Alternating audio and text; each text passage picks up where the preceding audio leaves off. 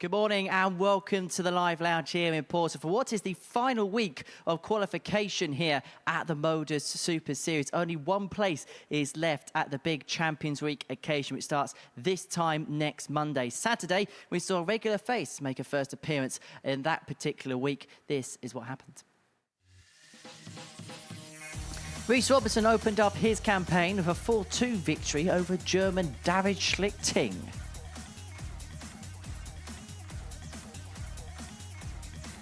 Meanwhile, Matt Dennett took no time in brushing aside David Davies, whitewashing the Welshman. Schlichting beat Tom Lonsdale in a last leg decider to keep his hopes of progressing alive.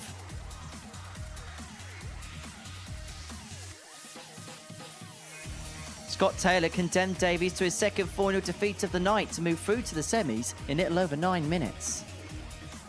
Lonsdale then beat Robinson 4-3 to send him through at the German's expense. Dennett completed a hat-trick of Group 2 4-0 wins in demolishing Taylor to top the group.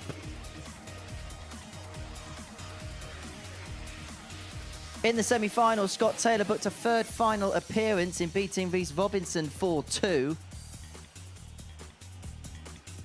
Meanwhile, Lonsdale was involved in a third 4-3 game of the night, this time losing to Dennett to confirm our finalists, Lonsdale missing a dart at tops to win it.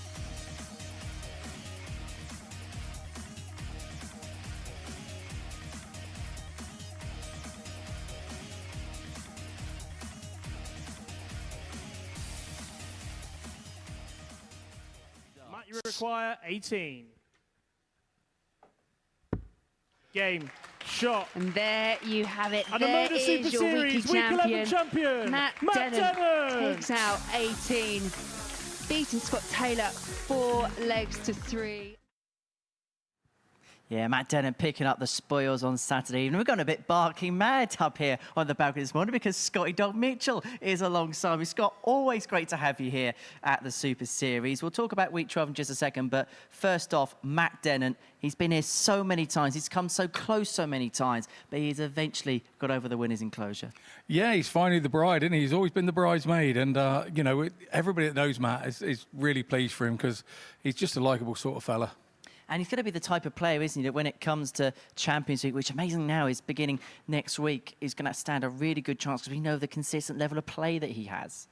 Absolutely, and he's still got that, he'll have massive confidence from doing what he's done, having a week off and then straight back in. So, you know, he would be really happy with the way that that's all worked out. Most certainly. Well, week 12, it's the final week of qualification this week, and these are the runners and riders. We'll talk more about Group A in just a second, but I want to get your opinion on that Group B, because Steve West, Danny Lauby, Robert Thornton are coming in for the players who finished 2nd and 3rd in Group A. That's going to be quick, and that's going to be good. It really will be. I mean, you have to, you're looking at sort of potential winners for the week, and you can't look too much further than maybe, you know, that Group B. Whoever comes through that is going to absolutely be flying with confidence. We were talking up here that maybe Steve West is playing some of the best darts that we've seen from him in a long time. Yeah, the little things that used to niggle Steve don't seem to be getting to him at the moment. And I was mighty impressed with his last outing here at the Super Series. And yeah, he's a man to be reckoned with for sure. Well, let's have a look then and see what the outrights are saying then. This is for Group A, and this is quite the cast list, isn't it? The Queen of the Palace, Fallon Sherk, last time she was here, she became the first female player to hit a televised 9-darter. Martin Adams is back on the Super Series stage. But David Evans has won an ADC title this year, dropped off the Pro Tour last year, and has really used the Super Series as the basis of his work. And, well, you'll know all too well that at his best, he can play some great stuff.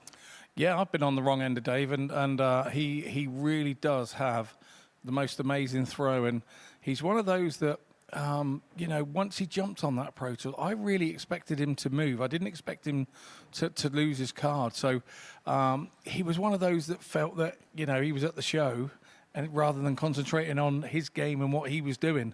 And yeah, I was surprised that he lost the card, and he's going to be right up there today. As far as Fallon Sherk's concerned, this is a build-up to a big end of the year for herself. She's going to be playing in some big televised events, the World Championship, of course, again, come December. And this, of course, she wants to be successful. She's been here so many times and come close so many times. But this is the start of a real big end to the year to her. It is, and she's the lady player that every male fears. I've played her at Q School and been on the wrong end of it, and Fallon really doesn't care who she plays. She just plays the board and plays her game, and if she does that this week, then that's going to see her in good stead. Let's have a look at the odds overall then for this week. This is how they stack up. Perhaps not a surprise Devo goes off at 7-2. Now, Robert Thornton, he's going to be a record breaker this week. So it's going to be his 9th appearance. No one else has had more in the Super Series history, but he's yet to win a week. Yeah, that's a record that he won't like. Knowing Robert like I do, he won't like. He'll be wanting to put that right. And yeah, and he's working hard right now as we speak, probably on the practice board to make sure that happens. Well, let's have a look and see what the bet builder is saying this morning. It's a treble which pays just under 4-1. David Evans in the match winners market in our first game. Evans over 0.5 180s against Mario Rob, and then Martin Adams to hit a maximum against Fallon Sherrick at 1-2. That pays just under 4-1. And I think this is going to be a group where the bookies may not know at times where to go. It is. It's quite. I mean, we saw in the overall odds, it's very tight in the odds. So, yeah, they don't really know where to go. We don't know where to go. We're sat here at 9:30 on that Monday morning. Maybe we'll know more later as the day goes on. We will find out as the morning develops. Well, first up for us, Martin Adams is in action here at the Super Series. He takes on stretch David Evans, who's been here since the beginning of the year, since losing that PDC Tour card, and is looking to get a first weekly title underneath the roof of the church. And earlier on this morning, Phil Bars caught up with him. David, here we are back at the Super Series. Looking forward to it? Yeah, absolutely. It's always amazing to come down here and prove to people what I can do. So it's good. Yeah, good. Where is the David Evans game right now? At the moment, it's picking back up again.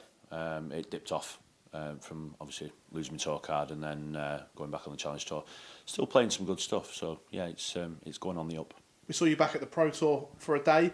Even in defeat, there was some good darts there.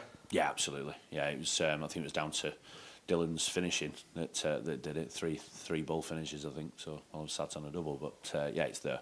98 average, I think, something like that I had. But yeah, it is on the up. It's now the time of year where you're prepping yourself to get ready for what could be a massive January. Yeah, absolutely. Yeah, constant practice, and I know it's hard now running a pub and stuff like that, but it's one of them. Being in a pub, you've got the dartboards there, so might as well use them. Practice. Back here at the Super Series, what would it mean to you to get to Champions Week? Amazing. It'd be good. Yeah, really good. Got semi-finals last time I was down here. I just got that extra step further. When we did this from home, we saw you have some great battles with Fallon and Martin, both in the same group. Looking forward to reigniting them, but in the flesh. Yeah, absolutely. Yeah. It's I mean, they're lovely people. Fallon's brilliant, Martin's brilliant, and all the rest of the guys are superb standards as well. So looking forward to proving what I can do. David, all the very best today. Thanks very much. And David Evans is in action in our first game of the morning session. And he takes on a legend of the game, the three-time Lakeside champion. Martin Adams is in the house here at the Super Series. And talking about Lakeside titles, we have 4 of them in the commentary box, because alongside Scott Mitchell for all the action today, it's a very good morning to Glenn Davant. Yeah, thank you very much, Henry, and a very good morning to everybody. And that man in your picture there, the 3-time Lakeside champion, amongst many other titles. Martin Adams, the evergreen 67-year-old, still playing fantastic darts. But for David Evans, I believe he's at that real crossroads of his career. A terrific player, a wonderful throw. We'll talk about his skills and his attributes throughout the day as we look at Owen Binks, who will expertly be refereeing proceedings for today.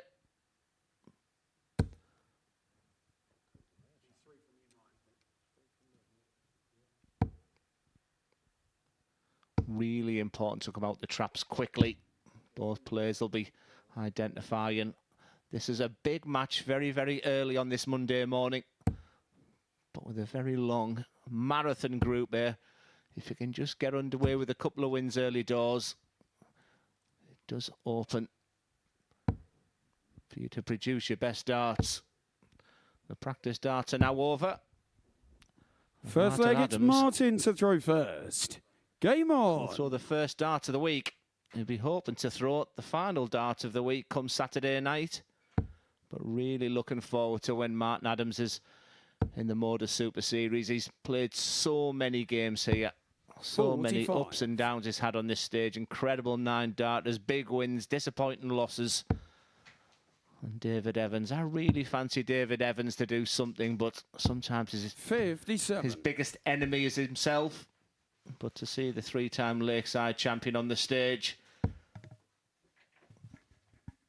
was a special thing. It's also very special for me to say that I'll be joined in comms for this Group 60. A with my good friend, Scott Mitchell, the 2015 Lakeside champion. I must admit, Scott, when I walked in this morning, I seen you chatting with Martin, and yeah, 7 titles between us. 95. Yeah, just the one for me. I'm not one of the big-headed ones like you two, but yeah, pretty amazing. Pretty amazing to have on your CV, as you well know. Yeah, I must admit, every time I look at Martin Adams, and you know, I do go back to your 45. win. It's just that moment where you didn't know what to do, and he just said, "What did he say? Go and celebrate." Yeah, I said I remember it so clearly, like it was yesterday. I said I don't 100. want to disrespect you. I'm not doing anything to you. And he says, "It's not about me anymore, young man. It's about them and this year now." That's just testament to Martin Adams, isn't it? And you know, you were very, very close to him. And in regards to David Evans, I think we spoke off air, me and Scott, as we were 100. looking at the runners and riders this week, and sometimes he's his own worst enemy, as I feel. I think he's got the talent. That's a beautiful throw, very aesthetically pleasing on the eye, and 58. sometimes you just felt he was just delighted to be there. Yeah. And I said on up on the balcony with Henry that you know, we played in the online stuff while it was during COVID, and 100. he was sensational at that. And then to see him get a tour card was plainly obvious off the back of the way that he was playing at that time. And I expected him to keep a tour card fairly comfortably, to be honest. 96. And I was surprised when he lost it. 151. This would be somewhere to start. You can just see that little wobble on the flight there. That's synonymous to the game of Martin Adams. He looked at that a little bit angry there, didn't he, Scott? 40. Yeah, I was Then he always taught required never watch it to the 95. floor. When I was a young man, which was a long time ago and first started, but he definitely watched that one to the floor. It's double 19, Gauge and on that's the a first leg. tidy little David clean finish, and Evans. just what you'd want as an opening leg. Yeah, we'll probably have a little look at David's throw, but it's Second against absolutely David beautiful to throw watch. first. Game on. Very tall, elegant player. And everything I like about the throw is right in the mix there. He's a real confidence player, is David Evans. A little bit 140. inconsistent for my liking. And I think that's sort of confirmed when you look at his last 2 competitive games. Very, very unlucky this week against Dylan Slevin at that Pro Tour, where he averaged just shy of 100, 98.1, losing 6-5. But his 43. previous appearance in the Pro Tour, I think it was in September, he averaged just round about 77. So very tall, but has that front elevation there. But look at that follow through with the arm as well. It's a 44. really beautiful throw. When you stand behind him, you expect him to hit the desired target. Whereas Martin Adams, Scott, has that throw changed much over 30 years? No, it hasn't. And, you know, we've both stood 60. behind that throw with varying amounts of success, but his throw has never changed. His equipment's changed slightly over the last few years. You know, the flight shape has changed. It was always a 85. standard flight, and you'd know more about that than me. I've always stayed with the same flight and the same shape, but I've never messed with it. And but Martin changed that shape flight, which is quite unique. But it works for him. 41. Yeah, I had the privilege of commentating on Martin Adams at the MODUS Super Series on his last appearance, and the one thing that was changed about his game, he was going into the 1s and 5s. Martin Adams at his best was super straight, and that'll be something that he'll want to 65. try and eradicate this week. Tough asking Group A, Scott. I always think it's a real young man's Group A, isn't it? Because it's really tough on the body and the mind to play so many games. But will we see Martin Adams here on Saturday night? 85. David require 167. Only time will tell on that one, and he hasn't been here for a while, has he? So it may take time for him to acclimatise again. 139. And it doesn't help when your opponent's hitting everything. Yeah, this is a beautiful start from David Evans. Exactly what you want to do, and the start that Martin Adams did not want. 60. David, you require 28.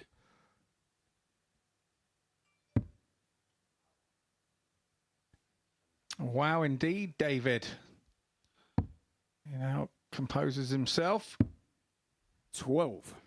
Yeah, just has a little nervous look to Martin Adams' score there. So he'll be delighted to see that he's not on a finish, and he'll just compose himself behind Martin, who's having his own problems at the moment.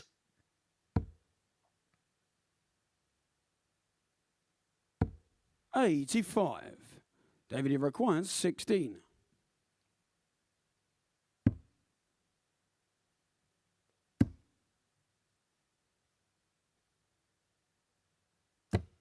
No score. From absolutely nowhere, Martin Adams, who has not 127. come out the traps this morning. You can just see that little grimace there thinking, well, I need something to get me going. Well, he's going to need a treble 19 if that is the case. Bullseye for Adams. 83. Oh, I think he fancied that, David, looking at his requires response 16. there. Usually these go first dart after you've had a dart at the ball. Game shot the Second dart leg. this time for David Evans. Yeah, you can just see there's an awful lot of relief in that double four there. He was head and shoulders clear then already, Martin. It might take him a while to get going this week. But like I say, this Group A, it's a tough ask, isn't it? And it's many, many games. Yeah, it is. It is. It's a bit of a marathon, not a sprint, this. And if you can start off well. 180. And that's a good start to this leg from Martin Adams. Yeah, he just seemed to flex his shoulders, didn't he? So he'll be doing that a little bit more now. There's still advantage to Evans. 96. But never, ever write this man off.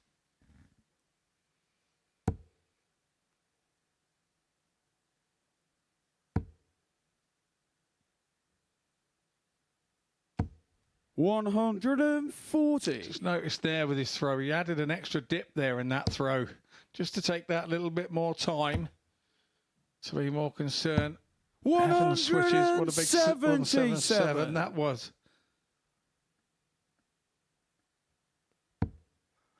Yeah, if there's anyone who knows Martin Adams, it's you, Scott. He won't panic in this situation, will he? 165. No, he won't. And that shot there, he would never risk going the bullseye route there either. Yeah, he's one of the most traditional players, Martin Adams. If there's a bullseye to be hit when you're on 398, he'll still go for it. But that's excellent board management. And this 55. is for a 10-darter. Double 8. Game shot on the third leg. Will be hard to beat this week. And from absolutely nowhere, Scott, really, his first two legs were pretty dreadful for the standard of Martin Adams. And then he pulls out a 10-darter. That's why we love this game of darts. And that's what he does. It's just how he does it. You never have got 58. your foot on Wolfie's neck until that last double goes in. You really haven't. And that's why he's the man that he is, and the titles that he has. And even we're talking floor titles, we've seen him win those from nowhere, haven't we, Glenn?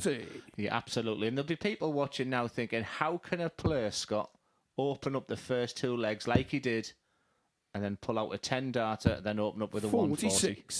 Go figure. Indeed. And in turn, look at David Evans' response to it. He's now, who looked as comfortable as being in his armchair with his smoking jacket and his slippers on in front of the log burner to now looking to be struggling. Yeah, a couple of bounce out for Martin will frustrate. There might be a smile on the face, but I tell you what, there'll be a little bit of anger there because David Evans, as Scott alluded to, has opened up with scores of 58 and 46. 60. And he's treading water at the moment. That 10-darter has affected David Evans. And Martin Adams has the ascendancy here now. He's stolen the dart and is back in the treble 20 bed. Yeah, he really is finding it. And when you just referenced him, he smiled away at that bounce out on the way back. Do you remember his first Grand Slam? I was at the Grand Slam that year, and everybody was saying, he wouldn't go to the PDC, and he wouldn't do this, and he wouldn't do that. And he knew he was going to get a bit of grief there, and he just smiled his way through it. It was just, that's how he does it. Yeah, I did a podcast recently and I said the first year I did the circuit, 95. he was the man I watched. What time did he get to the venue? How did he prepare? What did he do? And I learned an awful lot from Martin. Never got close to the guy. Was never best friends or anything like that. So I'm not sitting here saying we were best mates, but the respect I have for him, and he's shown all his fighting qualities as he looks at treble 18 here.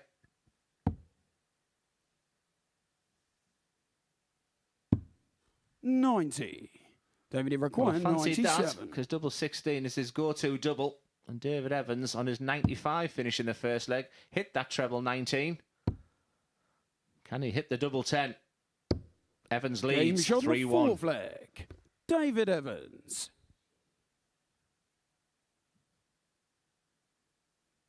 Fifth leg, it's Martin to throw first. Game on. Two quality finishes, Scott, there from David Evans, 95 and 97. That's been the highlight for David. The 10 dart from Martin Adams, but you can just see it was penny for his thoughts there as David Evans hit that double 10. And it's been the difference in this game, without doubt. 55. Adams would have been closer had those two shots have not gone. So Evans is showing a bit of form here. Early doors in Group A. 57. He's slightly erratic, David. Look, it is 9:30 on a Monday morning, but there'll be areas of the game that he'll go back and he'll self-reflect. He'll look at the game and hopefully with 2 points in the bag, but I still think there's areas of improvement that he'll have identified in this game. It must be nerve-wracking. 45. One, playing Martin Adams, and two, opening the show. You know, we're looking for that final piece of the jigsaw next week. Champions Week is just around the corner. 61. And all are very aware of that as well. I spoke up on the balcony with Henry and saying about Matty last week winning. I mean, that would be a nice time to win that week, wouldn't it? If you were going to win a week and then have a week off and then come back with that confidence still around, good time to do it. I totally agree. I mean, week 12, you could have a marathon week this week and then have to do it all again next week. So Matty Dennant is in pole position. And 47. when I watched the highlights again for Matty Dennant, he's one of them players who hasn't had an awful look on the hockey. You know, he's had chances and just flattered to deceive at the end. And, you know, he had an opponent there in the semi-final who had a dart to beat him. And, you know, he went back for that 60 finish, hit it, and then went on to win the final against Scott Taylor there. So maybe, just maybe, it's the moment now for Matty Dennant. But a very cosmopolitan week next week, very winnable. I think Matty Dennant's trying to make a name for himself so he's not always remembered as the guy that missed the doubles against you for getting your tour card, I think. Yeah, I think Dan Dawson put it perfectly well. You know, people go on about my career nosediving, but there was a career there that very, very nearly didn't happen. Because if Matty Dennant hit double 16, everything would have been so different. He wasn't missing in that game. So he is a guy that I always often look out for. There's David Evans just beginning to see that winning line. If he could have just filled it up there, he would have put it in a good position. 121, Martin. 129 is a toughie. Martin will start in the 19s. So 20.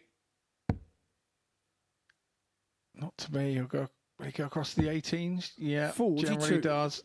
David, 115. So he's at 95 now with 2 darts in his hand. Not to be this time. 43. You won't be happy with that because on 115, you want to be leaving at least a single double. And there's that lateral drift again for Adams. Be treble 19. Can't do it. Chance for Evans to take out this match. 35. David, he requires 72. Lots of options here for David Evans. A lot of the players do like the 16s route now. He'll stay there for the first dart for the match. 52. Martin, yeah, tongue 52. out shows us that it didn't quite go where he wanted it to go. So Martin Adams to stay in this. Double 16 has been his friend on many occasions in the past. 20. Not today. David, he required 20. David just gathers his thoughts. Double 10. And in the end, it's no dramas for David Evans. He'll be well happy with that 4-1 victory over the legend that is Martin Adams. Martin Adams will look back on that game, a sensational 10-darter, brought him back into the game, but a missed dart at double 16 in the fourth leg will have disappointed. And from there, David Evans kicked on, and he is the first player to get 2 points registered. And next up, it's Mario Robb against Fallon Sherrock.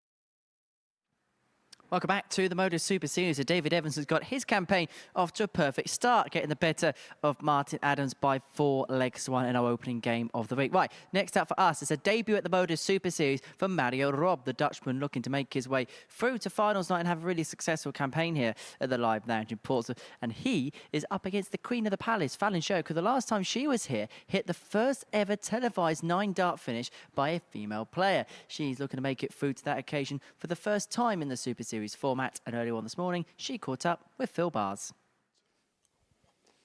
Fallon, here we are back at the Super Series, and it's been an incredible time for you of late.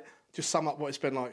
Roller coaster. It's been so up and down at the moment, you know, emotionally, physically, you know, especially with the darts. And yeah, no, I'm just happy where I'm at the moment, because it feels like my game's suddenly just come back to where I want it to be. Last time you were here, it was history making, the 9-darter. What was that moment like? No, that was incredible. You know, I'd already hit one in the start of the year, so the actual doing it on TV, that was just insane. And yeah, I keep seeing it still online to this day. You've been so close here at the Super Series. Is this week all about redemption and just getting over that line at last? Hopefully, because I don't think I can get any closer. Do you know what I mean? Something's got to give, and hopefully it's this week, and hopefully I can get over that line, because I always get so close. Going into that last week of the Women's Series, that realistically we'd spoken and you were like, no, it's all about the Worlds, all about the Worlds. But then the Grand Slam was in touching distance. What was that final day like?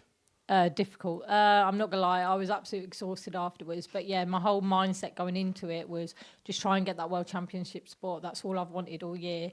And then obviously when Mikuru just weren't getting the results and my results were just coming in and that Grand Slam spot was getting closer and closer, I was like, okay, right, it's still possible. Because I mean, going into that weekend, I thought, you know, it's a big gap of prize money. Like I'm gonna have to do something special, and you know, I did what I can do, you know, under the pressure and stuff like that. I just come alive, and I don't know where I got it from, but I managed to do it. But yeah, no, the whole, you know, pressure and just trying to keep my mindset going and keep, you know, winning each game and just trying to accumulate as much money. Yeah, no, I was absolutely buzzing at the end of it, but absolutely knackered coming to that last comp. And coming back here, is this all about now tuning your game ready for the Worlds and the Grand Slam? Yeah, 100%. It is literally just coming here for the practice. Obviously, if I do well, I do well. But it's just kind of grouping my game back and getting ready for that Grand Slam and hopefully getting ready for the Worlds. Fallon, wish you all the very best this week. Thank you.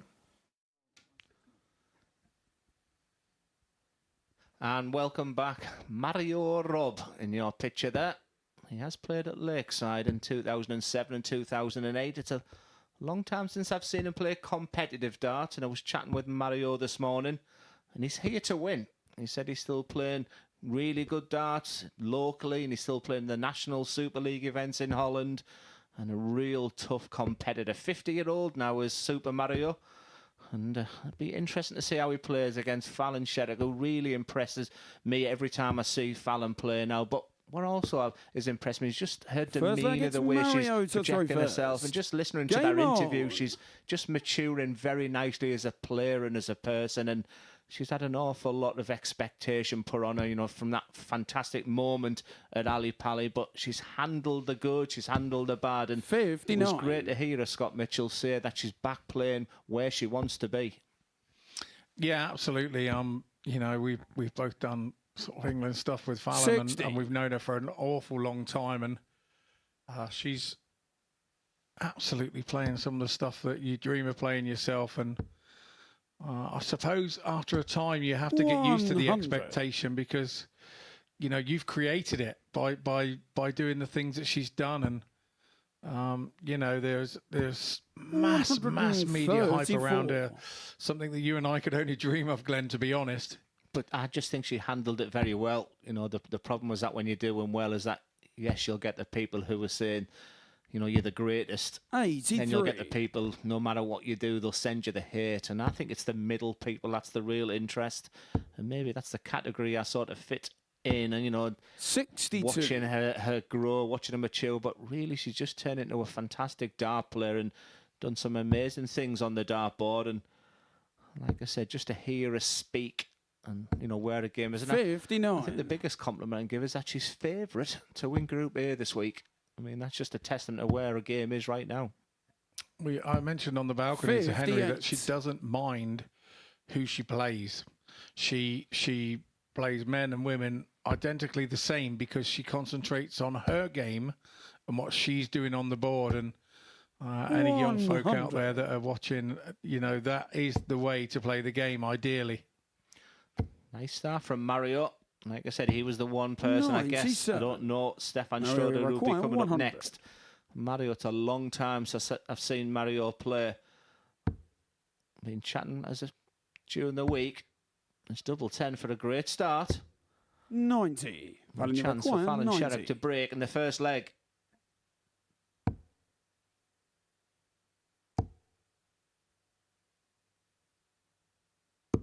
$65. Almost perfect. 10.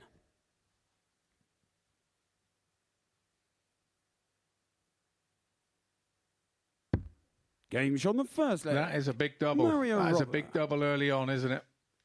Good for confidence. Good for Mario. Like you say, he hasn't been around. I remember I started on the circuit end of 2007, 2008. And Mario was one of the top dogs then of the Dutch contingent playing in the BDO at the time. 58. And, you didn't want to play him, you know, he's one of those. But he's back playing now. And from what I can gather, You know, he's been playing 30. Super League with the likes of Brian Ramon and Willie van der Wiel, another name from the past. Loppy Backens and all people that we know, Glenn. Yeah, Mario was you know, you didn't want to draw him early doors in the video. Like I said, I just come just to maybe a couple of years later. As we look at the throw there, very high start of the throw there. Something that I'm not something for, whereas that's just so elegant, that throw, isn't it? Just a little bit of body movement there with Fallon. She uses that as a momentum swing as she throws the dart. But as you see with Mario, they starts that unique way of holding that dart very laterally and actually throws the dart from his forehead 45. very high above the eye line there. Whereas Fallon brings that dart all the way down to her chin, and that elegant follow-through is a big part of why she's such a good dart player. Yeah, it's like a pendulum motion, isn't it, with the arm, where it pivots right on the elbow, and it sort of, the elbow doesn't move, and it comes up from under the chin and straight over in an arc. 85. Some players do tend to push flat, don't they, and let the elbow drop so that the hand can go through on a flat trajectory. But Fallon's is more of a hinged sort of pendulum type throw, and very successful it is too. Yeah, it's an incredible high elbow, whereas the shoulder and the elbow are virtually parallel. A chance for Sherrick. 62 less. So options are treble 10 or treble 18. 95. Mario require 141. Down. Mario's had a good start. This would be for a breaker through. It would be a special finish, a 141. Not to be. So chance for Fallon Sherrick for parity. 65. Finally required 47.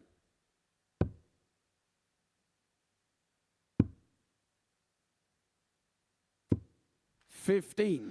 And as a dart player, Scott, I do go on an awful lot. 76. These are the types of finishes that you should be practicing. You need to go on 76. You need to be super straight with the first dart. Don't be too greedy.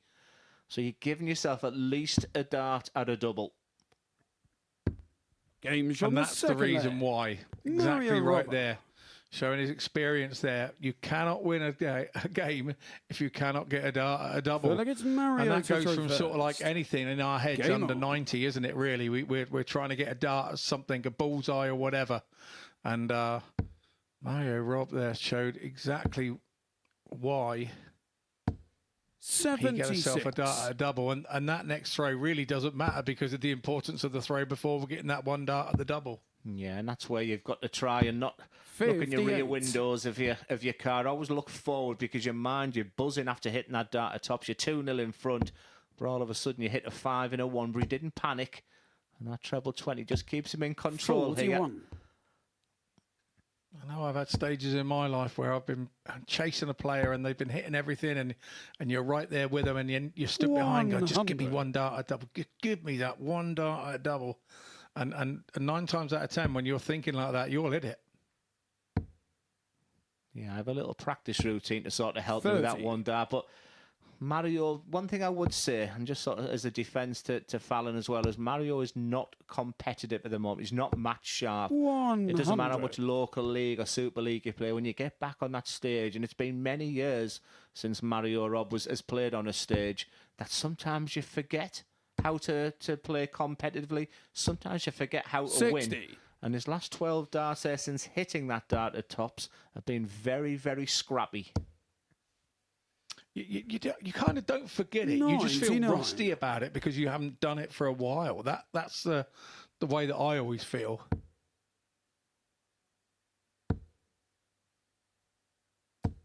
$100. Fallon, you record 144. That's much better, but it's advantage Sherrick. And what's really important for Fallon here is that this would be for a breaker throw.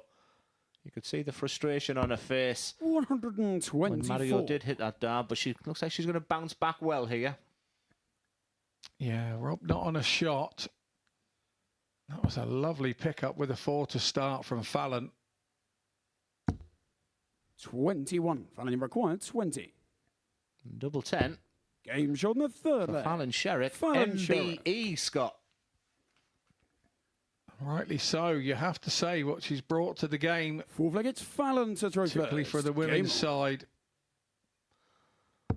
Look, we're on social media this week at MSS Darts. 57. Just give us a shout, give us a question while we've got Scott Mitchell here. We're happy to discuss anything, you know, whether it's about Fallon, the women's game, the MODUS Super Series, Champions Week, or all things darts. Let us know your thoughts, give us your questions, and we'll chat about them this week. Another thing I've noticed about Fallon, the last few times I'd seen her, she'd be playing in 140. like a trainer-type shoe. And she's gone back to like what I would call a, or my daughter would call a dolly-type shoe, which is she used to use, well, all the time that I've ever known her playing. So, yeah, there's the footwear. She had a spell of using a trainer-type shoe. Yeah, I've done it myself, Scott. I don't know about you, but I was always very traditional, very old school, and wore a dress shoe. But that's what Mario's wearing there. Seems to be what most our players have, more comfortable trainer shoe. 100. Got to be black, you know, and see many players. Still, a couple of players use the brown shoe. Some really fancy shoes. I've been working with Kevin Painter recently. 57. His shoes were, well, interesting. Yeah. I've one of the pairs of shoes that they talk about what James Wade used to use. He doesn't use them anymore because they hurt his feet. I've got exactly the same pair, and they do hurt my feet as well. So I use them sparingly, I think is the word, for my own feet, not for the shoe itself. Yeah, I was on the board next to James Wade when he last wore them shoes against Stephen Bunting. Yeah, he's wearing the trainer shoe. So, like I said, especially when you're in this Group A as well, you're going to be on your feet an awful lot. And if you're wearing that dress shoe, as Mario looks at 105, double 16 for a 3-1 lead. 73. And again, that would have been for another breaker throw. Fallon Sherrick's in trouble here.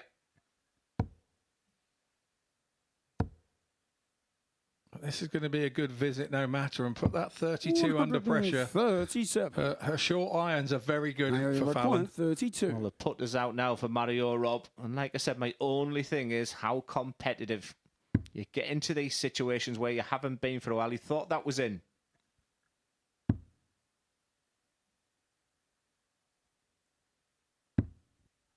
No score. I didn't fancy it, Scott. I didn't want to put him off. I just didn't fancy it. I'm going through the mind as me as a dart player as well. There's double 6-8 for Fallon Sherrick. Game shot on the fourth leg. It's 2-2. It's parity. And like I said, Mario put himself in a fantastic position.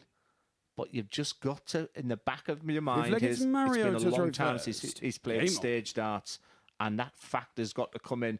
And you don't have that motivating double 16 for a 3-1 lead. And he hasn't had that feeling for a long time, no matter how much you practice. 85. No, you can't get that feeling in practice. I remember Phil Taylor's big quote about the difference between practice and playing. I can't mention it. But yeah, it's one of those things you cannot practice. And I think the shot before from Fallon, that was a big setup shot to lead the 12, is always a factor. You know what it's like when you're playing as a player, and you know what it feels like to have that happen to you when you're stood there. And it makes you all of a sudden think, I've got to get this, which is totally the wrong mindset when going for a double in that situation. Yeah, absolutely, Scott. But just, again, talking about Mario, the ADC Europe and the work John Locken's done, we've seen some players that me and you have, you know, played the Sven Verdonks, the Willem Mandigers. It just hasn't worked for them from, you know, them yesteryear players from when me and you were in our pomp in the BDO days. And Mario Rob, I was keen to see how he plays. Put himself in a fantastic position, but Fallon Sherrick has now put the afterburners on. Yeah, indeed. The work out there of the 60. The ADC is brilliant. We'll just see Fallon through this. It's 25 for double 18. It's her chosen route. It's her usual route. 43. She does love that double 18, doesn't she? But the only problem from Mr. Misery in the comms box, the only problem with that double 18 is the fear of going to double 9. I think you chatted about this as putting the fear in everybody's head about double 9. I think it's your fear. I think for me, it's the same size as any other double. I don't worry me. Yeah, double 9, double 10. Maybe it's for me, there was just I had a real problem. I guess the double 9 is the point I'm going across there, is if you hit the big 9. I think that was always the fear, but no problem at all for Fallon Sherrick. She leads 3-2. Surely you only hit the big 9 if you're thinking about it in the big 9, Glenn. Says Dr. Mitchell here. I am paying him £200 an hour here to help me get me through this, but Mario's struggling all of a sudden here, Scott. Yeah, and it's all stemmed from that 3 darts missing at double 16 there, and he knows he should have been 3-2 up, and all the pressure applied that he needed to Fallon, and it's kind of, the wheels have just kind of fallen off here for Mario. 59. And it's something you've done that I haven't, Scott. He goes back to that practice area, doesn't he? And he'll be a little deflated, won't he? Because his average has plummeted. He was lost a 2-0 lead here. 93. It could be then become really, really difficult for Mario to sort of pick himself back up for his next game, which will be against the, the winner of David Evans. Yeah, 125. You're right. Having done it the first time I did it, you chase your average, you carry on like you're at Super League, but this is a very different situation whatsoever. 94. So my second time that I came back and did a Group B, I think, or a Group C, I didn't even worry about what my average was. It was all the importance about winning the game, taking your chances. And if the average was great at the end, great. If it wasn't, great, as long as you were winning the games. And that's something we do get hooked up and dialed in on all these averages, but winning means more than anything. Winning is looking like that's going to be the feeling for Fallon Sherrick, unless there's some real magic from Super Mario, and it's not to be Super this time. And Fallon Sherrick is looking at double 8 for her first 2 points of the week. She started slowly. She's got away with that one, to be fair. She moves across the hockey. Now it's double 4. She doesn't move again. 12. And that's a long, long way. And she just gives herself a little telling off. Will she be back? Got to start with the treble 20, because even if you stray, you've still got a shot. It's now double 16 to save himself, and 3-3. 70.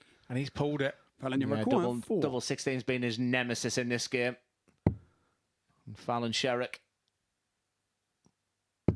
After that slow start, she does bounce back from losing 2-0 to winning the next 4 legs, and Fallon Sherrick, the Group A favourite, wins the game 4-2 for Mario Robb. Real positives at the beginning of the game, but double 16, as I said, was a bit of a real nemesis as we look at the tail of the tape there. Fallon Sherrick with an 81.92. Still plenty of work for her to do, but she'd be delighted with the 2 points. And for Mario Robb, he's now used to that stage. Can he kick on from here, as we see for the first time today? Stefan Schroeder against Mike Huntley.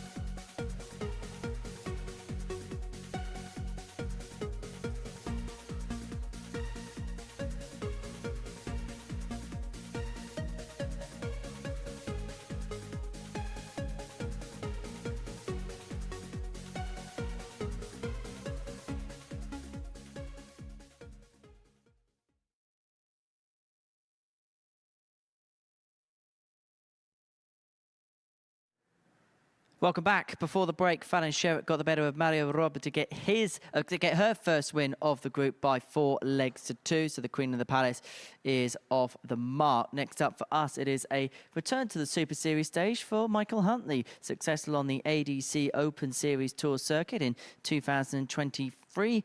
He takes on Stefan Schrader in his debut match here at the Live Lounge in Portsmouth. Watching this one, it's Scott and Glenn. Yeah, thanks, Henry. Welcome back. Game 3, Group A, here on Monday morning. And we are going to be watching a game here that neither of us really know where it's going to go. Stefan Schroeder here, his first kind of this type of event for him on the big stage, and Michael Huntley, we know, has been here, a Welshman, for 2 or 3 occasions now, and having varying success. First leg, it's Stefan to throw first. Game on. So I'm interested to see what this former Dutch international, well, current Dutch international, how he's going to take to this. 96. Yeah, sometimes, Scott, you can look at the stats, and that's what me and you have been doing this morning with Stefan, but we did get the... You know, he was very accommodating by coming to have a little chat with us. And a very, very nice guy, first of all. Let me just add. And he's here to win this week. Just sort of seen him for the first time. And I really like that side-on shot with him there. Very balanced, very relaxed throw. Quite confident. He said he hasn't come here just to make up the numbers. And fundamentally sound with that throw against Mike Huntley. It was...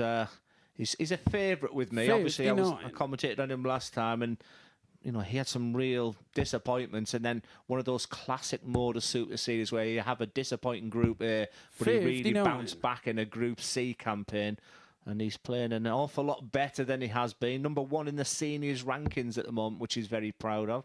He's top in the ADC rankings in Wales as well. Missed double 12 for a 9 darter recently. So Mike's come here in very, very good form. So an intriguing contest. Yeah, I was just about to say the same about his seniors form. You know, I've been there and seen what he's been playing like, and yeah, he's there and thereabouts. If he doesn't make finals, and he's there and there around semis and quarters, and the rankings don't lie, Glenn, generally, do they? 81.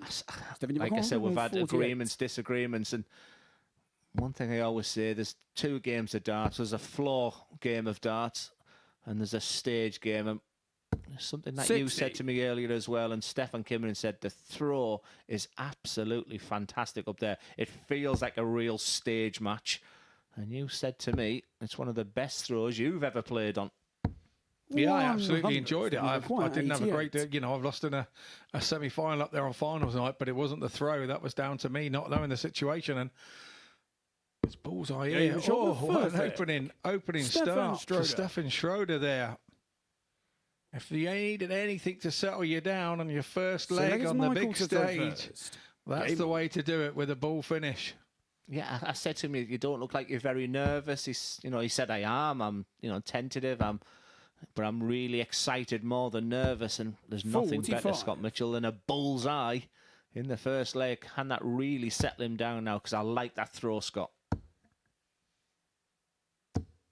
Yeah, absolutely, and it's not as quick as a Dutch throwers that we usually see. It's more of his own pace, and yeah, no, it's very likable, isn't it?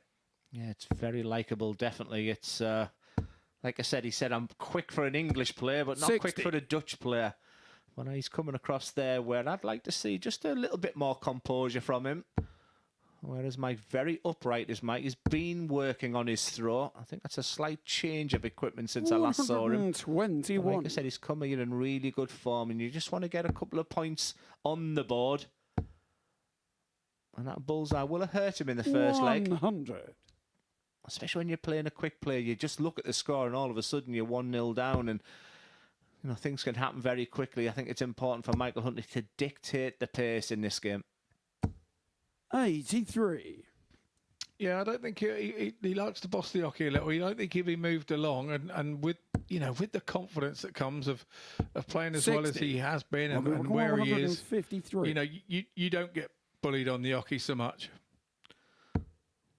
Like I said, on that side view with Stefan, next time we get to look at that side view, maybe in the next leg, there's just something I want your opinion on, Scott, because it's a beautiful throw, but I have identified one thing there that I'd like to discuss. Stefan can't finish on 181, so it's looking good for Michael Huntley. He'll go back and prepare, but the pressure will be on 66 for 1-1.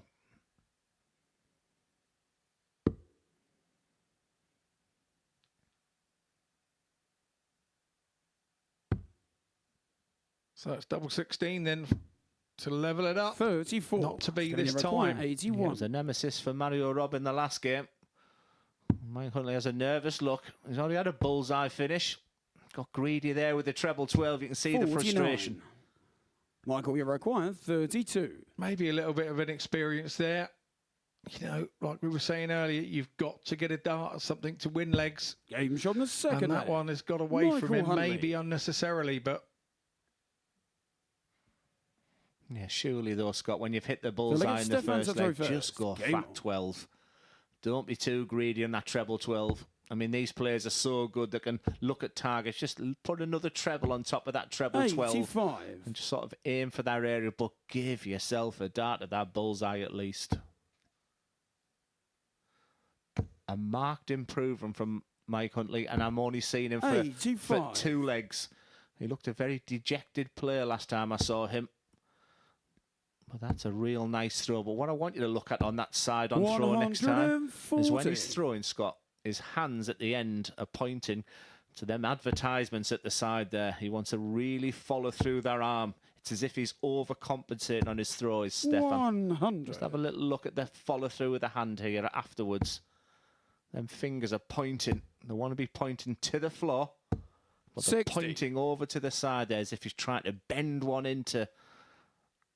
Whereas Mike Huntley puts every finger on the dart. And very similar to Nathan Aspinall, Steve Beaton actually has one of his fingers on the stem.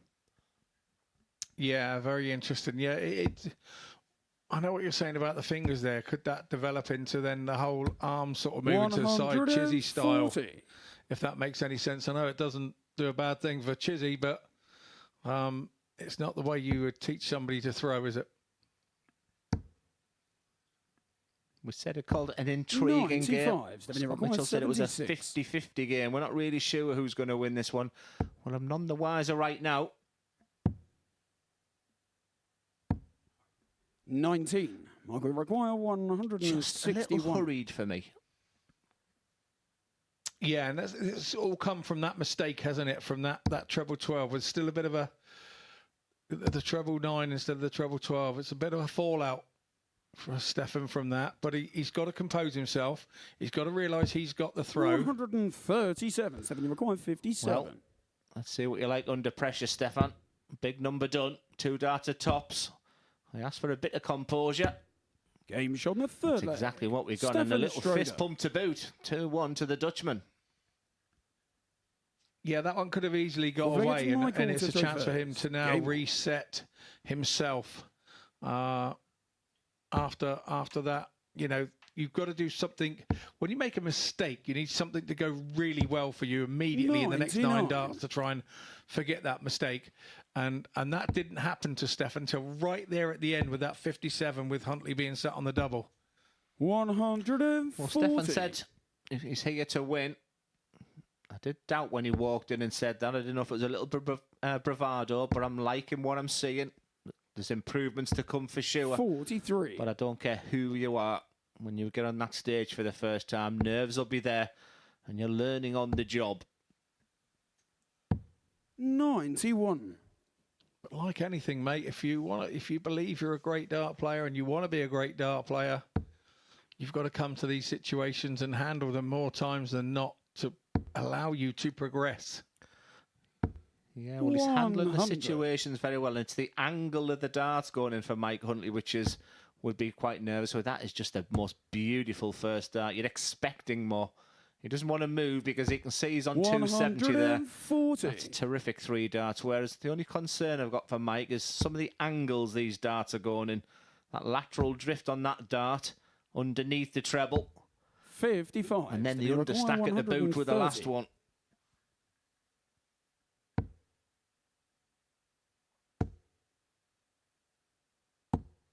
$58. Yeah, I see what you're saying there, Glenn, about the dart angle in, but some players don't really worry about it. And Mike would have to be one of those, I would say. 125. You and I are very old school, and it goes in at that particular angle and that particular this. And it's now tops for Stefan. Game shot on the 4 flag. And tidy. It was. That was a breaker throw. Just a bounce in his step as well there, Scott, as well. To throw first. When you get that 1 dart at a chance. And Mike wouldn't be thinking, I'm 3-1 down here. You can see him shaking his head because he's been super competitive in this game. You can see him cheering himself up. But the one positive, I like what I'm seeing 60. from Mike. And I can understand why he's playing so well. You just want to transfer it on there. And I think there'll be some frustration if he doesn't get over the line in this game. But sometimes you have to just give your credit to your 40. opponent who... The timing has been great, and that was proving on that double top of that last dart there. And he looks pretty chipper now. Can he run away with this one because he can see that finishing line? Yeah, agreed. He is looking chipper, and he's got that winning belief now at 3-1. 140. Believes he can hold his own throw, and Michael Huntley here has got to throw caution to the wind, really, and attack. To try and stay in this game. 59. Yeah, super competitive right now is Mike Huntley. He's playing an awful lot of games on the ADC, so he comes here match sharp. 140. He'll have to show all them fighting qualities, but I'm seeing a marked improvement from him. I think Mike Huntley could have a good run in this group here, despite the fact he's 3-1 down and his opponent is motoring. 180.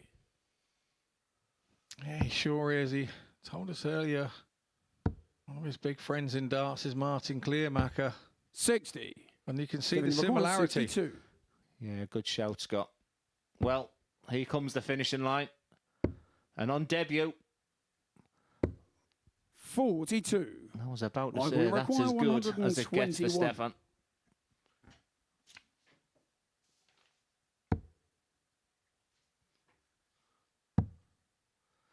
Not to be for Mike. So Stefan Schroeder. Stefan required 20. As stated on debut for an opening 4-1 victory. That's a little bit wild, so we'll go 1-2-2. 60. Just a little bit scrappy. That's to do with the fact that he's here for the first time. Sometimes, Scott, you can just try a little bit too hard. You can, but that should be giving Huntley a little bit of hope. There's the angle of the dart I was alluding to earlier. I was about to say angle. 45. What angle? Third time look at Stefan Schroeder. 2-2.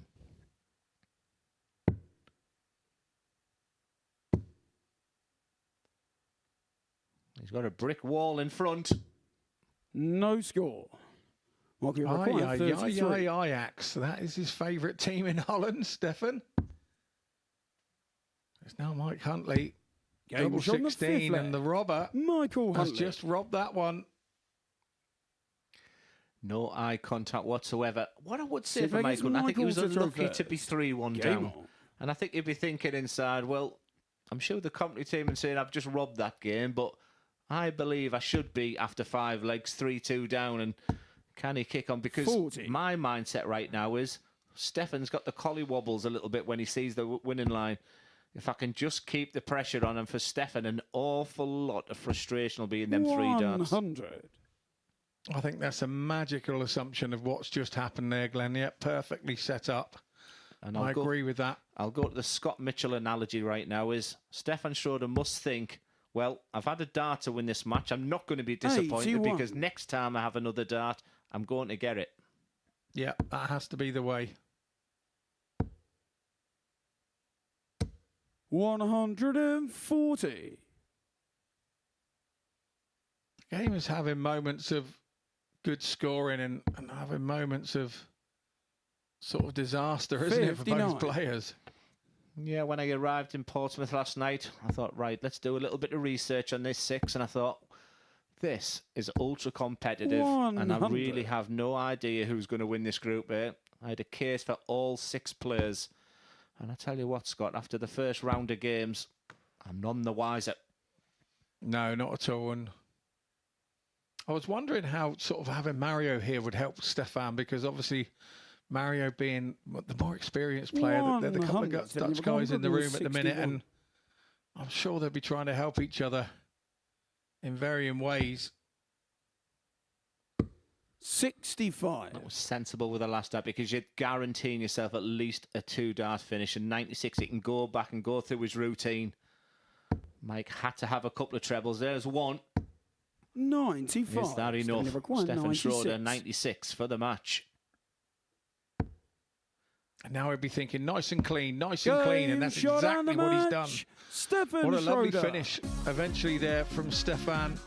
Never let the leg before get on top of him. Lovely little celebration there to the camera. For a win on debut for Stefan Schroeder. 85 average 2. That's the tail of the match. 4 from 12 on the doubles. He'll be pleased with that. It's getting the first one out the way. So we will head back shortly with some more darts for you when we come back with David Evans versus Mario Robb.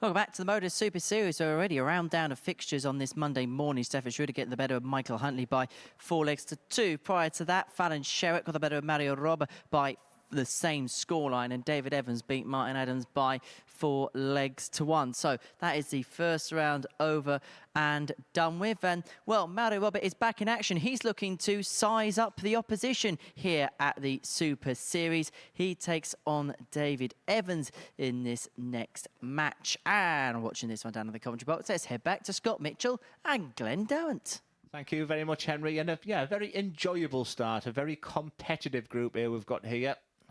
Week 12, you can smell Champions Week. A very cosmopolitan week, a very winnable week. I'm sure one of these players would love to join the 11 players that are there, and David Evans has the pedigree to do that. A 3 times challenge to a winner. He's been playing on the professional tour even just this week against Mario Robber, a top class Dutch player, round about 2005 to 2010, representing his country, winning tournaments, and just back playing, back being very competitive again, and really excited for his opportunity here at the MODUS Super Series. But you'd have to fancy that man in your picture. He's 60. opened up with a win, so he won't be as nervous going into this game.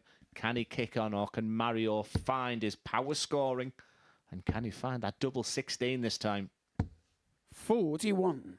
Yeah, that was his Achilles heel in the last one. And when you look at the way that the draw's gone, he's on debut really here, Mario. And he started off with Fallon Sherrick, and now he's got Dave Evans. He's got those ones that were all at the top of the group with the bookies at the start of the day. Yes, he was the outside at the beginning of the day, 9-1. Like I said, 55. It's always interesting. We're in the commentary box here, just next door to where the players area. Number one, it's very quiet, this one.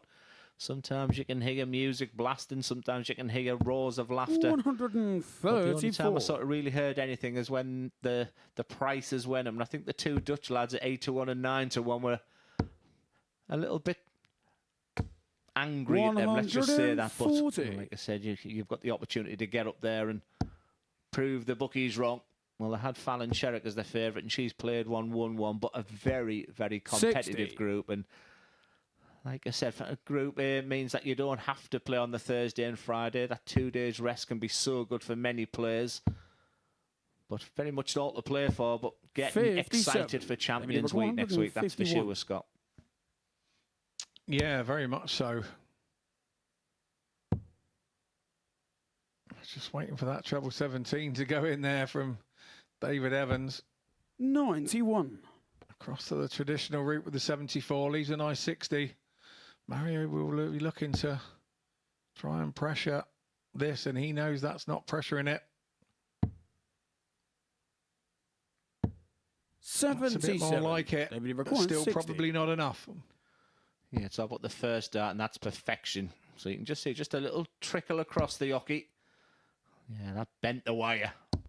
Game shot in the first Superb finish in there from Evans. David Evans. Very solid, very crisp. Like I said, he's got to start believing himself. Second And against like I Mario said, just to talking throw off first. myself and Scott Game Mitchell on. before proceedings started. David Evans got to look at himself and think, I can win this group. He really is at that crossroads, and if he can get himself into a real 59. big competition like Champions Week here at the MODUS Super Series, that 20 grand that they'll be playing for, that could be a real kickstart for him, and that momentum as he goes to Q School in January. 100. Yeah, I totally agree. I think that is the way of it. It really is for him at the moment. He just needs that something, that big boost, that big something to say, right, 60. yes, I can do this. I'm here. And I'm going to kick on from here, and he just needs that. Yeah, there's some throws, which I'm a real geek about throws now, which are very aesthetically pleasing. And David Evans and Stefan Schroeder, they do look great. And that 180 there demonstrates the quality that David Evans got. You do 60. feel also with David Evans, if he can just get that momentum going, he can really kick on as he hits a big 12. Yeah, you need that momentum for big things, 89. don't you?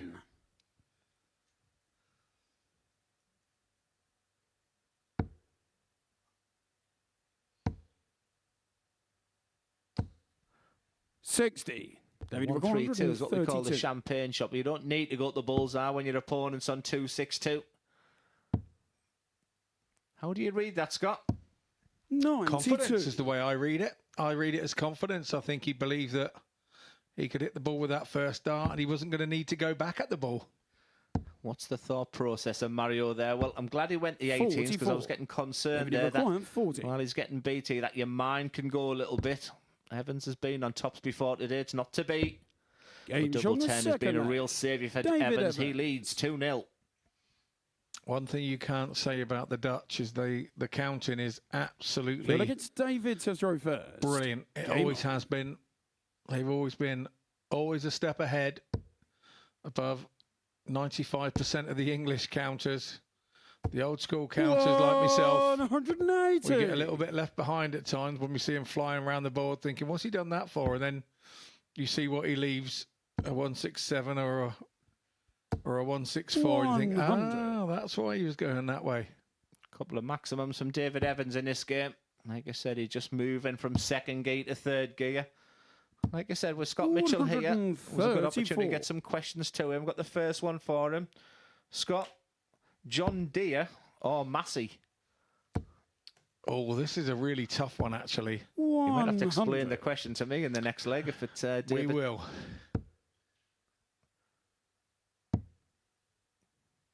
Just looking really relaxed now is 96. David Evans. It's an incredible feeling how the game can be so difficult when you're tight, you're nervous, the tension. But a couple of points on the board and leading 2-0 and the game can become ridiculously easy. 85. But the next David thing for David Evans is 91. he mustn't then see that winning line too quickly. He's looking good. He's had a Game shot on the 95 third finish leg. today. He's had a 97 David finish today Evans. and a 91 to boot. Deere or Massey? So we're talking Well, look at Massey Mario Ferguson to throw tractor or first. John Deere here. Game on. So I would say on current proceedings, I would say I would probably prefer a John Deere. Having just recently bought a 6220 100. SE, an old one. She's an oldie but a goodie, 14 years old, 6,000 hours on the clock. We just bought that for the farm. But my favourite tractor of all time is actually an old school 58. Massey 185. That's my favourite tractor ever that I've ever had. And I still rue the day that we ever sold it. We should have kept it. Well, that's definitely my favourite as well. Well done, Glenn. As Good an stuff. as an ex-tractor fan. Ex-tractor. I like it. Do you want me to turn that on? It's just, yeah. It's here in the Sounds got a bit corner. warm in here all of a sudden. Yes, you've got a bit plush red. Yeah, 120. all good. No such problems for David Evans here at 3-0 up.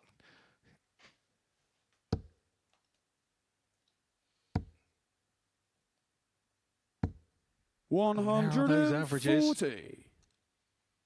And they're telling you, you have to say that Evans is starting to go through the gears 42. as he hits first going downhill. We're getting good at this, aren't we, Scott? But Mario will be... In one way, he'll be happy that he's beginning to find the treble 20 in bed, but you'd also feel like the match is gone already with 105. David looking so good. But at the same time, David could be thinking of the next leg already. 59. Mario I still think Mario has 96. been halted today by that double 16 debacle against Fallon Sherrick first up. 80.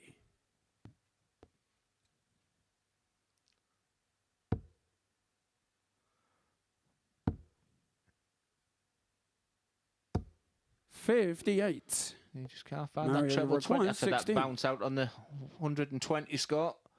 And gives Mario Rob just a chance to get back into this match. He's had problems on this area of the board on double so far today. No score. And that trend David Require continues. 164. He's put some terrific finishes together today's David Evans. Not to be this time. Yeah, those from Mario, they weren't badly thrown darts. He was just a touch unlucky there, I think. 46. Mario requires 16. Yeah, when you're searching for a double, sometimes you can get unlucky. I mean, he's hit every wire so far in this double 8. Game shot on the fourth Well leg. deserved. Mario Mario Rob. Rob is now on the board with David Evans. Even if he goes a distance, we'll have the dart in 2 of the last 3 legs if it goes that Fifth leg, far. it's David to throw first. Just composing himself, ready for the attack.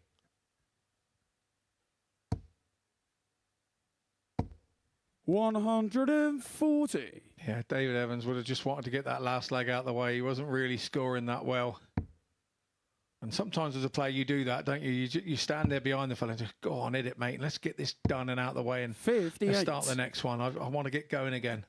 Yeah, I used to have a real obsession with averages, certainly a county and Super League when you're playing someone you know you should be beating and will be beating. 93. And you're like, hit this double so it doesn't affect my average too much. When I look back now, how crazy was that? I think we've all had moments of that. It's not something I've ever... 60. With county, for me, it was all about winning and you know, I'd turn around and you've hit 34 average and be surprised. That's the best thing. You just want to win the game for me. And but lately I've been turning around and it's been a 24 average and I've lost. 128. Yeah, got to put that right. Hard. Don't be too hard. You're playing as well as ever. I'm not having any of that. I'm just lining you up in case we have to play each other at seniors somewhere, that's all. 85. You're going to get it. 140. I love that. Can David Evans get it? No, he can't, but he can leave it. Nice and pretty. It's been a very solid performance from David Evans. He's looking good for 2 wins out of 2.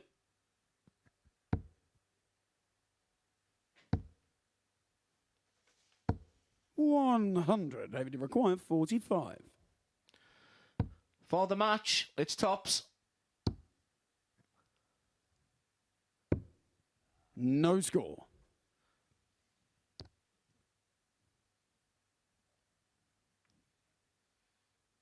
Has time. Obviously, Evans. Mario Rob will be trying to 85. put a little more pressure on this 45 than he did. It's not to be. David Evans been here before. He does like this double 10. 35. Mario, you require 113. You cheated up there, Glenn, and it wasn't to be. Mario getting a chance he really didn't think he was going to get. Treble 19, not to be. 74, my friend. And how many times have we seen that? I think myself 53. and Mario really fancied that 113. David Evans will want to get this one done and dusted. Double 4 for the match.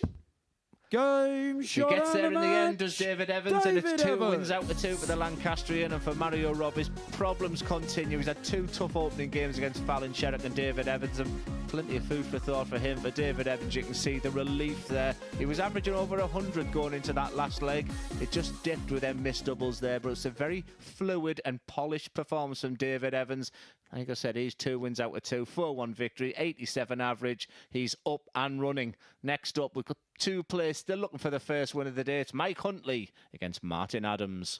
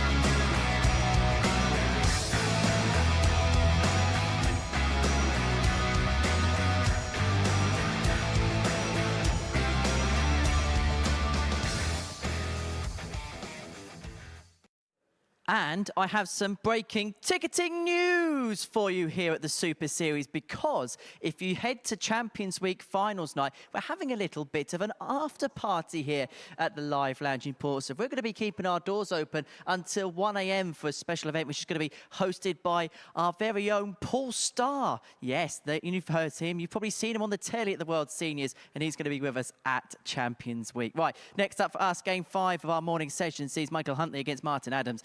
Glenn and Scott ring in the commentary box. Thank you very much, Henry. And again, two players who will have been slightly disappointed with the opening games. It was Martin Adams we've seen throw the first dart today in a 4-1 defeat to David Evans. And I just felt like Michael Huntley had his moments against Stefan Schroeder. Big smile on his face there. I think he'll fancy his chances in this game. Openly admits he's in decent form right now. Last time Mike Huntley was here, he had his own problems in the Group A, but Martin Adams, what can you say about the man, Scott Mitchell? I mean, if I could just, for Saturday night, is just if I can be really greedy, just if you can just have him there with a crowd and everything. He's just a special player. Game on. And like I said, the word legend is he used too much in the game of darts, but he's right up there with the very best of them all is Martin Adams. And you just want to see him back playing very, very well. Well, he's got his chance here against a guy ranked #1 in the World Seniors in the ranking table at the moment, Mike Huntley. So he's in good form. Yeah, most definitely is. And I think Martin showed flashes there in that first game against Dave Evans that bits of his game were back. And you know, he took a couple of legs to get into it. And they really sort of played well, but was unfortunate that Evans matched him in that first match of the day. Yeah, that 10 dart, and if you remember rightly, it was the last dart, a double 10, wasn't it, from David Evans, with Martin Adams missing a dart, a double 16, and that was just the turn. But they're the fine margins, Scott, in these best of 7 games. You know, sometimes just a toss of a coin, but Mike Huntley's come up the traps superbly well here. 100, 140 and 180. 81 after 9 darts.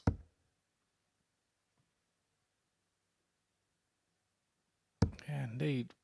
Right, 140 average at the minute on our screens. 140. We know that will require 81. quite clearly drop, but always nice to see it as a screenshot. May stay there. 49. Nothing Martin can do apart from put some pressure on that double 16 of Mike Huntley. Mike not even looking what Martin's doing. Martin very, very rarely does he leave that treble 20 bed. I think after that first dart, a lot of the dart players would have gone downstairs in the 19s. You're very traditional in the 20s as Mike Huntley looks at double 16. Game shot in the first 14 leg. dart at a boo, but yeah, Martin Adams very traditional. There was an 81 finish there from Mike Huntley in that leg, Scott, where he went treble 10. Second leg, it's Martin would have gone 12 first. bull, but game on. You don't often board manage an awful lot. You stay on that treble 20 bed an awful lot. Is there a reason you and Martin would do something like that?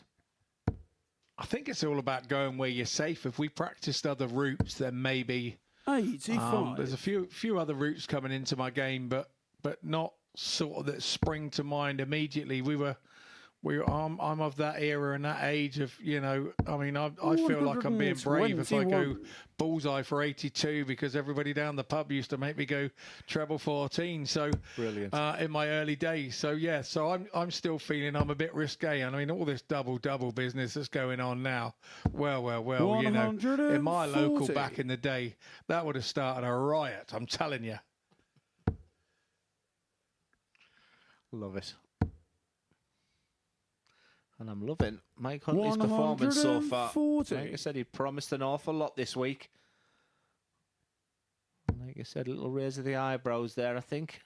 That opening game, he's gone back and he hasn't panicked. And I think they've identified this game as a match he knows he can win, especially after watching Martin in his first game. He's in a good position and he's finding this treble 20 with real ease. 140. So he lost his game earlier, Mike Huntley. What would you have done? Would you have gone back into the back room and practiced a few things, or maybe a question I should have asked you because I'm yet to play in the MODUS Super Series. I was never 100. the biggest practice. And maybe something we can chat to as Mike Huntley looks at this 100. Does he go double-double after... I think he was in a mixture of both there, wasn't he? I don't think he knew exactly what he wanted to do there. I think, Scott, I would have gone back and just sat down and just got the blood pressure down and the breathing and everything right. Never go and panic a little bit by getting straight on the board after that. I like that way. I like that what he attempted to do to guarantee a dart at the bull. It didn't work. And a chance for Huntley to come back for a 2-0 lead and a break a throw. 59. Michael, you require 58.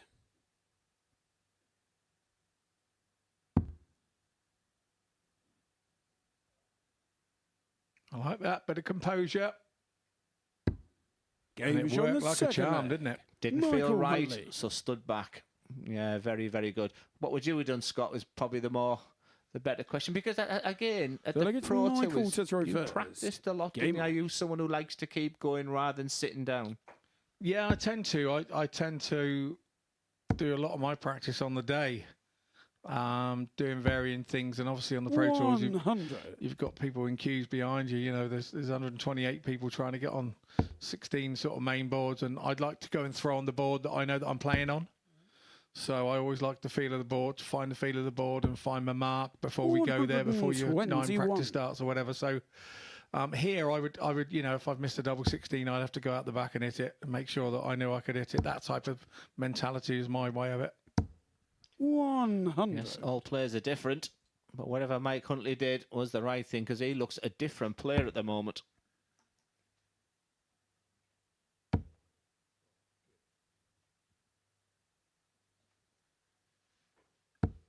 $22.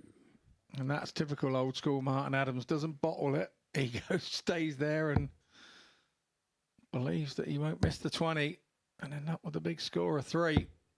26. It was surprisingly scrappy darts there because he had this leg by the scruff of the neck really after that return there from Martin Adams. And typical Adams will see that. And there's that lateral drift into the 5, Scott. That's the one 70. thing for me that's changed over the past 5 or 6 years for Martin. He was super straight, wasn't he?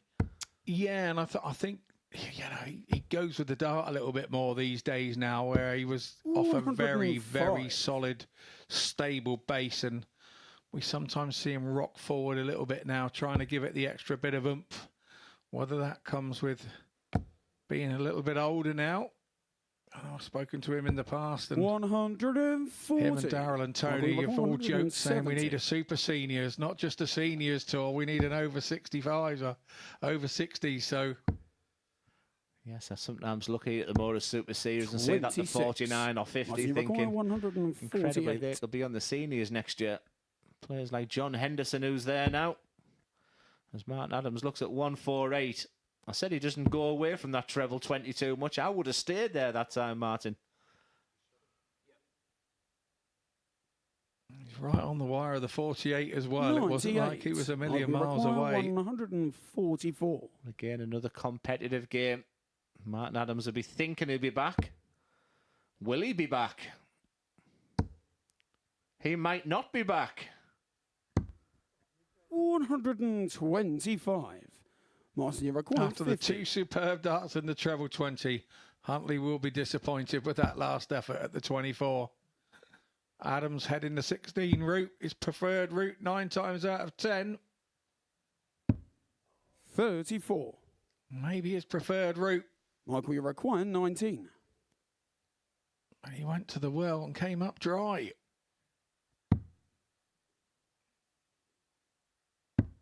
Game shot on the third. This is a different version of Mike Huntley. And he's leading 3-0 in this game. Martin had his chance there. And always magnanimous and just a little sporting, well done, good shot. Martin to throw first. Which is typical of that man in your picture there.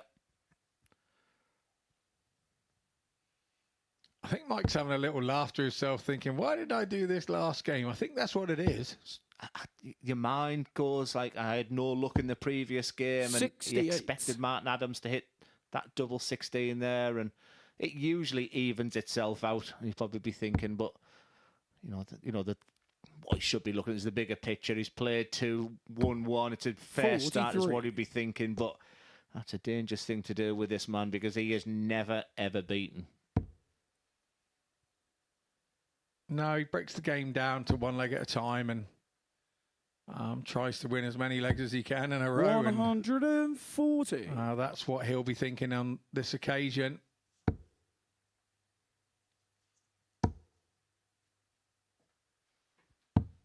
$99.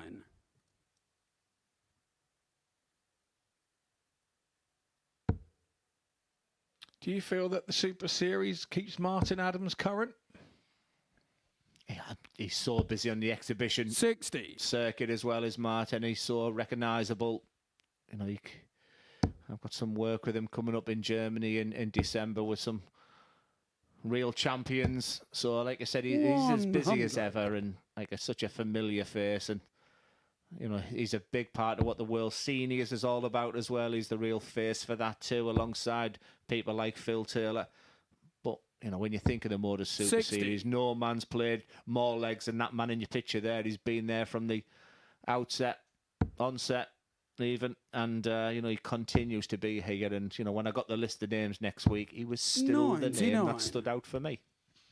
Yeah, I totally agree. And I think with the seniors movement, as we call it, with players coming to that golden age of 50, we're finding players that maybe you wouldn't see much of 60. are now coming back to the fore and being, 160. you know, they're taking themselves back to their heyday and they're practicing like mad. And I think it's only great for the seniors tour in general. I was surprised how Andy Hamilton played last week because I watched him at some exhibitions recently and I thought he was in tip-top shape. And I was really surprised to see he had a poor MODUS Super Series last week as Adams will need this treble 20 double 19 for the fear. It could be the first whitewash of the day. He's not going to finish. And Mike Huntley can see 77. His first 2 points of the week. He requires 60. Stay straight on the first dart and work off. He doesn't need to move. And 4-0 it is. Mike Huntley was a different player in that game. He opened up this first game today with a disappointing loss. And you can see Martin Adams, big shake of the hand, such a sportsman he is. But Mike Huntley will be absolutely delighted, not only with the win in that game, but to win 4-0. That's a sound foundation on his will to build this week. As we look at the numbers there, Mike Huntley, the first 90-plus average of the day, 4 from 6 on the outer ring. It's all about the Welshman. He will be chuffed to pieces with that. As next up, we see Fallon Sherrick against Stefan Schroeder.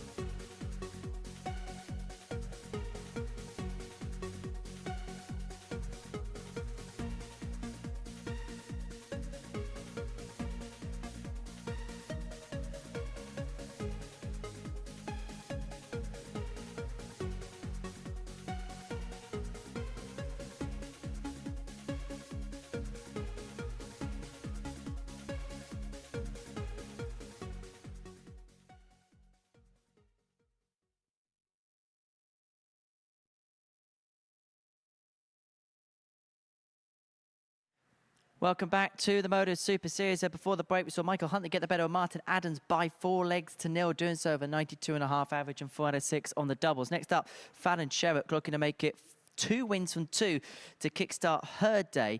She's taken on Stefan Schroeder, who got a win on his debut in this competition by getting the better of Huntley by that same scoreline. So something's got to give in this second game of the day for the pair. Scott and Glenn are in the commentary box to describe the action. Yeah, thank you, Henry. Yeah, something has got to give in this one. 2-1, the early game. Somebody's going to have momentum after this one. Somebody will be back in the room having a little bit of thinking to do, depending on how it goes. Is it too early for Dave Evans to even think about worrying who plays and wins this game, or there's a lot of kidology in that players area when, you know, the 6 years together. First. Game on.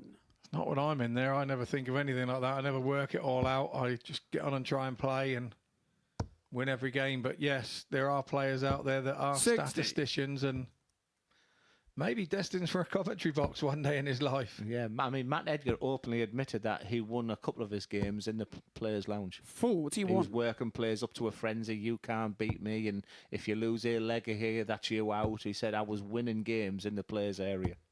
85. Wow. What a lovely man. Yeah, no, it's not something I ever did. That wasn't my thing. I would just keep myself to myself and be over in the corner. And yeah, try and stay away from all that. But great start there from Schroeder. 58. Well, at 9 o'clock this morning in the comms box, Stefan come in and said, openly told us about his game, and his final words were he's here to win it this week. 44. Well, he opened up with a fine win against Mike Huntley. Some really good points, and I just felt this was a real benchmark game for him against the group favourite, Fallon Sherrick. 37. And that 180 there put himself in a good position, but Fallon being Fallon has bounced right back, but he has got that lovely silky throw when he gets all the components right. It could be a tough match for anybody this week. Special moments. 136. Stefan, you require 96. Well, Fallon has got us to this situation where we think she's going to take those out every time she's on them. 46. Yeah, I was expecting the double-double there, but Fallon Sherrick, 2 darts, a double 8. Game 17 darts. Hold a throw for the first one. A good leg of darts between the pair of them there. But Fallon Sherrick just looking super composed. In deep thought there. She's such a tough match player. And when we talk about that players area, I'm surprised that Fallon doesn't practice an awful lot. She just seems to be able to pick up a dart without a great deal of practice and produce darts that you're seeing right now. It's a real quality that she has, Scott. Yeah, it is. And also there's not a lot of, I mean, obviously 96. She's been around Martin Adams for a while, and maybe, you know, Dave Evans, maybe she'd know, but there's not a lot of players in that room that she would know particularly well. 100. Yeah, she's very quiet. I mean, I've done a lot of the, you know, the MODUS exhibitions with her, and she, you know, she's great to chat to, but she's also can just sit there very quiet and just be in her own world and do things. And like I said, it's she's looking good. You know, she could join David Evans at the top after 2 wins after 2. And after 2 rounds, that's all you can ask for. Yeah, indeed. My favourite Fallon quote, she was teaching me how to use Insta when we were at one of the World Cups, and I still can't use it. I was going to say, she'll have to show me. That's one I don't do. I like the bullseye here, Stefan. 95. Does mean that 66 finish at the bullseye of the 25 will leave a 2-darter, an easier 2-darter than 66. And here comes Fallon. 140. Stefan, you require 66.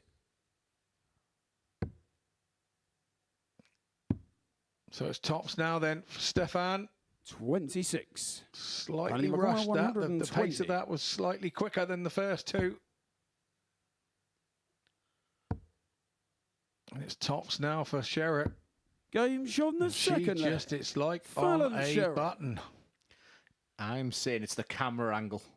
Whenever they put that side on view, the 120 on that side, it goes every single time. Incredible darts on there from Fallon Sherrick. And once again, Scott, no reaction. Just gets the darts out and moves on to the next leg. And, you know, you look at the characteristics of players, the attributes that you need, the skills to be a dart player. And like you said, she's been under an awful lot of pressure the past couple of years. And like I said, without the fear of repeat myself, she's handled the good, the bad. And here she is. And her words where she's delighted to be back playing where she wants to be. And what a time of the year to be doing that. Yeah, at this end of the year for her with things like you say, the Grand Slam coming up, the World Championships coming up.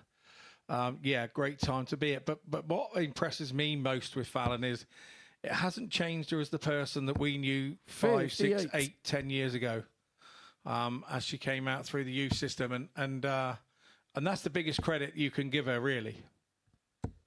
94. She's got players challenging now in the women's series, but she had a fantastic weekend in the previous women's series. And obviously that 45. rivalry of Bo Greaves is just what the game needs right now. And just like I say, with the women's game, it's you could pretty much, in my day, know which the top 4 would be. Listen, I commentated on the women's series recently, and the top 32 are looking very, very good, and the game's just getting better 58. and better. Stephanie McGuire, 85. Yeah, but that's great fun to commentate on as well. Absolutely superb. Double 5-8 for Stefan. Game He shot didn't the panic. third leg. It was all Stefan about Fallon Schroeder. Sherrick. He put himself in a good position in that second leg, and it was a sensational finish from Fallon, but he didn't panic. Fourth leg, And it's that was for a Stefan break to throw. He's first. back in this Game game. on. It's back on throat. But so many different players, Scott, who, you know, sometimes when you leave an organisation, you think, 60. well, you know, not an awful lot's going to change in a couple of years. I mean, I barely knew a lot of I was seeing them for the first time up close and personal there. And listen, the future is very bright in the game. 78. Yeah, I believe so as well. I think there are so many avenues to play this game now, and I've always felt that as a 41. sport, you know, we have the disabled darts, we have the kids, you know, the youth darts, we have as blanket coverage. I don't think there's a sport quite like us, and that is our success, and that is why we keep turning the Luke Littlers off the sort of conveyor belt, and you know, the Justin van der Hauws and the 55. the Colin Roulos of his day when we were playing. They just keep coming and coming, didn't they? A conveyor belt, isn't it? But you get fantastic junior players, and then that transition to seniors can be very difficult. Fallon is just, you know, it's just every challenge she's ever had in a darting career, and there's been lots of them. 70. Fallon, 143. Yeah, she did. She came out of the youth and went sort of kind of straight into it. Very similar to what Bo Greaves has done. Let's just 59. embrace it.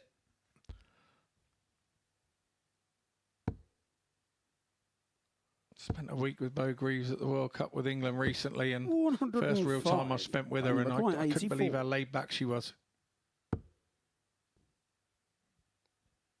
So 83 left, so she'll look at treble 17. 28. And again, she'll be disappointed with that, but she'll expect to be back. Stefan's had a good morning so far, but it's not to be. Yeah, if there was ever a time to do that, what Fallon has just done, she's done it in at the perfect time. Game shot on the fourth leg. She's magic, isn't she? Like I said, she just gets on with her job, and she'll always create a debate. You know, she can't do anything without picking up, and you can see 200 messages. You know, everything, but I get the feeling that she's not reading an awful lot of it. Sometimes you can read all the nice things and it can make you feel $1 million. You can read an awful lot of awful stuff and they can make you go downhill quickly. I just get the feeling these days she just brushes it off and gets on doing her job. Yeah, I think there's always a time where you read things that are written about yourself, particularly criticism that you can take on board and it can change you. And I think she's past that now. I think we've been there. She's done that. She's past that. And you now start to read, and you and I probably do the same now as a bit more experience. You now start to read it as if you're reading about somebody you don't know. And that's the only way to stop it harming you.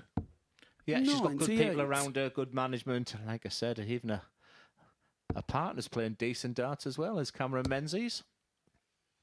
Yeah. She, 100. I suppose if you're practicing together and 170. Fallon's kicking your backside every day, that you've got to start getting better, haven't you? Because when I asked him, that's what he told me was happening. 130. Yeah, you get the feeling she's good in practice. Well, 161. She's laid that up very, very nicely. It's been a terrific performance from Fallon Sherrick, very professional. And she's looking good for 2 wins out of 2. She came into this group as the group favourite. She had a couple of wobbly moments at the beginning of match 1, but since then she's put the afterburners on. And Fallon Sherrick wins that game 4-1. She moves to 4 points. And plenty of thoughts for Stefan Schroeder. He came here thinking, I want to win it this week. We felt that this game was a real benchmark to tell us where Stefan's game is. Well, there's still plenty to do when you're walking at the juggernaut that is Fallon Sherrick. She wins with a 4-1 with a 90.81. Fantastic on the outer ring. The special moment being that 120 finish. Fallon Sherrick is definitely up and running. And after the break, it's the unbeaten David Evans against the ever-impressive Mike Huntley.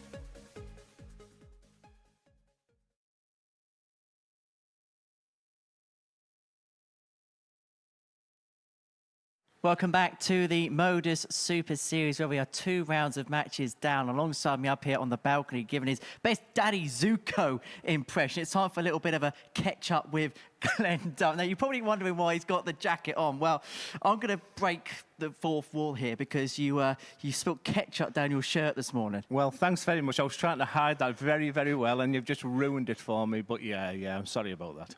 bus thrown under. Right, let's have a look at the results then from our 2 rounds worth of matches so far. Well, it kicked off with David Evans getting the better of Martin Adams by 4 legs to 1. He backed that up with a second 4-1 victory against Mario Robb. As for Fallon Sherk, she is also 2 from 2 as far as the table is concerned. Let's begin by talking about David Evans, because we gave him a bit of a build-up in preparation to this week. We know what he can do. He's played well on the BDO circuit. He's had a tour card in the past. Maybe not in this particular format, played to the sort of level that he would have liked. But this morning, got out of the traps okay. Yeah, I feel like David Evans has sort of underachieved a little bit, and I felt he was value for money. Going into this competition as the 3rd favourite there. He's got to start believing in himself. He's got a wonderful throw. He's a great player, is David Evans. And like I said, I think the biggest opponent that David is himself. But he'd be delighted to get 2 wins out of 2. And I also feel like David is a real front runner as well. I think he'd be settled with them 2 wins. And, you know, it's been a good start from him, and he'll be chuffed with that. Good start for him, good start for Fallon Sherk as well. Big part of the year for her. A couple of TV tournaments coming, including the World Championships. This is the time to really get into form, and she's looking in business so far. It's just the characteristics are looking players, and you know Fallon is a big player for many reasons. All eyes are on her. She was group favourite going into this week as well, and she just handles it very well. You know, she's a quality player, and like I said, it was the one thing that was on my mind is in the interview. She said she's delighted to be back playing where she wants to be, and you know she's looking good today. Her finishing has perhaps been her biggest attribute today. And not necessarily always the double 18, which is always a go-to double. She's hit a couple of clutch double 9s as well. So, yeah, she's in good shape. And this group here we felt was competitive. Mike Huntley was absolutely tremendous in his last game, which, you know, this could be a really good game coming up. Elsewhere, Martin Adams won the solitary leg today, but what a leg he won. It's the best leg that we've seen so far this week. A 10-darter, this 165 setup. And for Martin, it'll be a case of probably as the week goes along, we'll probably see the best stuff from him. Yeah, it's a tough one group here. Like I said, he's 67-year-old, and it's like a marathon of, 15 games as well to play before he then got to even contemplate playing in Group B and C. So it's a big week for Martin Adams, but also you say you can play into it, but you've got to listen to your body as well, and that can be quite tough for Martin. It's been a difficult start, but if anyone can bounce back, it's this man as he looks at double 80 for that 10-dart. It was a special moment, but the only leg he's won so far today. That is how tough this group is. Right, let's have a look at the table then, following 2 rounds of matches, because David Evans and Fallon Sherk are the 2 players at the top of the table. Evans is going quackers at the top of the table. Michael Huntley and Stefan Schroeder, the other 2 players who picked up wins, Mario Robb and Martin Adams. They are both yet to get off the mark. Now, next week is Champions Week here at the Super Series. Goodness me, does it come around quicker all the time? It's a bit like Christmas, isn't it, to a certain extent? And I just want to get your thoughts very quickly on the 11 players that we've got so far. Are you still in the opinion that Daryl Pilgrim goes off as a heavy favourite? I think he goes in as a heavy favourite, but I do think it's winnable. You know, I think the previous Champions Week, I mean, there were some really incredible players, but Luke Littler sort of shone very, very brightly, and you just felt it was his to lose. I think there's 11 players there thinking they can come next week and they can win it. I do think Daryl Pilgrim is head and shoulders, but watch out for Rob Grundy as well from my neck of the woods. He's in super excited for it as well, in great form as well, but there'll be players there next week that will really fancy the chances. Very cosmopolitan as well. That's what the MODUS Super Series is bringing. You know, there's some good European players coming, some Scandinavian players qualifications, so really excited for it. Luke Littler cannot make it a perfect hat-trick, but Series 1 champion Conan Whitehead is looking to join the Nuke as a 2-time champion.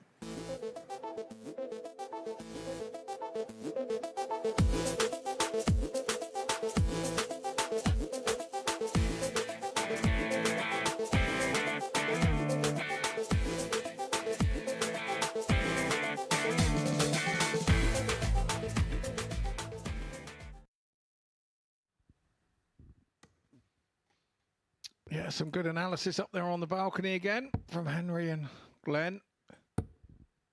And yeah, I agree. It's a very cosmopolitan look for finals night, and which one of these people are going to join them here at the end of week 12. It's early doors. I think we're any closer to knowing. We have to say that David Evans is starting to make his mark on this Group A here on day one. We know you can't win Group A on day one, but you can be very much out of it if you're not careful. First leg, it's David to throw first. He's doing all that he can to make sure he stays there at the top of the group. And he has the darts in this one, so he'll be fancying himself 96. Try and stay top of the group, but you can't think like that. You've got to think like it's just another game. If you start thinking you're top of the group, that's when things can start unraveling for you. 55. Yeah, and for the first time, that's where experience sort of comes into it. And that's what David will have to see him as. You know, he's played the very highest level of darts. He's 100. You know, like you say, he's top of the county averages at the moment. He's, you know, he's beat people like Chizzy, and Chizzy averaged 121 against him. You know, he's got the pedigree there. It's just sometimes the belief with David. 85. Maybe that consistency of doing it over a period of time, but he's put himself in a good position so far. 162. Something special about a 162, isn't it? Expertly shouted out there from Owen Binks, our referee there. 60. David Everett 143. Yeah, Owen's gone under the radar this morning, but that's the sign of a great referee for me. You don't notice he's there. 59. Yeah, as a dart player, you know, to have a fantastic referee, great surrounding. That's why the darts are so often so good here at the MODUS Super Series. Everything is just so right. It is. It's so right for a dart player. And if you don't kind of get it right here, you've only got yourself to blame here. The conditions are absolutely perfect. 68. Yeah, just had a little look there. The fact that Mike's on 218, given the luxury of not needing to go for the 14 bull route. And like I say, like a good golfer, just lays up. 58. He's got the putter out for double 8. Game shot on the first leg. David Evans. Good hold of throw there. Second leg, it's Michael to throw first. Game on. For Evans. That'll kind of settle him down again in this sort of period of the group. Yeah, Mike Huntley, very inconsistent. If there was a swingometer 41 on his performance today, it will start quite low at the beginning, and then that incredible high in the second game. But he's really hit the wobbles so far after a leg against David 57. Evans. And he can probably smell blood here, David. And can he see out this game? Because Mike Huntley's last game was a big 4-0 victory over Martin Adams, and that was only about 10-15 minutes ago. You can see the frustration 99 on his brow there a little bit. Where's them power scoring going? This is what this game can do to you when you're up there. And with the games coming in quick succession, 59. what they do here, I mean, sometimes there's a little wait for you depending on where you've landed on the draw sheet, but you know, you can be in and out 45. quickly. And sometimes you have a little wait. It's just so, the whole format is so different to any other type of darts that we've played. 140. Yeah, it was interesting to chat with Stefan Schroeder earlier, who said his experience of something like this is on the Four Nations, where you're on each game. It's quickly, and I guess that's the only parallel I can sort of give as a 60. player, where I've been on in a game, and then you could be on 10 minutes later, you could be on an hour later. And that's why I think experience of players who have been at the MODUS Super Series, that's why they're so successful. 134. They know how to win it. You don't peak on a Monday morning to win it. No, you don't. No, you don't. I was saying when you came down, as you were coming down the stairs from the balcony, you can't win Group A on a Monday morning, but you can certainly make yourself be out of it if you don't win a couple of games. 111. Yeah, much better return there for Mike Huntley. But David Evans has a chance. He's going to get a dart or a double. That dart is double 16 for 2-0. 79. You can just see there, he's Michael really McGuire, fancied that double 16. 160. And Mike Huntley needs something. He needs a catalyst. He needs a spark. This 116 is exactly what it is. He needs treble 20. Doesn't get a chance for Evans for a 2-0 lead. 100. David, you require 32.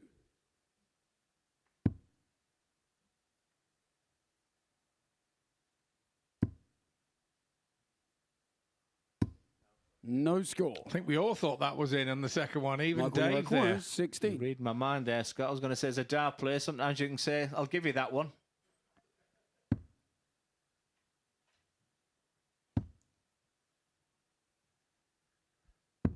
Game Real on the nervy second moments, leg. but he stood Michael up and was Huntley. counted. Now, from Mike Huntley's point of view right now, he's been second best in this game.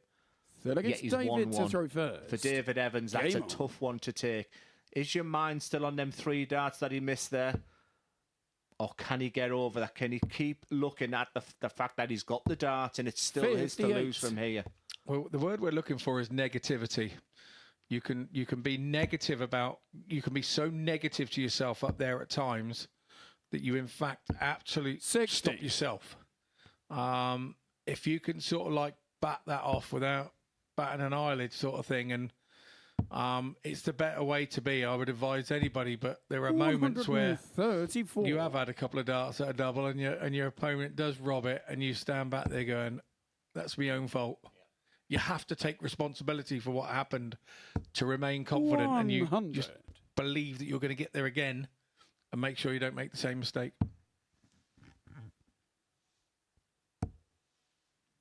David Evans is in his interview before the 99. competition. Scott said he's now taken over a pub.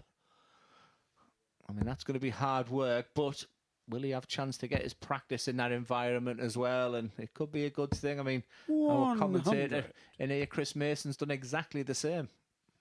I was just about to say the same, that, yeah, I know that Mace has done exactly the same, and I've seen that he's got a ball up. I did see that David had 100. decided to do a similar thing a couple of months back on social media. And we wish him all well with that career as well. But like you say, is it two that can blend together? We've seen a lot of pub landlords throw a few good 59. darts, so David why not? 110. Well, Bristow and Phil Taylor didn't do bad, did they? Didn't Andy Fordham as well? Did he have a pub? Yes, he did, yeah. 40.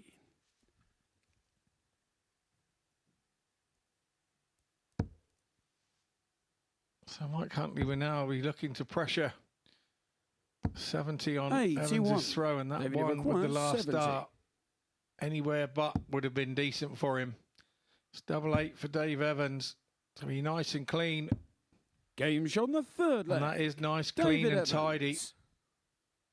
Yeah, very clinical there, that 88, wasn't it? No Well, look, it's hangover Michael from the to throw missed dart at the first. double in the previous Game on. leg, and that's fair play to David Evans there. You can just see himself. Just give himself a little stretch.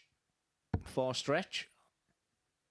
It's not the first time he's done that. 100. He's had a 95, a 97 and a 91 today.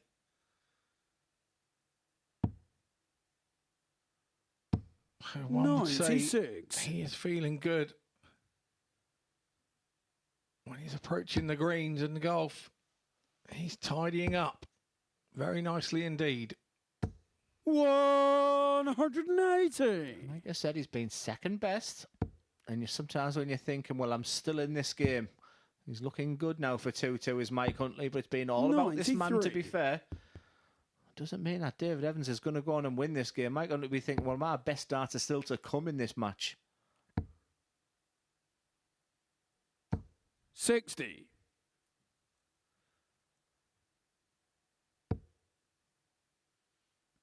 Have you had moments in a game where a player hits a 140 or 180 against you and you're stood 84. behind him going, I know I'm playing well.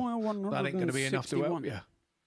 Yeah, it's a great feeling, isn't it, when you're just in that zone. But also, I always believe that it's good to have that right dance partner as well. When someone's playing well, it makes you play well too. So there were certain plays that you just knew you were going to get a fantastic game.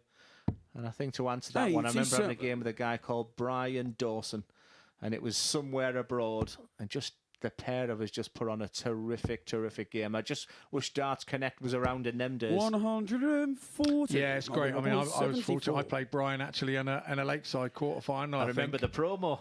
And yeah, we just brought the best out in each other. Yeah, the promo with us breast up as little doggies in the reception of the International Hotel. Yeah. Game shot on the fourth leg. Sensational finishing from Michael there, Mike Huntley. Like I said, if he was second best, he's parity right now at 2-2. It's now a best-of-3 Fifth leg, game in it's David autoplay. to throw So I did say in that last leg, Game on. are we going to still see the best darts to come from Mike Huntley? Feels like a game of two halves this game. And David Evans will be thinking, how have I not won this game already? And Mike Huntley will be thinking, 43. right, I'm 2-2. And I'm now about to produce the dart I did against Martin Adams. And then it's a 5. It's one of those that when you've been that front runner, it starts to grate a little bit, doesn't it? It starts to grate, and then you start to overthink. So Evans has got to 96. not think anything at the moment. Especially if Huntley would have started with a ton 40 there. I think the fact he hasn't put any pressure on David Evans' throw so far will still make David think he's still a big favourite for this game. 100. Yeah, definitely will. I was asked the question upstairs, Scott. Darryl Pilgrim is the head and shoulders for me that the play 55. next week, which stands out to me. And I feel Rob Grundy from my neck of the woods is the outsider bet. Anybody you feel will do well next week? You know, Steve West is the one for me who I've 55. been pretty impressed with on his last couple of visits here. He seems to be mentally a different Steve West. I recently played Matt Clark on the seniors as well, and 150. he knows how to win a game. He knows how to win a game here, doesn't he? He He'll does never get the indeed. headlines. No, he doesn't. He just goes about it quietly and confidently. And I'm sure others that are in there are going to be offended by me not mentioning them, and I still play them. But yeah, I think those are the main contestants really to keep your eye on. I'm a big fan of the way that Rob Grundy goes about his business. It's very businesslike, and yeah, I like that way. He'll be 96. drinking his milk backstage, will Rob Grundy?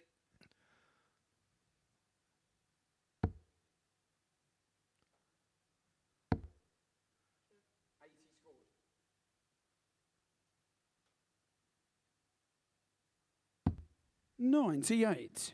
David Iroquois, 96.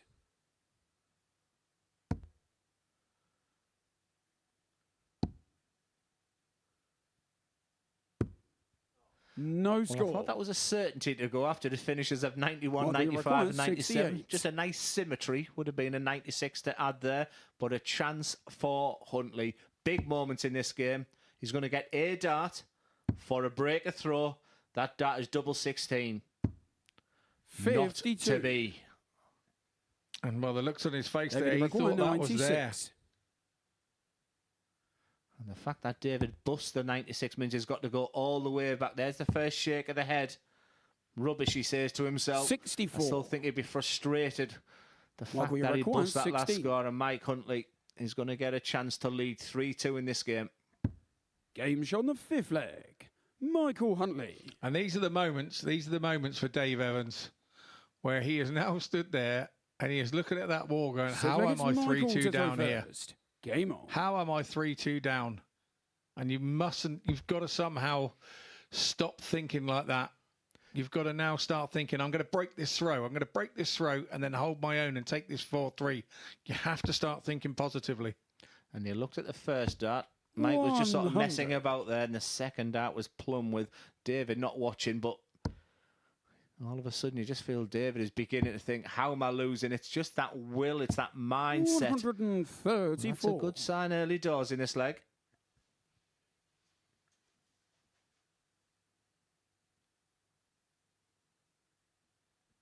Some messages are coming in on social media.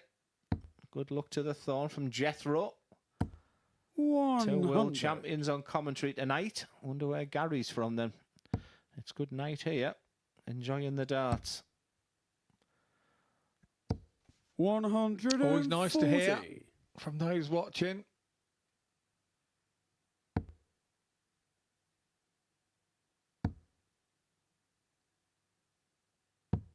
That size of flight, that dart must fly have no drag on it whatsoever as it goes to the board. Well, a little bit like a pear flight. There's very little drag on that on a pear flight.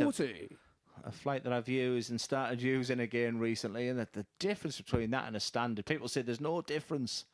Whereas that one, you can see the aerodynamics and the way that flight There's some 140. David required real 87. technology out there in the world of darts. And for David Evans, is his last 3 darts. He's going to need the bullseye to get to 3-3. 62. He can't get it. Huntley's going to get a chance for the match. You can see the incredible frustration there from David Evans, and Michael just taking his time. Michael, you require 64. Yes or no, Scott? I'm going to say the momentum is with him, and I'm going to say yes. Well, he's put himself in a fine position. Big dart. No score. Oh, that was a big fat no there. Maybe he required 25. And even Evans stood behind him, thought it was going. He was nodding his head. I just think David thought the way this game's gone, that has to be the ending. Game shot on the What a sixth. dart, because that was a very David snatchy Evans. second dart there. He's got away with it. You could argue well-deserved. Seventh And and that's the final leg is sportsmanship and the David to friendship throw that can be first. built here at the MODUS Super Series. They spend a lot of time with Game each other on. this week, but now it's business. Now it's a one-leg shootout. Yeah, and this is what happens to you when you've had a couple of darts to win 180. a match. And Evans jumps on that 180. Talk about timing. Talk about moments. That's the moment that maybe could 55. win him this game. The stuffing has been knocked out of Mike Huntley. You could just see that not only with the missed dart at the double, but the 180 start and David Evans. Look at the rhythm. Look how 134. fluid he is.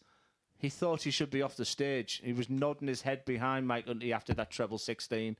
And now all of a sudden, after 6 darts, 187. It's like finding 20p on the floor in the 100. arcade, innit? And you pop it in that machine.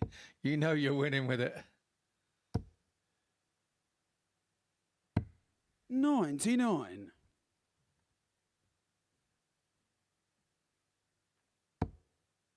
All of a sudden, Michael Huntley's world has fell out here. Gone from 2 58. darts to win it David on required that 64. And I backed him. And now Evans. He can go treble 12 or treble 20 or even treble 16. The options were there for him. Well, like I said, he doesn't need to panic. 48. 3 big numbers there. He leaves himself tops for the match. Yeah, I was wondering if he was overthinking about there where he wanted to leave himself. He started to look at the board a little bit. Oh, do I want this? Do I want that? Now the pressure's off and you relax, 140. all the David trebles start 40. flying. It's that easy, but it was a Game crucial finish shot in the on the last leg, match. and you can see what it David means to David Evans. Evans. It's a hat-trick of wins for the Lancastrian. For Mike Huntley, the frustration of missing 2 darts at double 8 in the previous leg. He was second best for a lot of that game, Mike Huntley, and then right at the end, he looked like he was good for the victory. And it's a very, very relieved David Evans off that stage. It was a super competitive game. Not an awful lot to separate them in the end, but it's David Evans that moves on to 6 points, and he can ask for no better start than that. As next up, it's Mario Robb against Stefan Schroeder.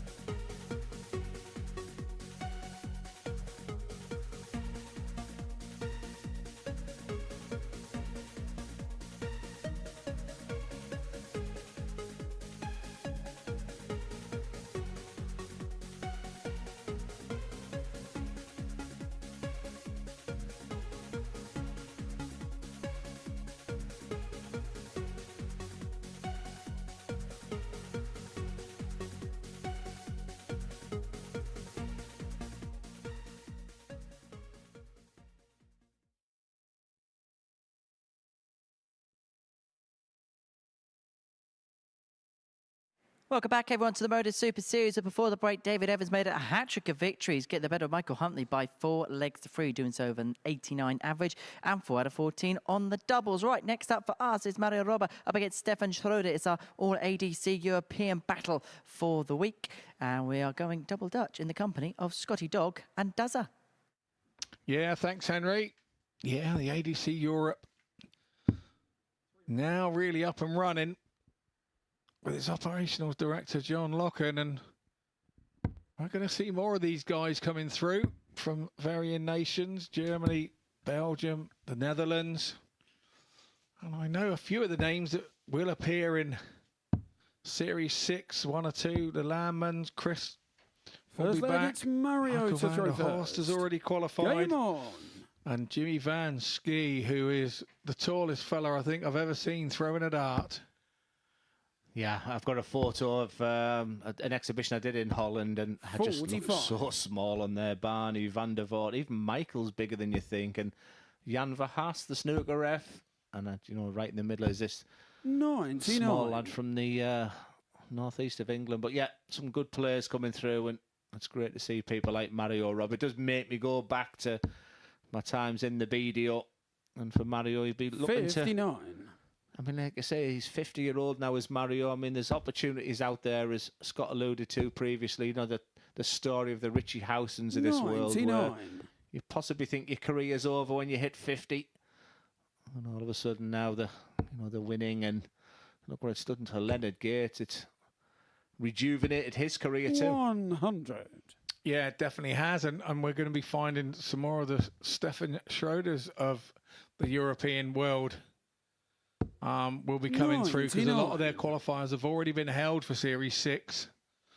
And the ADC is spreading quickly through Europe with varying 100 nations signing up and joining up to it. The qualifiers are now sort of run alongside the NDB in Holland. 140. It is going places, that's for sure. Yeah, Marino Michaels will be there. Andreas Harrison, Sebastian Białowski will be in the Champions Week. But yeah, Anton Usland as well. I really enjoyed his week here, and I thought that was a fantastic story. And as Stefan looks at double 8. 48. Outside chance for Mario Rob. 136. Yeah, the first start's going to have to be good. The treble that he was after, but not the right one. And he's got 2 of them. 35. Stephanie requires 16.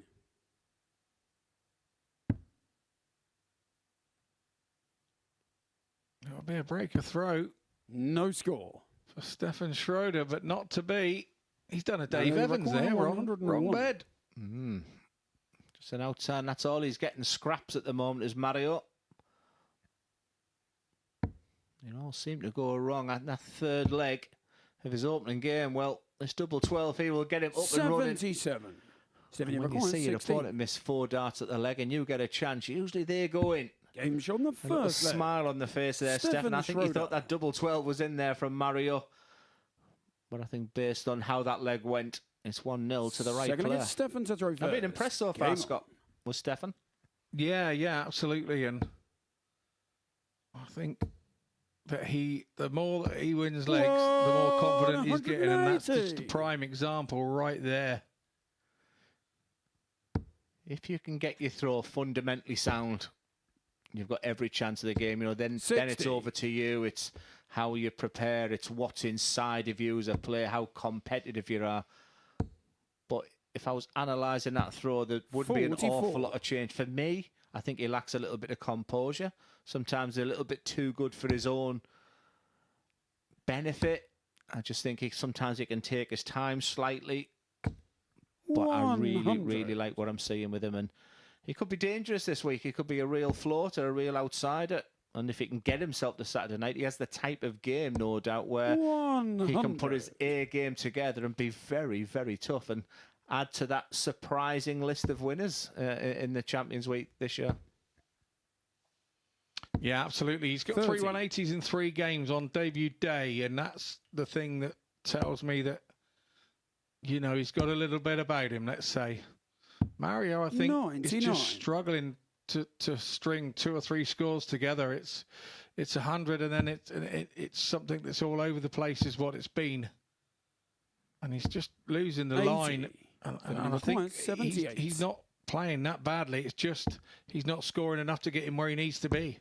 Game shot on the second leg. When your opponent, you can see your fellow countryman struggling.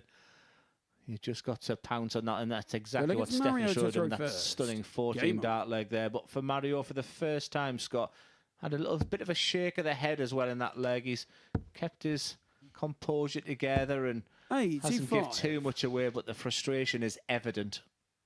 Yeah, it sure is. And Schroeder there, he took out that 78. He's already had 60, 96 and 85 as 2 darters today on debut, along with that 88 with the ball finish. He's really 45. starting to show, and his confidence is now starting to come through. I think the apprehension is gone. The newness is gone of being the new boy. And he's really enjoying it. And I'm enjoying watching him. Like I said, I'm just looking at ways of sort of being critical but fair. But for Mario, this could be a tough week. I've seen some players who I said, you know, look out for. Willem Mandigas was one in particular where, you know, I was quoted as saying if he plays like the Willem Mandigas that, you know, I remember, and he just had such a difficult time up there. It was a tough watch, and Mario's performances so far is reminiscent of Willem Mandigas.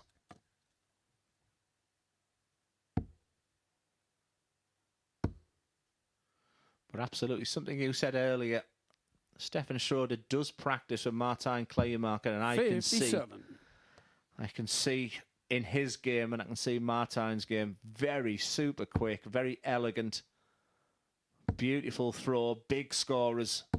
140, Stefan, you become 167.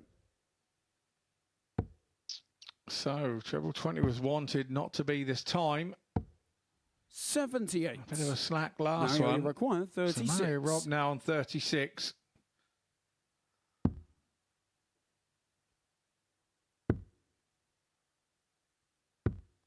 So that was a great leg of darts there from Mario as well. I was just thinking, just smash that double 18 in just to give yourself some confidence. Not only sort of a confidence wavers on his scoring right now, he'd be thinking about their missed darts at a double. And I tell you what, this big one here on the 9 won't be the easiest when you're tight.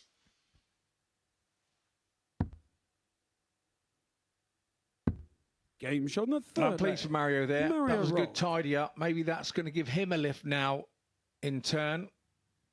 Yeah, there's no bias in this comms box, but we've both nodded our head when the 1-4, and you don't want to see a player struggling. I mean, he's really happy to be here, and you want to put your best performances on, and it could be a 9 finish is something that starts his campaign. And it can be a little shot. It doesn't have to be a 170, does it? That gives you that little boost of confidence. 60.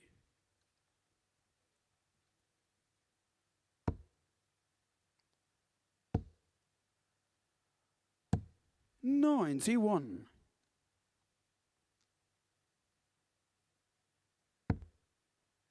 Yeah, Stefan said he's been on the WDF circuit the past 6 months, done the Dutch Open. He played in Bruges recently. He's had a couple of last 16s. He had one in Sweden as well. So he's 44. He's there or thereabouts. But this is the place that you want to be. The MODUS Super Series right now for amateur players is the real one to win, and it can just be that platform then to go into real bigger things. You know, you sense Q School is round the corner now, and you know, do these players want to be a professional player? Because a lot of the games now are going to be midweek for professional players, and you know, a lot of these amateur players will be working. So still big and lots of questions to be asked for these people who want to be a professional player.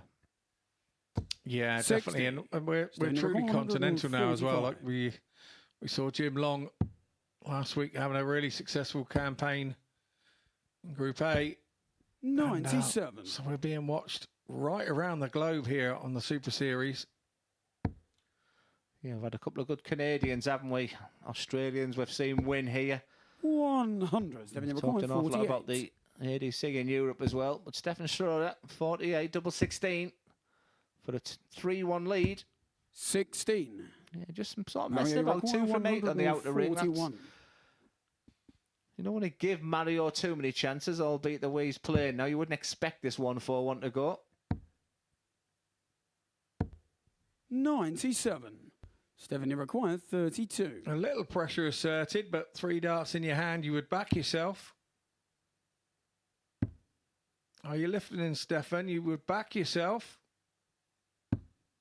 24. And he hasn't on this Mario, occasion. you require 44.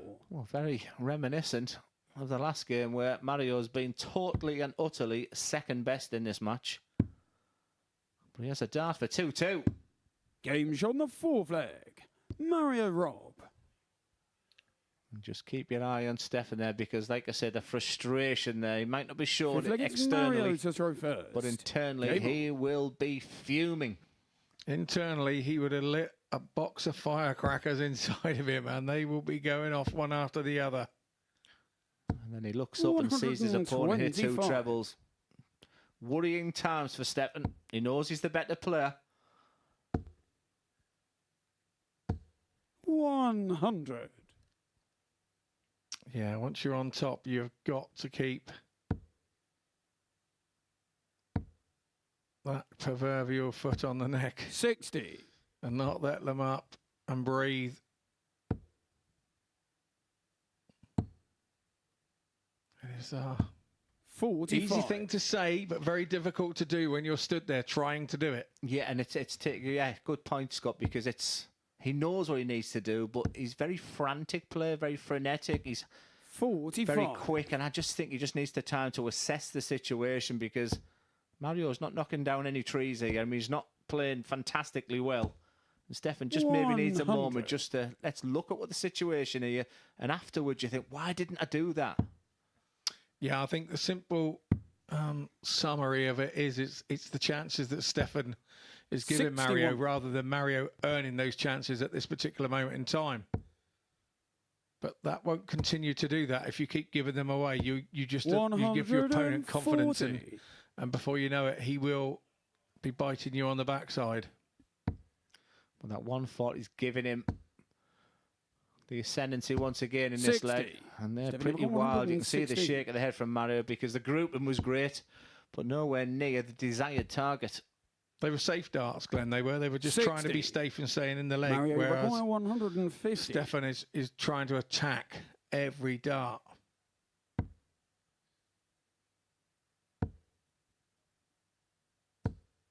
Well, that last dart was a strange one because he wanted 85 with a dart to go. That's worrying. That something I touched on earlier as Stefan looks at tops. Game's on the 5th leg. Yeah, that's solid. You can just see himself saying, where were you a minute ago? But he's nodding his head. I'm 3-2 up. I've got the darts. Never mind what's happened before. 5th leg, it's Stefan Win this leg. I move into Game 3rd place on 4 points. Yeah, agreed. He is. 97. That's one big last dart there. 59 really wouldn't have done any damage. But the last dart starts to think, Mario Rob think, oh, this is my luck today. 100. And you start to convince yourself then when you think like that. And then you start thinking, I've got to come back tomorrow or Wednesday. Like I said, he just needs that spark, doesn't he? 119. It was a tough start for Mario against Fallon. It was a tough start in his second game against David Evans, who we said was feeling pretty chipper at that point. 100. Yeah, the game with Mario, he will have Mike Huntley and Martin Adams to come. 133. Stefan Stroh is just beginning now to put the afterburners on, isn't he? He's had his difficulties, he's had his trials and tribulations in this match, but he's looking like he's going to come out victor. 57. Stefan, you've got 152. For a special way to end it. 136. You know, Rye smiled when he went to retrieve, because that last one was nearly in the air before the second dart was in the treble. It was a very quick release on the last dart, but he gets his chance to go back at double 8.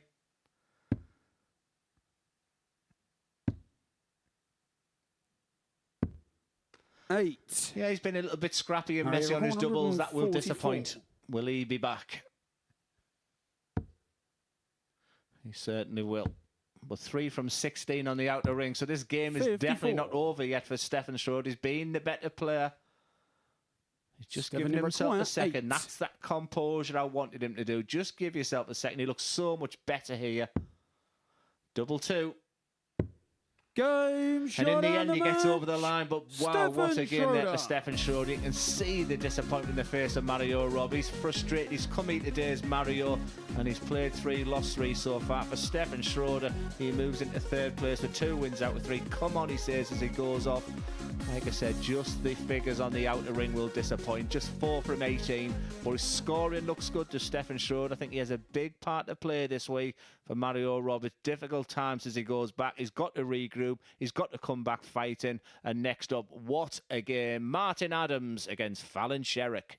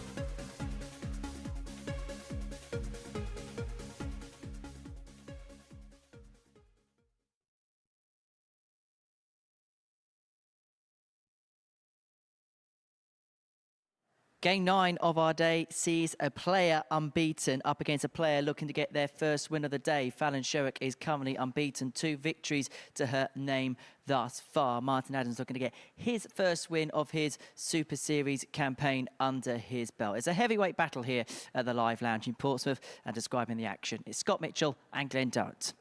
Yeah, thank you very much, Henry. Really looking forward to this game in the comms box.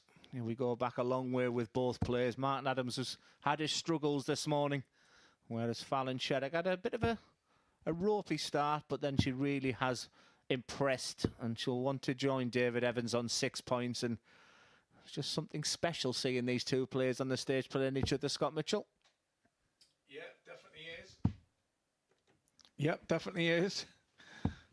It's one of those mouth-watering prospects. It's one that you look down the list and we're looking forward to today. The youth and exuberance of Fallon against first. the age and beauty of Wolfie. Glad you said that. Wolfie's like my darts dad. I get away with it. Yes, you've got a special bond, the pair of you. 85. Just thinking the stages look, we haven't been here for a few weeks, but the stage is looking mighty fine. I do go back to 123. Look at that. So many players want to be here, and that's the reason why. It looks absolutely fantastic. And the man I'm sharing the commentary, what Buck said, it's one of the best throws he's ever played on. Well, Scott Mitchell, I haven't seen you for a few weeks, and 83. in between that, you played on the European stage. And the reason I say that is I go back to Robert Owen, who said the throw at the MODUS Super Series is the closest I've seen to a European tour. You played there for the first time. I did watch, but how was the experience? It was pretty amazing. Pretty amazing, actually. You know, to come through and win a game out there was pretty cool. And then to play Chizzy in front of 4,500 people on a Saturday. Wow, you know, it's stuff that dreams are made of. And the stage was so similar to this. I would agree with Robert Earn totally. The throw felt 100. Felt very similar. I mean, we've played on lakeside stages where it's on a bit of a plinth off the wall, and it doesn't quite feel like a normal board. And yeah, this is just perfect. 123. So much better from Wolfie there. However, here comes Fallon. So decisions here on 61. You can go up the bull, aiming for the 25, of course, or treble 15. 122. He didn't make that decision until the last minute, but does leave a 2-darter.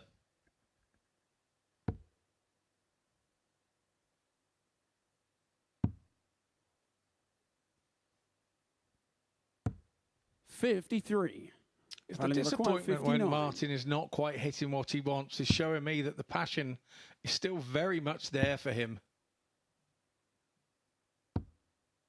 39. Martin, you require 60. I'll let you know my thoughts on that in a second as Martin looks at 60.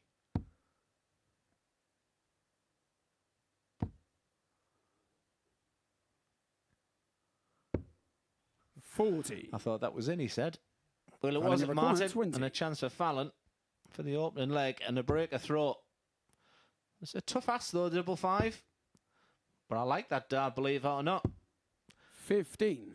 I think it's a dart that she does 20. A lot. I mean, we saw the 120 with her earlier where she just made sure of the big 20 with the first dart and went for it with the second. And I think that's what she did there with the double 5. But game shot on the first leg. Martin Adams gets the double 10. A little raise of the eyes to the board as if it's the board's fault. Against Fallon to throw sometimes I look at more the people's demeanours rather than the actual darts going in, and some of the faces that have been pulled into the... I mean, Fallon was thinking, I know I should have won that. I had 4 darts to win that leg. And for Martin was just staring at the dartboard, as Scott said, it's your fault, not me. 100. Another big week of darts coming up, Scott. European Championships over in Dortmund. Just getting to that business end now, isn't it? When you start thinking European Championships, Grand Slam, Players Championships final, and all of a sudden Ali Pali's back, isn't it? It starts to come thick and fast, and before you know it, Ali Pali creeps right up on you. Where we were sort of honed and trained for after Christmas, 60. We would go through that period of maybe getting time off over Christmas to get our practice in before the Lakeside World Champs. It's all before now. Yeah, I don't want to depress myself, but I don't have that worry no more. But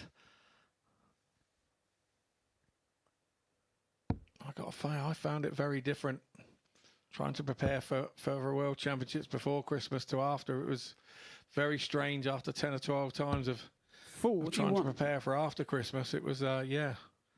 Yeah, I put my heart and soul into a podcast recently, and I said there was nothing will ever match Lakeside. You know, I can play for all the money in the world at the Premier League, or play for all the money in the world at Ali Pali, but there was something special after Christmas, and just seeing that Frimley Green sign still gives me goosebumps now. I don't know, I'm just checking on my memory here. I'm sure I remember you doing an interview saying them 3 didn't count at some point in the life when you moved over. I didn't class them as a World Championship. I never did. I never did when I went over. How could you say yourself? But listen, that's maybe another one for it. Another one, because I did wear the 3 stars on my shirt. So people would, you know, people say, how could you mean that? But I found it difficult to walk into that room at the PDC as a world champion. But Martin Adams disagrees. I'm sure you disagree. Calm down, mate. Calm down. I'm not interviewing you. It's all right. We're just all friends here. It's all good. I had to ask the question for the public. Now, Sherrick, 88. 74. Maybe you should have said it Fallon to wind down, because I'm ready for a game now. Yeah, but only against me. That's the problem.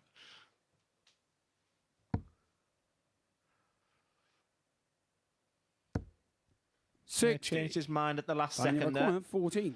So a little bit of pressure on this 7-7.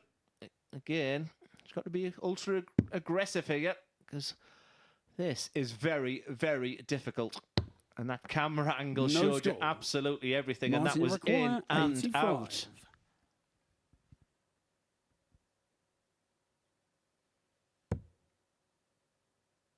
Julie Wolfie smacks the smack bang centre of the treble 15 when your luck has not been on your side. On the second leg. And double 10 goes again. And I think the face says it all for me.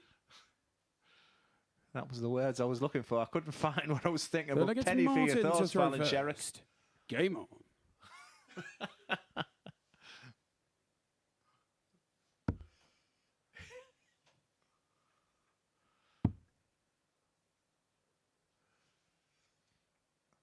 Yes, I remember when there was pictures of me when I was getting slammed 6-0. I think they called it misery cam. We couldn't tell the difference, yeah. We couldn't tell the difference when you were winning or losing. 41. You had the same face, pal. I was born with it. I can't help it. I've told you I've got a face for radio. Bring back Wesley Plaza here. I think when people ask me that question, I was, why were you like that at a certain time? I was like, I don't know how to be anybody else. I'm just 29. me. I don't know how to be anybody else.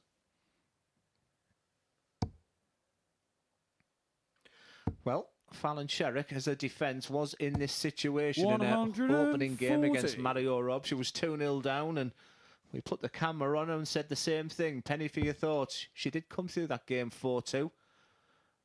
Can she do it again against the legend that is Martin Adams? But we both sit here and we can totally understand how she's feeling. You just, we've been there. It's just so hard, and now it seems to have made her quite angry and quite responsive. And here we're now starting to see the best of her again. Yeah, it's a real sign, because we know what her A game is. We know she's a fantastic player, and I always believe some of the best players in the world, because they've got that fantastic B game. They know how to win. 90. Even under difficult circumstances when you're not playing your best.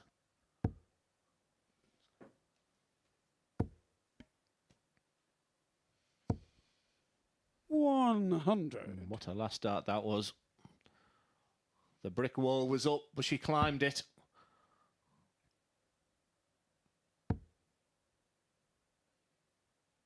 Last 3 scores of 140, 140, 100. I've seen Sherrick now here. 12 darts for 80.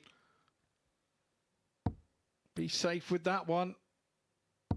60. She wanted the side cam. Require 100. Yeah, the guaranteed hit side cam. Adams would never go tops here. 60. Fallon, you require 20. I think that last dart was telling you. He expects Fallon to hit this double 10. On the third leg. Fallon Sherrick. And she duly obliges. She's back in this game. And it's now back on throw. It's Fallon to throw first. Game Fallon on. has the darts in this leg.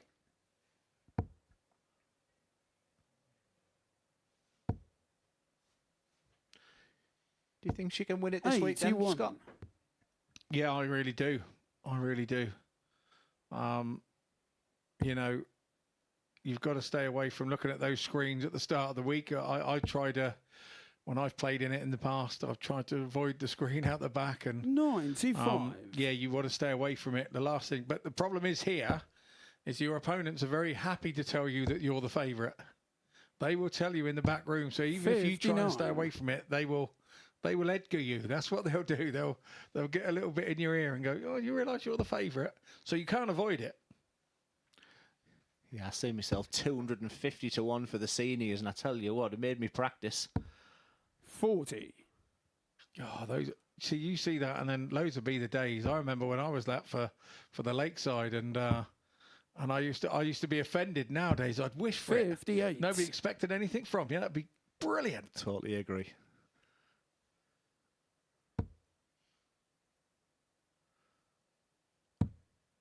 Like I say, you don't often see Martin Adams go downstairs. And maybe that's the reason why Glenn 36. Durrant.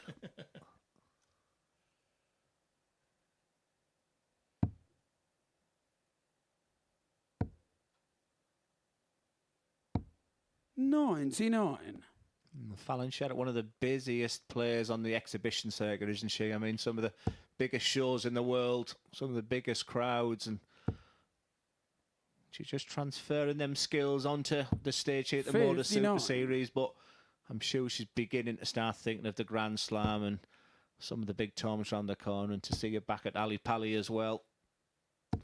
140. It's the fact that her face is so recognisable with the big feats that she's achieved, and like we were saying earlier, you know, you're getting, you know, tweets from Billie Jean King and things. It's just out of this world. Darts has never had that. 100. Fallon, you require 64.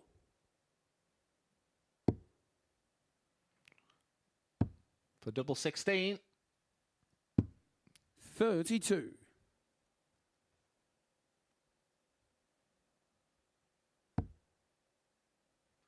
Why do you throw your best darts when the leg is virtually gone, Scott? Because you're so relaxed, 97. but you're not Fallon, you bothered. require 32. So don't be bothered, Fallon, about this double 16. Game That's the shot way on to the do fourth it. leg. Fallon Sherritt. She was in a situation where even the first two legs that she lost, if she continued to play like Fifth leg, that, it's Martin to there was throw no first. way that she was not going to be in the game. Game on. Yeah, a lot of it was down the fact she was missing darts on the double. Yeah, absolutely. What a great start that is. Showing the wheres and why-fors of this one. But she's just the kind of person where she's probably used the 95. positive thought process of the first game where she was 2-0 down. And for me, Scott, she didn't panic. No, she didn't look happy, but there was not panic in the face. And now 180. she's starting to find her feet again.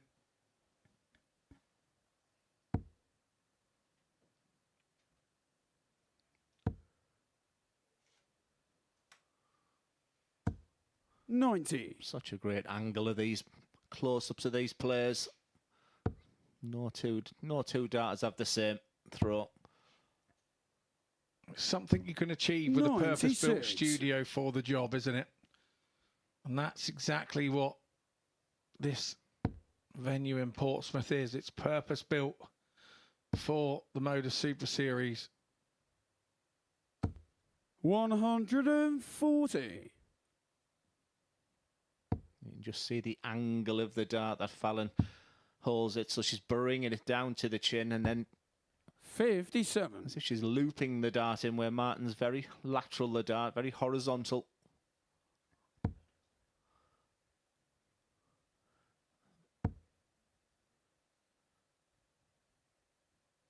Beautiful to watch. Poetry in 140. motion, Scott Mitchell. Yeah, absolutely. 96. Not too shabby from Martin Adams Require, here, leaving 36. 36 after 12. Game shot on the fifth leg. Martin Adams. Well, his winning legs today have been good. 10 darter early, a nice little 13 darter there for Martin Adams. Sixth leg, it's And for Fallon the to throw first time first. today, real Game on. vulnerability for Fallon Sherrick. She needs to win the final 2 legs of darts.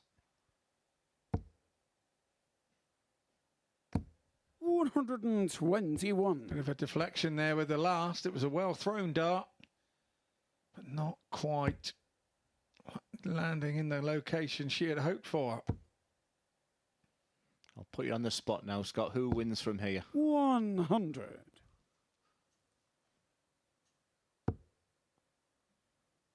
I'm going to say, see where this dart goes. 81. I'm going to say, oh, look at that fly on the wall over there. Isn't that lovely? Scott Mitchell will get off the fence in a second. 100. Yeah, nothing really to separate them, is there, right now? Fallon has the darts here. She may go downstairs, but such 2 good markers there. 100. You can see the frustration of that last dart. 100 behind for Adams. You've got to remember, Glenn, if you chuck me under the bus, I'll probably write the bus off. A little bit different than everybody else. No, I like the answer. Wait till this dart goes. I'll use that. 66.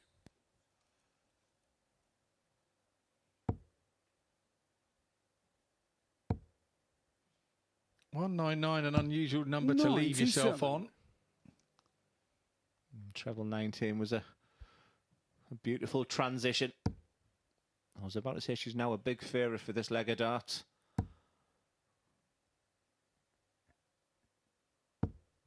Yeah, I 81. like the 19s on that last Fallon one. But require 102.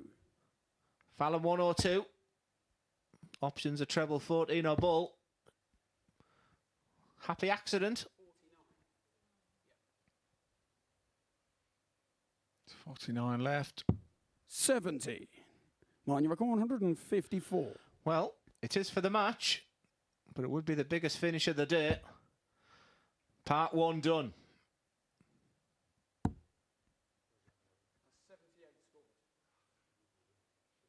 Not to be on this visit.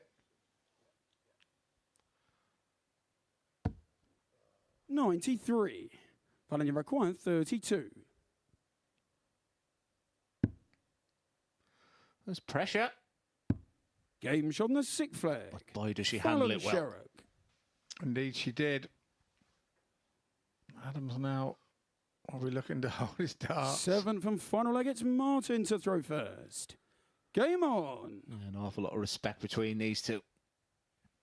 People at home would have watched that 154, their attempt from Martin, and say, well, how did he lose count once he hit the 18 with the miss? And some people do genuinely lose count. You practice the configuration. You're not actually counting in your head, are you, as it goes?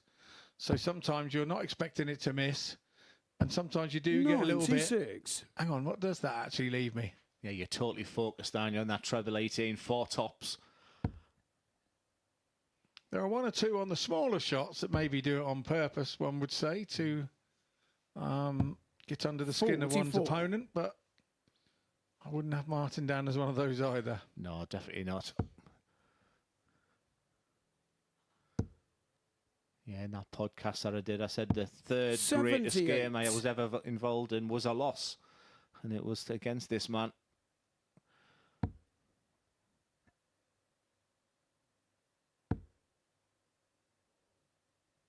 And something, I'm going to go back to what you said, Scott. 85. The fact he's kicking himself when the darts are going to 5. The fire's still in the belly, still competitive.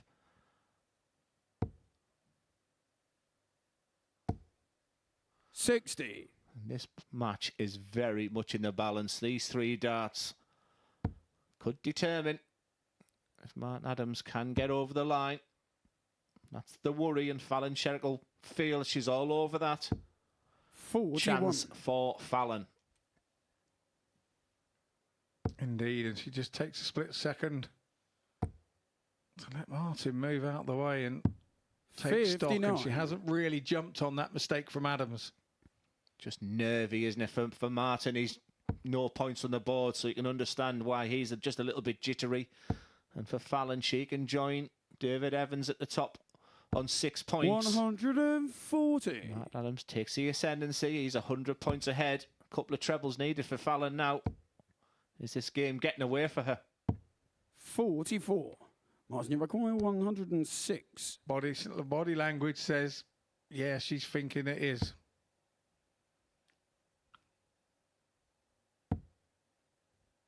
It's double 16 for Adams. And his first points of the day. It's a 4-3 win over Fallon Sherritt. I don't want to say it, but I'm going to. Roll back the years there at times. But just one of those games. It was a nervy ending to the game. 81 average for Adams and an 82 for Sherritt. There was nothing in it, really. Just that odd leg at the end. So we're heading to a short break. And we'll be back with you with Mike Huntley versus Mario Robb.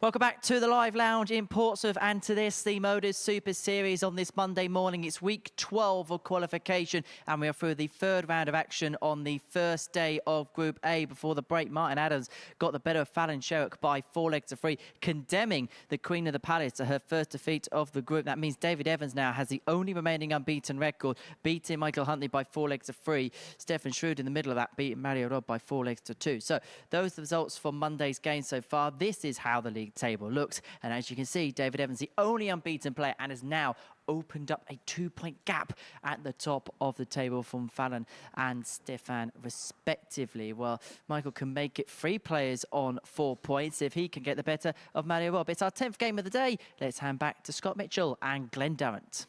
Yeah, thank you very much, Henry. And yeah, big game you feel for the guy about to approach the hockey now, Mario Rob. It's been a difficult day so far. You could see the disappointment. He was beginning to head shake and the negativity was coming out of him.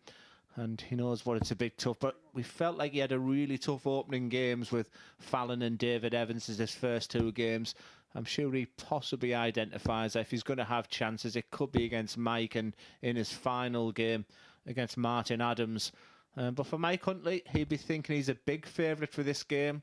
And he can join them gaggle of players on 4 points and just keep himself interested in winning his final game.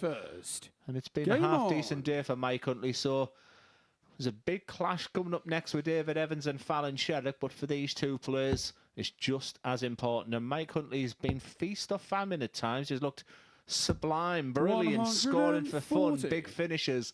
And at times he's also lacked a lot of consistency as well. And for this man in your picture, it's been a tough day so far. But if he's going to start, he might as well start it right now, Scott Mitchell. Yeah, I couldn't agree more. Man from Tilburg has got to start hitting that treble 20 with a little bit more consistency, because the confidence that comes with doing that is going to help him big time.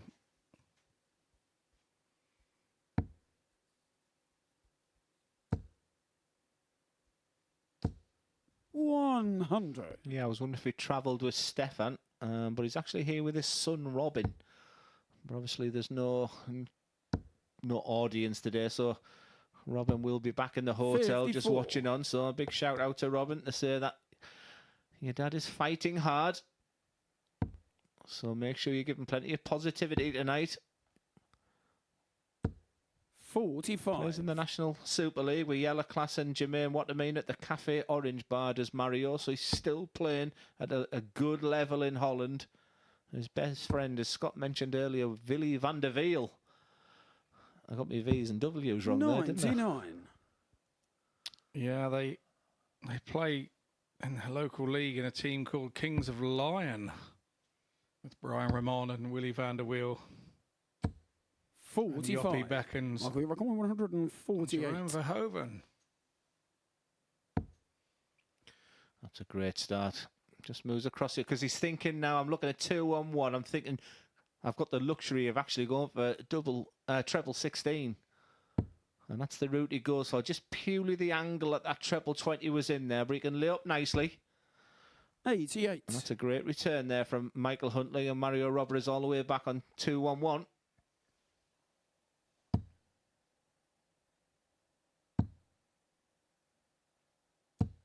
$133. Michael, you require 6 double trouble visit there from Rob, but has put Huntley under a little pressure. He's only going to get 1 dart at this now. Game shot in the and first. that was all he needed. Michael Huntley. You got yourself into it, boyo. You've got to get yourself out of it with that 1 dart, and he duly did. Second leg, it's Mario to throw first. Game on. I feel for Mario that he's sort of new back onto the scene at this level, and I feel that maybe he could grow into the week as it goes on. 140. Yeah, be keen. I know we do a lot of interviews of the players that were doing well and topping the table overnight, etc. But I'd be keen to chat with Mario. I never like to chat with him as a commentator during mid-competition because 40. I just don't think it's right. But I'd be keen to see how he feels and if he takes that stance that Scott mentions there where, okay, it's been a bad day today, but I've got legs under the belt. And I'm going to come back tomorrow and I'm learning as we go along this week and I'm going to get better 140 as the week goes on because arguably he's going to be in Group C unless something can really happen today with a couple of wins. 100. I think you're right, and I think we're already seeing in this game that he's already got a change of attitude before he's done all that trying business and he's just starting to 140 hit the treble with a more consistent outlook, without doubt. 100. Mario, you require 81.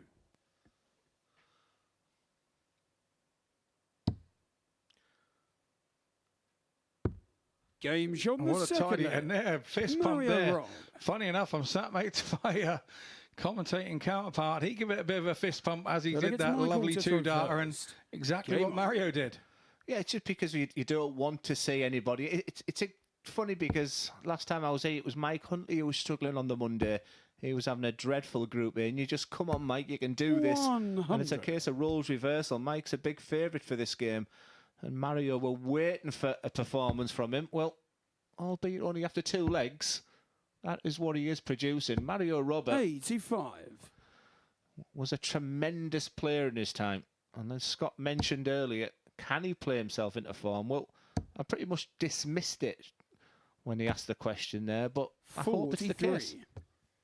Yeah, definitely. I think we've both been up there when it's not going right, and you can have 2,000 people in the room watching you, and it's not going right up there, and it's still the loneliest place in the world to 45. be on a dartboard when it's not going right. And nobody wants to feel like that. It's a horrible place, but it either breaks you or it makes you, and it's the most amazing 85. feeling. Either way, some use it as a positive to try and make them. Some you never see again, and it's a sad thing. But Mario is definitely playing. I don't know whether it's confidence or whether he's just, whether you get to these points where you just want to try all the time. And maybe he's done all the trying and he's done all the thinking about it, and now he's just actually playing his natural game, which is how he would have qualified to get here in the first place. Yeah, 2008 Lakeside, I think I first saw Mario, and he played Remco van Aegen. Good old Remco. I had some good battles with him. I remember him beat me in World Masters, and then give all my fans a big fist. And I said, well, actually, Remco, they wound you up in such a frenzy that it helped you. Yeah, I got to the 96. last 16, I think, at one of my first ever Dutch Opens without being in the VIP room and stuff. And Remco van Aegen knocked me out, and he beat me 3 straight. He absolutely pulverised me. And 60. He came back and said, Scotty, I don't want to be rude, but he said, I've actually got some people, all my friends from my region are here. And they were all going crazy from about 60. You know what the Dutch Open's like. And he came running towards me, and I picked his foot up and lobbed him onto the top of him to crowd surf him. I've just lost 3-0, and then he lost his darts. He fell out of his pocket and went into the crowd and broke his leg and couldn't play in the quarters. Yeah, so they put me back in. No, it didn't happen. But yeah, nice enough guy, Remco. Nice enough guy. 85. Mike Huntley with that double tops there is now leading 2-1 in this game. For Mario, it was a good start, very reminiscent of the first match. Like I said, albeit the fact that best of 7 is not a long game for these players, he does seem to be starting matches okay. But as the match progresses, that's when his game reduces a little bit and 140. less quality. So we're definitely seeing positives from Mario in this game, albeit the fact he's still 2-1 down, but still averaging a very respectable 97. 60.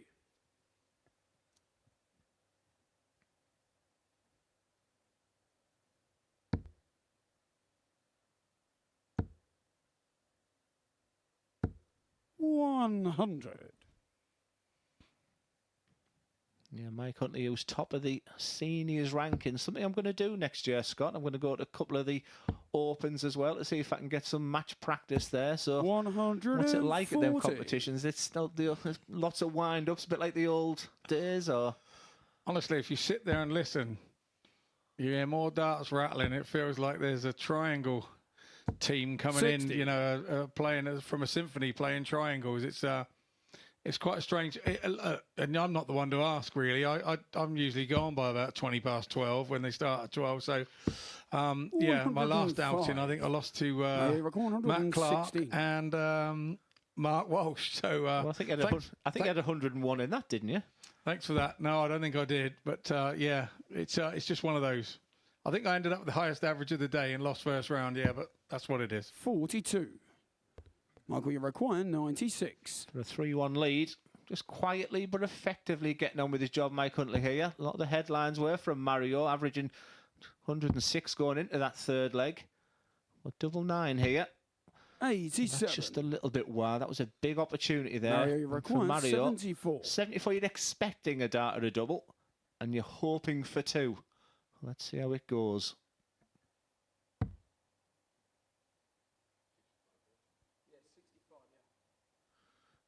Got to go 15 here, surely.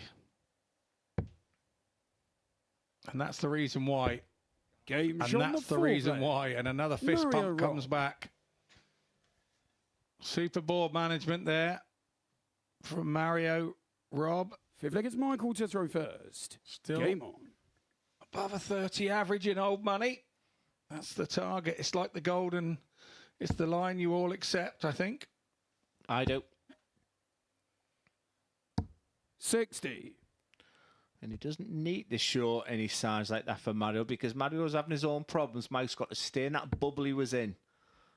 It's one of them classic games where, once again, he'd be disappointed that it's 2-2, but he's got the darts. It's a best-of-3 game. He's got like that little scowl on his face, but he's scoring big enough, is Mike, that he's still a favourite for this game. 100. Give your opponent nothing. 60. All over it. Again, not quite hitting the treble for Rob there. 60. The more you see that as Huntley, you think, right, get in there, boy. I've got to get in there. And it doesn't quite happen for you too. It's a strange one to try and explain unless you've been up there. Yeah, Michael's throws a lot smoother the release than last time he was here. 140. This is much better from Mario. You'll be seeing the positives that we're seeing in the comms box. It was a little bit jabby last time I saw him last time. He said he's been working intently on it. And that looks so much better. So much.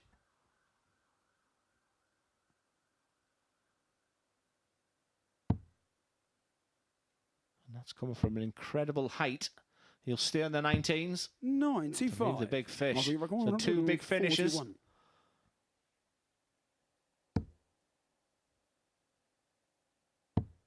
It'll be the biggest of the day.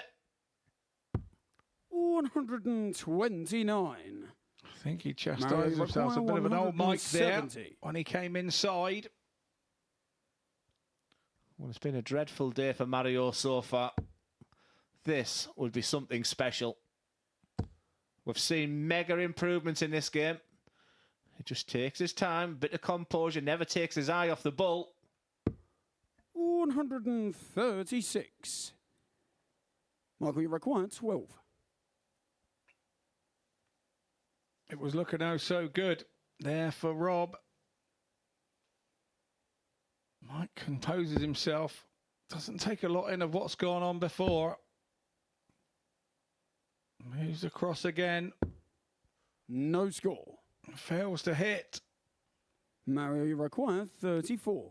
Well, it's the lesser spotted double 17. The least dart to be hit. He may go 2 double 16. He does that. What a big dart in this match. 2. Michael, you require gone 12. begging again. And all these missed doubles do slash the average as well. Neither would be worried about that. They would just want to get this leg over and done. 6. It's a really important leg, isn't it? 32. That's why it's so nervy. And the average is very respectable even. It's been a good game, but now it's all about this double. This is 2 players desperate for a win for their own reasons. Mario Rob. And like I said, for Mario Rob, it's been a disastrous day so far. If he can get a victory here and then go into his game with Martin Adams last, it could be a decent day in the end for Mario. It would be a salvage day, wouldn't it? A salvage day. That's the word I was looking for. 70. And you just get that little bit of luck now. Them 2 5s, you didn't panic. And if there's anyone who's panicking right now, it's Mike Huntley, because as he walked on the stage for this game, Scott, 43. he knew he was going to be the big favourite. But he's been in this position that Mario's in now. He's at that point where he started very, very slowly in a group, someone really struggling. And for Mario 85. now, I just go back to the fact that he hasn't had that winning feeling today. He doesn't want to stretch out too quickly. You don't want to dip your head to that winning line too early. 60.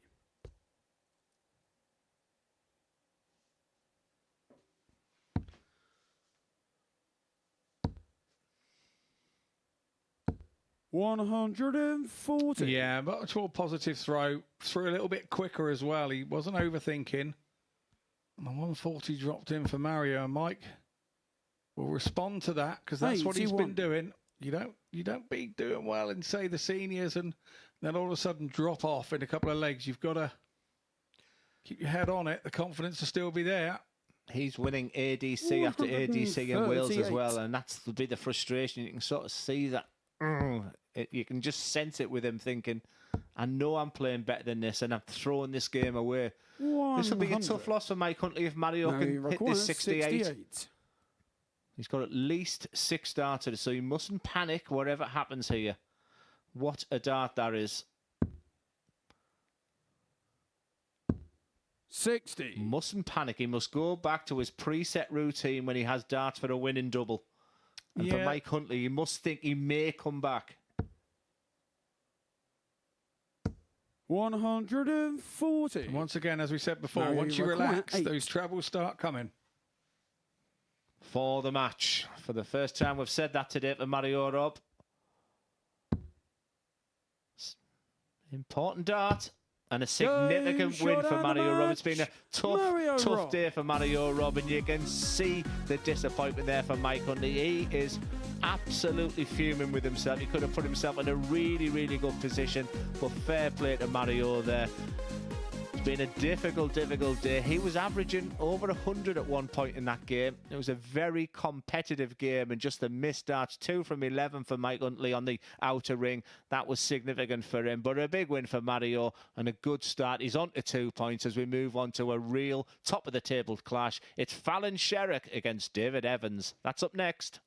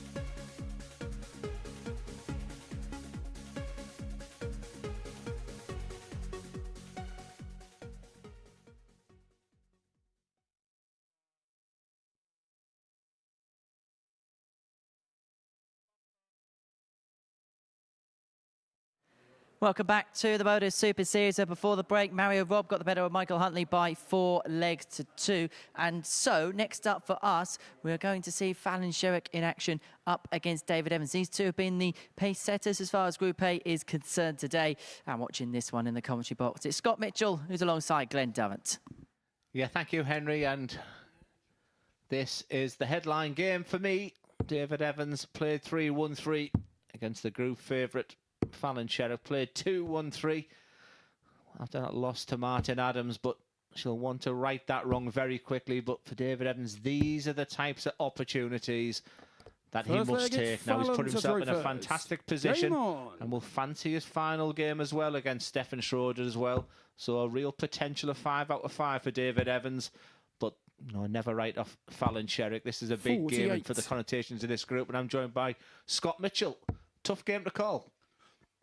Yeah, very much so. And I think one that Dave doesn't need to be overthinking about. Fallon is, you know, a little bit down because she lost the last one narrowly. She'll be looking to fight back with this one, and she does play against the gents so well. I really don't think it matters to her who she's playing, whether it's female or male. 100. Yeah, you don't even think about that these days, do you now? Because, you know, when it... Listen, I played her on a Premier League stage. It was horrific. The nerves, it was just awful. The crowd, absolutely everything.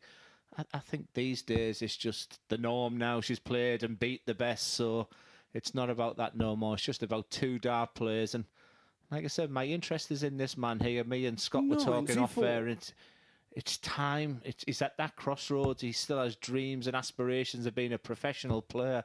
I mean, things are happening in his personal life, and he's now looking after a pub. Well, he's got to big himself up a little bit and just grabbing this opportunity while it's there. 170.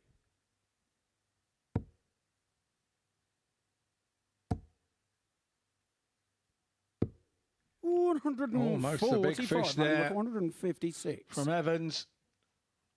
And I was about to say, this is the type of finish that Fallon likes, Scott, because it would have ended on the double 18, which she loves. Yeah, there's a Meatloaf song there. You took the words right out of my mouth. I was just about to say the same.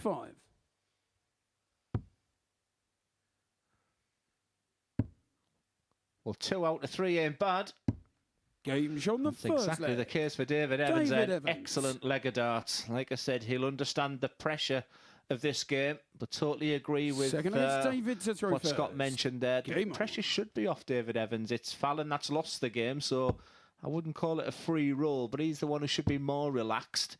It's maybe Fallon thinking now it's a bit of a must-win very, very early on this Monday.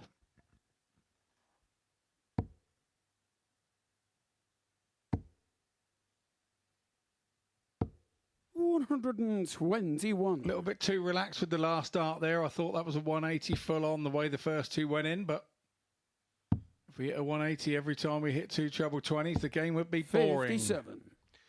Yeah, there's a couple of players when the first one goes in. I'm thinking Dirk van Duijvenbode straight away. He's just that first dart merchant where I totally agree, Scott, when Fallon gets them first couple in, you just expect the rest to follow because a throw, like many players, his replication is key. Yeah, most certainly is. 140. I think David Evans is beginning to enjoy this challenge today. Like I said, you do panic on the first game. It's a bit like any tournament. There's 60. People say you must be so nervous when you reach a semi-final or final. I was like, no. But in the first round, the first games of the day, terrified. Yeah, first rounds are always problematic for me. I don't like them. But you've got to play in them to get to the final. So I had a spell where when you're right on your pump, you don't even worry about them. It's not even an issue. You're looking a little bit further on, aren't you? I was thinking, who am I playing in the final?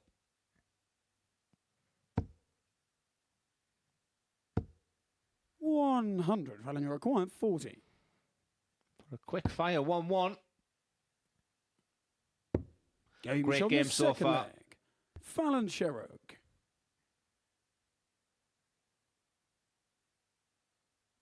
So look, it's Fallon to throw first. Game on.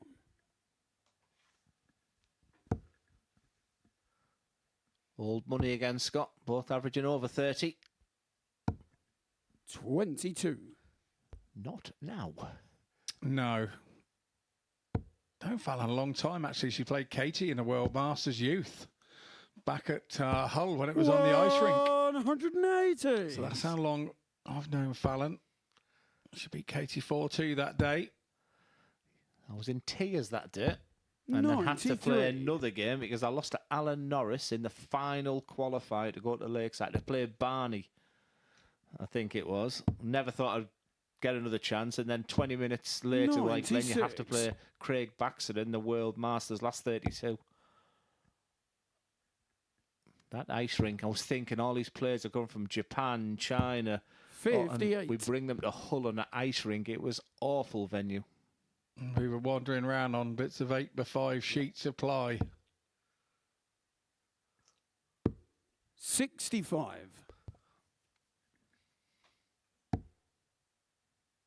Favourite venue, Scott? 58.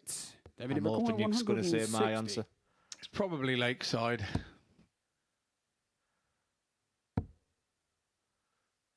Yeah, he's had a shot at 170 in this game, 80. and I thought we were guaranteed at a 160 effort there after that first start.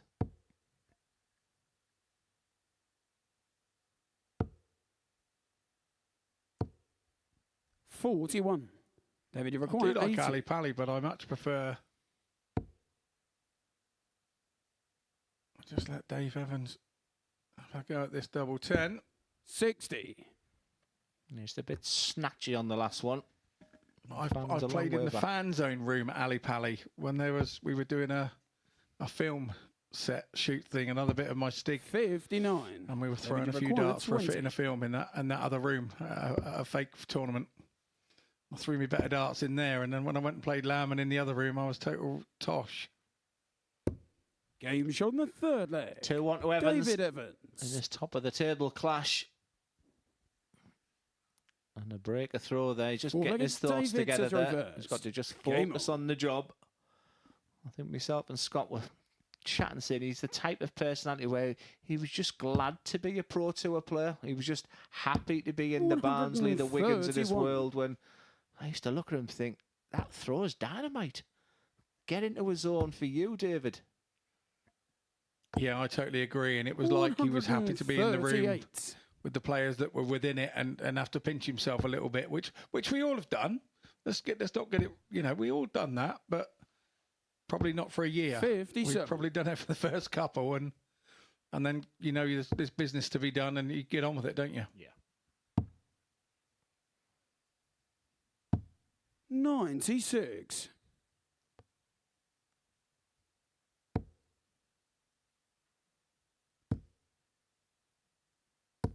Beautiful. 180. On a pinhead. When he gets it right, he gets it so right, doesn't he? 60. Just put the pressure David, you've got 133. on Fallon there. She didn't like that last dart.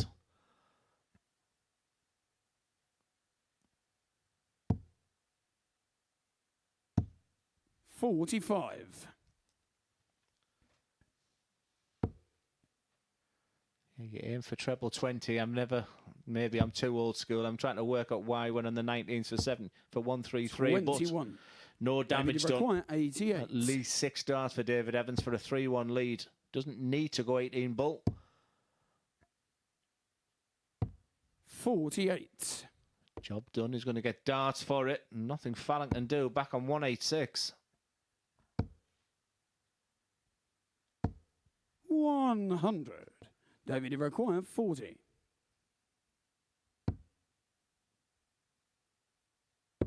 Game shot on the fourth leg. David Evans. Well, that's exactly what the doctor Fifth leg, it's ordered for Fallon David to Evans. reverse. He's just sort of looking there, getting his thoughts together. But Fallon's been in this position a couple of times today where she's been 2-0 down a couple of times, 3-2 down. 134. This is a tough ask against someone who's unbeaten so far. He's looking good for 8 points and 4 wins out of 4. Very much so. And that double 10 being his friend once again. 96. A hit me baby one more time moment on this day, 1998, I think it was, that Britney Spears released that. Do me research here. Do me research. 137. I was wondering why you were looking at Britney Spears earlier. I love me on this day in history bits. I do like that. 95. Find it very interesting. Chris Murphy. He's normally comes out with some absolute beauties. Murph memories.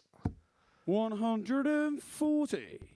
And Britney Spears Brahmas from Scott Mitchell. Absolutely. 80.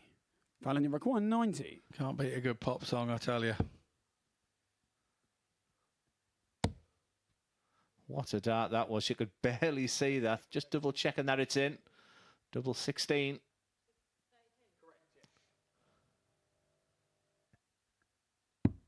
Game shot on the 5th leg. That's as good as it gets. I tell you what, after that first dart there, I was thinking surely all she can do now is set it up. She hit a miracle treble 18 because she could barely see it. Double check with her referee. And that double 16 was plumb. A big leg of darts coming up for David Evans now. And that is how you want to start. Can he fill it? 140. I was just about to bob the builder here. Yes, he can, but he didn't.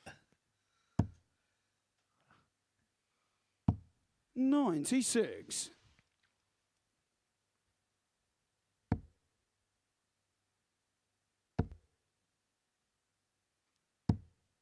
42. Yeah, just around them trebles there. Be frustrated with that, but a chance for Fallon Sherrick. And she's in. 99.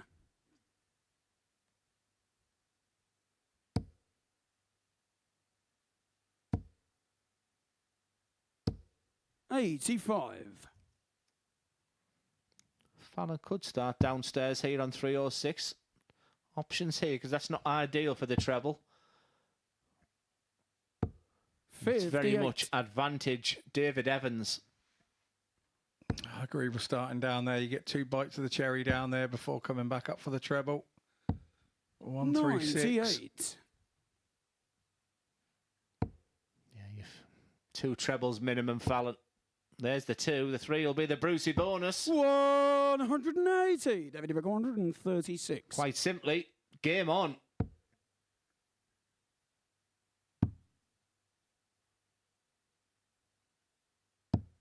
$58. Fallon, you require 68. So, 8 or a 16. 16 is the route for double 16. 52. Followed David, the first one. That 78. happens quite often, actually, when you see it go that way. What a dart that is from David Evans. And that is a quality finish. Game it's in. shot and the It is match. definitely in, and it's David a big Evans. 4-2 victory for David Evans. He moves on to 8 points, 4 wins out of 4. A finger point to the camera. One happy man there is David Evans. And for Fallon Sherrick, she had a chance. That double 16 just went a little wayward. Nothing to separate them there on the numbers. Just a stunning 78 finish from David Evans. He's looking good, isn't he? Well, next up, Stefan Schroeder will want to keep the pressure on David Evans. He's up next against Martin Adams.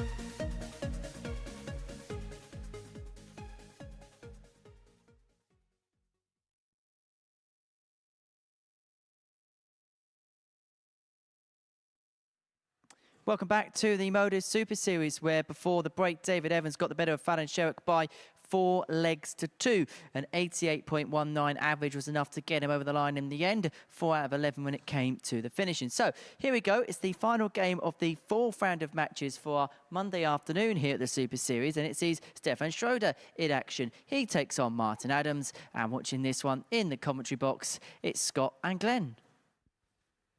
Yeah, thanks, H. Intriguing one, this. Adams, could he, if he can get over the line here, he can take himself level on points with Schroeder, who you wouldn't have thought that earlier in the day. Yeah, I guess if you're David Evans, Scott, a nice win for Martin Adams will do very nicely because he's really opening a gap overnight. And again, with Stefan Schroeder to finish, but it's been all about the Lancastrian so far today. Stefan to throw first. I've been super impressed with the guy coming to the hockey right now. We've seen a few Group A's have a sort of runaway leader on the first day, and sometimes they haven't gone through, have they? It's quite a strange thing overnight, the first night. Yeah, Group. I mean, I do like a Group B, and you know, on the night, and you know, the quality of the Group B this week is outstanding. But just before we started, I said, "Give me a winner, Scott." And you did say David Evans, to be fair, and it's been a great start for the very likeable David Evans. But maybe the one coming out the pack could be this man, Stefan Schroeder. He's full of confidence when we chatted with him this morning. He's got a silky smooth, elegant throw, very quick. Maybe sometimes just a little bit too quick for my liking, but super talented. And you know, victory here puts him to 6 points, and then a big clash with David Evans to finish the day off. That would set that up nicely. 60. I feel that Adams can play his way into this week as well as Mario. We're seeing him starting to improve as the games go on, and that would have been a big win for him against Fallon Sherrock earlier, and a big confidence booster for him. Yeah, I totally agree, and he's got the ascendancy in this leg. 180. Oh, I see. 196. Just keeps him involved. Stefan makes Martin think, but after 9 darts, potentially 11 darter. Not now. Treble 17 is the shot. 64. Beautiful setup play. 120. For Stefan, can he do 300 in 6 darts? No, he can't. And again, a little bit of an experience there. We spoke about when Fallon hit it, how she made sure of that 20 first, then went with it with the second one. And he got a bit greedy with the first one and got himself in all sorts of problems. So he'll be in more problems here if Adams hits this double 8. Game shot on the first leg. Martin Adams. I wonder how many times he's done that in his life, Scott. Double 16s, double 8s. I mean, there was a time where you just got ready for the next leg. Like it's Martin to throw first. Them. I was going to say exactly the same. I know I've been stood behind him on a fair few times that I can't remember how many times he's done it to just me. I know you said you've never watched our semi-final game, but I think it's the one game I've watched more than any other, and I'm sat on 32 after missing a dart. 45. He wants 32. He hits the big 16. He wires the 8. He can't hit it. It's impossible. He moves right across the hockey, and that infamous celebration when it goes in and my shoulders sank. No, thanks for that. Still haven't watched it. Yeah, strange one. Yeah, I was tucked up in bed. Didn't want to know. Just got a text after the game from my brother to my wife's phone. Mine was off. I didn't want anybody getting anywhere near me. And yeah, it was just Mr. Adams was the text that came through. I think what the commentators were saying is that there's just how can me or Martin follow that game? We were exhausted. I think the game took over 3 hours. And the second set was worse. Wish I'd have realised it. I made it, you know, it may have been easy. I was oblivious to it all, mate. 83. So with Charlie Costafine, the referee that day fell asleep twice.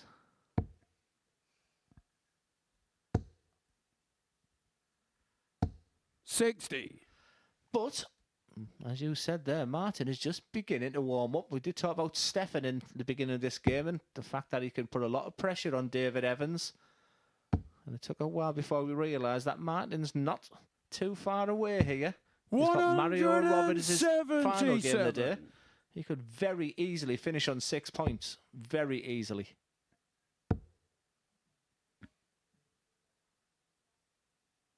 These group scenarios, and even though you play them sort of like week after week, particularly this Group A, nothing ever seems to happen the same. It's brilliant, brilliant viewing.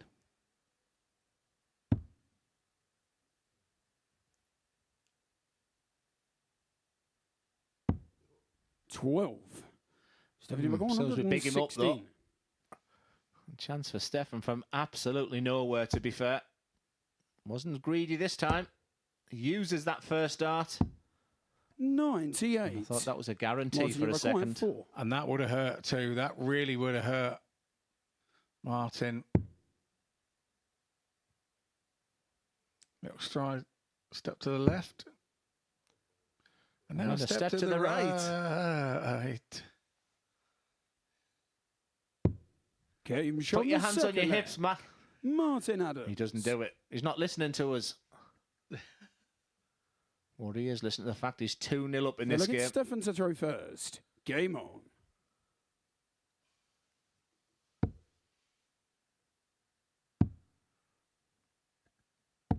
$93. We're just looking at that in-play table, which we get a chance to see, and all of a sudden Martin Adams has gone from the bottom. And right now he's sat very, very pretty. 180. Well, he is on that 4 points there with Stefan and Fallon, and with legs difference in this game. 100.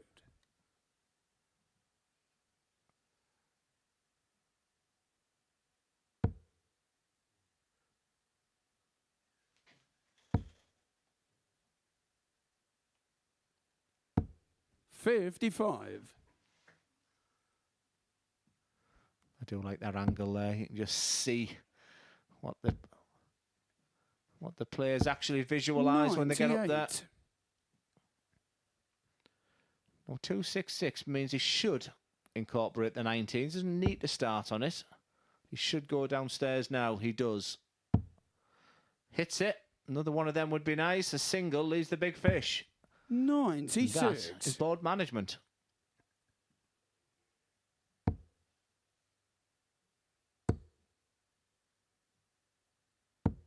$58. Martin, you've acquired 170.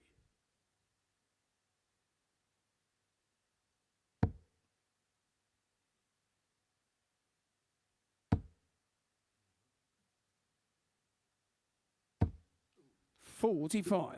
I was about Stephanie to say he's just looking 152. so much better. And then he hits the 5. That was important to stay quiet. Nothing Stefan can do. And from one champagne shot of the 170, 92. there's also Martin, something you've got very special about this 125. finish.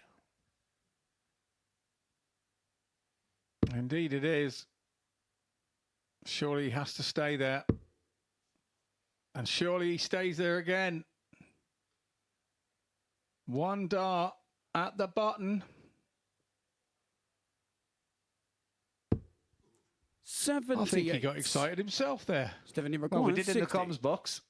And for Stefan, this is now a must hit. We haven't said that too many times today for him. Game shot on the third leg. That is clinical. Stefan Schroeder.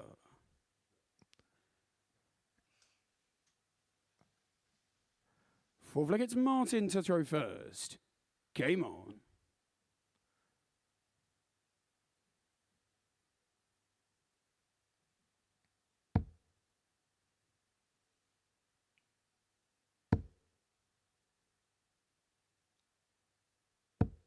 $60. Adams will be looking to hold here, throw.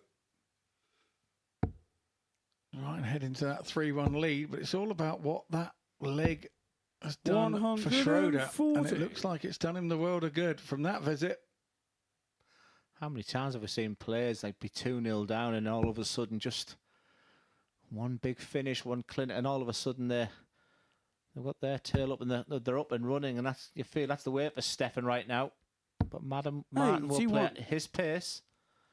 Martin will stay in control. But for Stefan, you feel he's got the bit of the X factor when he just gets it right, when he gets that component right. 30. But there's that inconsistency from such a big 140 score to 30, and that's the difference between good and great. And when you're stood behind that and you're watching 2 stray darts, you start to think, well, yeah, this could be my day here. 45. Oh, Adams has had 1 stray dart there, knowing that it was A up. He's only scored 30. I've got to get in here. The psychology of the game is just fascinating at times. Oh, I'm a big believer that only talent's only 50%. I mean, we're all born with something there, but it's when it gets into games like there, when there's a lot of tension, a lot of anxiety. And like I said, usually this is where Martin excels. When he can smell blood that the opponents are a little bit nervy.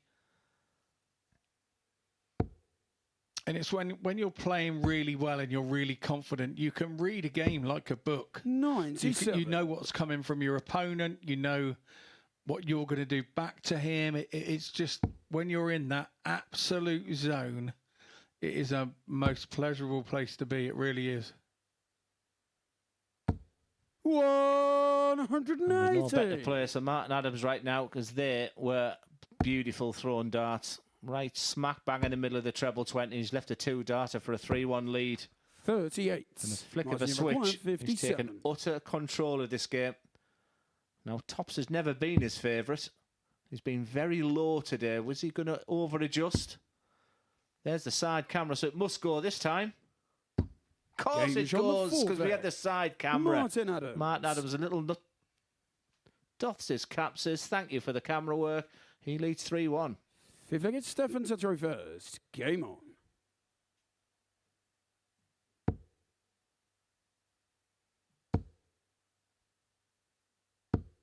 $81. Well, you called it, Scott, here. You did fancy a Martin Adams revival. He's looking good all of a sudden. He'll fancy his last game against Mario. And from a player really struggling with 2 losses, he could finish with 3 big wins and be sat pretty on 6 points. And if Stefan can return the favour in his last game with David Evans, only 2 points will be separating. But for David Evans, if he just thinking, I won 5 out of 5.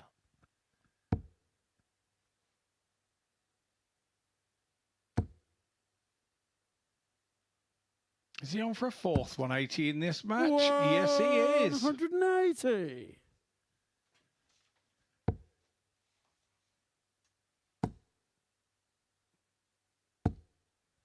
$140.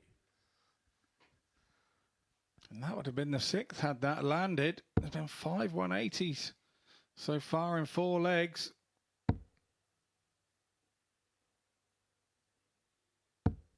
$100. Some people just settle very quickly, but you know, I guess the question is, how can you get yourself settled at 9:30 in the morning? You know, people who just practice round about this time most days. 57. I'm sure Martin, I think I read it somewhere, like a couple of hours round about this time. He just looks a different player all of a sudden. And you know what? I fancy this 1-2-1. He will go 11 ball.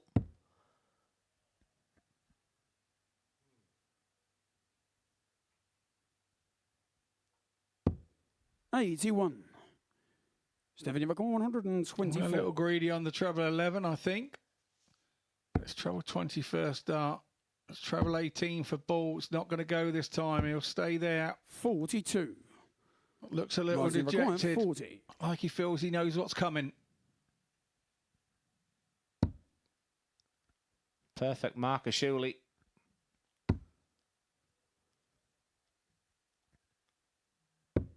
It's delight for Wolfie in the end. He gets there with a big 4-1 victory over Stefan Schroeder. He had his opportunities there, but it was all about Wolfie. That's by far his best performance of the day. Averaging 91.04. 4 big 180s in that game. He just looked really settled. For Stefan Schroeder, he's got a big game. He will be back in the final game of the day against top of the table Martin Adams. Top of the table, David Evans, but Martin Adams is right in the mix. Martin Adams is up and running. He's on 4 points now as we move on to the final games of the day. It's Fallon Sherrick's final game against Mike Huntley. That's up next.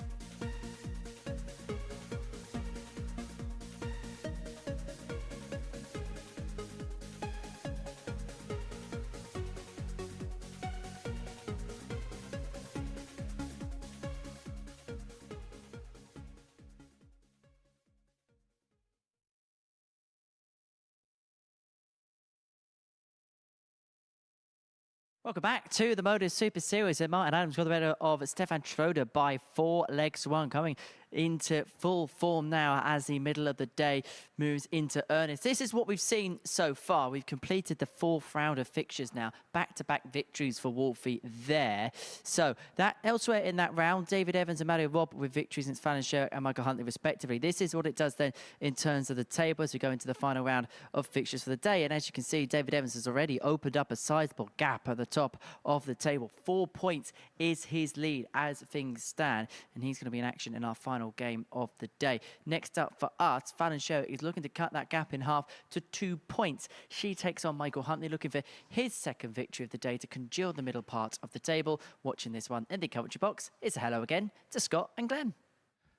And thank you again, Henry, and good afternoon, everybody. Just the final games for each of the players now. Been an interesting day for both. Slightly disappointing for Mike Huntley. I think he'll walk away thinking and knowing he's playing well, and just really hasn't demonstrated all his qualities today. I think a big loss to Mario Robb was a real tough one. You could see as he shook hands with Mario how disappointed he was.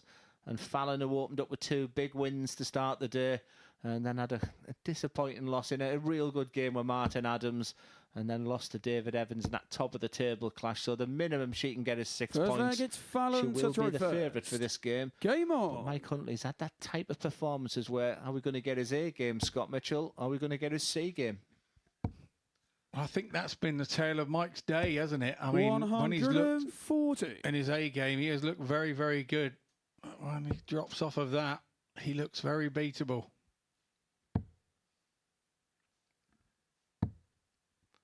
$27.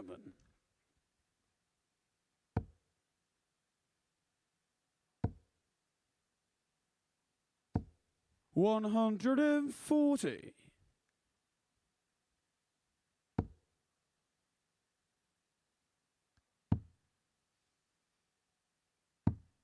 $58.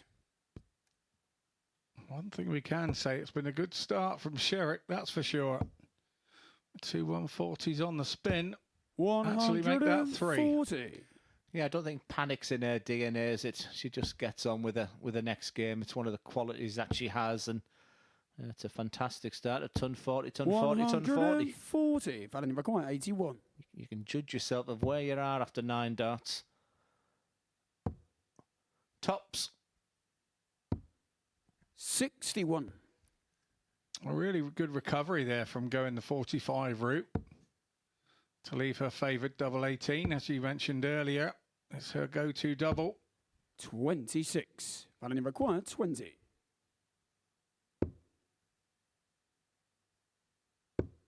Game shot in the first 14 darter. Fallon Sherrick. Exactly the start that Fallon Sherrick wanted. The scoring was sublime. The setup play was good. And the finishing. Michael to throw first. Exactly what she needed. Once again, deep in thought. But Mike Huntley is having his struggles right now. He's just spraying them out. Just a little bit too inconsistent for me, Scott. 95. Yeah, it's there and thereabouts, though, isn't it? I mean, it's not wayward so far that it's a big worry. It's 49. just that he's not quite getting them where they need to be, and other times he looks like a world beater. It's very frustrating as a player 100. because there's no real finger that you can put on the reason why. If you've just been and had a jam donut and you've got jam on your fingers and they're slipping out, at least you know the reason why. I know that's to the extreme, but you know the reason why it's not going right. And when it's inconsistent, when it's score, bad one, good one, bad one, 58. there just seems to be no reason for it mentally. Yeah, Mike Huntley, I remember his game that he lost to Keith Deller. That was a real war of attrition, that game at the World Seniors. 140. He's a postman by trade. So he was hoping for a first-class performance today. He's still got time to deliver. Can he stamp his authority in this match? 140. I'll keep you posted. His idol, Phil Taylor. His nickname, 60. Babyface. 108. 87-year-old Michael Huntley.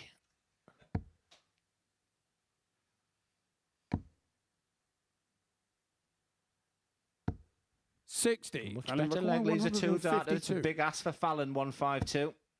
Can't be done. Mike's a postman. Are we catching him on a rare day he's not got shorts on? 116. Michael, you require 48.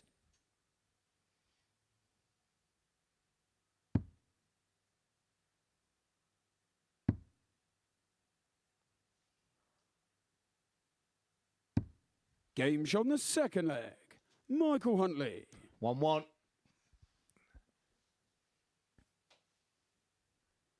The leg it's Fallon to throw first. Game on.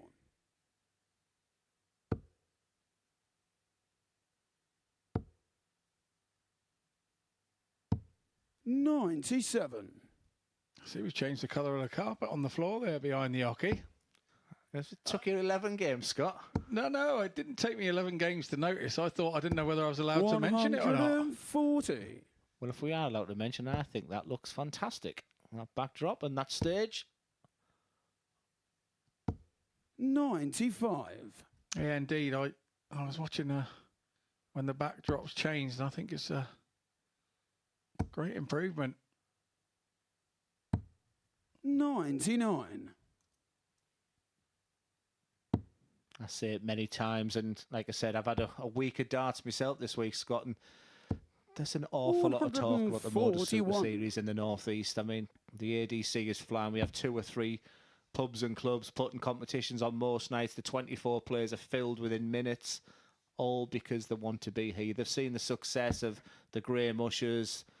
They've seen the success of other 58. North East players that have been here. Rob Grundy, who's going to be in Champions Week next week. And they just all want that experience. Yeah, we're having the same down in the Southwest. I've played a few 82. myself. I've played in 5 or 6 sort of locally, and great practice. And yeah, it's you know, there were 23 nationwide, I think, when it started the vault, and now there's 23 in the 180. Southwest Fallon require 86. sort of venues going on. So it's one of those ever increasing and developing products. 38. Michael, you require 24. Well, after the first leg, the postman looked like he was getting the sack. After Game's 3 on the legs, third he's leg. now leading 2-1. This is a Huntley. great turnaround from Mike Huntley. And like I said, the disappointment Fourth leg, it's Michael to throw first. for Mike in that previous game against Game Murray. on. That can be eradicated with victory over Fallon Sherrick here. He's got the darts now. He leads 2-1.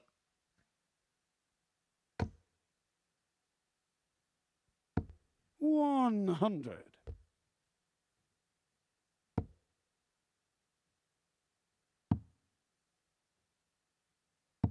$80. Good pick up there from Fallon with the last dart.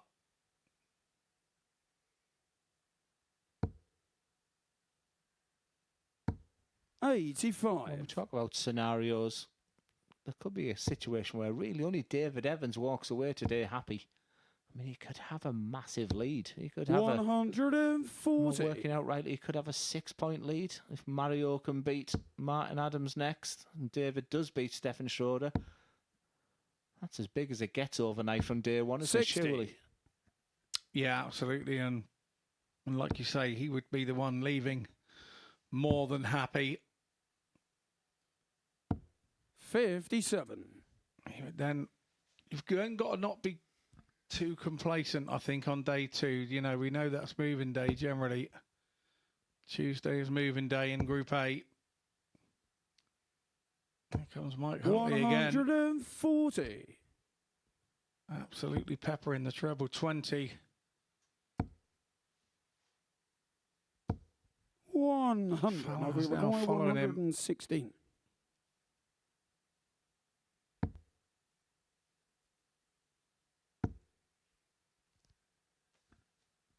So stay up there probably and go for another treble. 100. Fallon require I have 124. to say, that was the what a dart that last one was. It just means this is a must-hit for Fallon.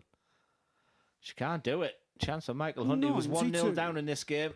Michael, He's you a dart require away 16. from leading 3-1. And only 1 leg away.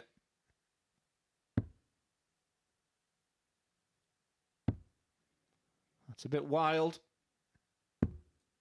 8. Value required It's always 32. difficult when you miss side that far with your second dart to nail it with the last. Games on Sometimes the that's more fourth luck leg. than judgment, isn't it, when it Fallon does? Sherrock. No such problem for Fallon Sherrock.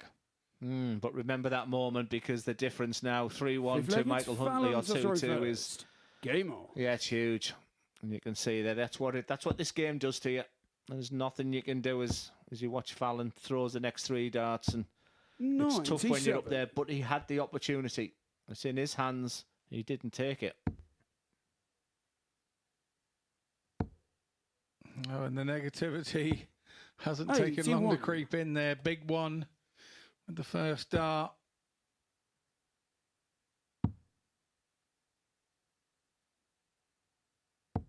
$77.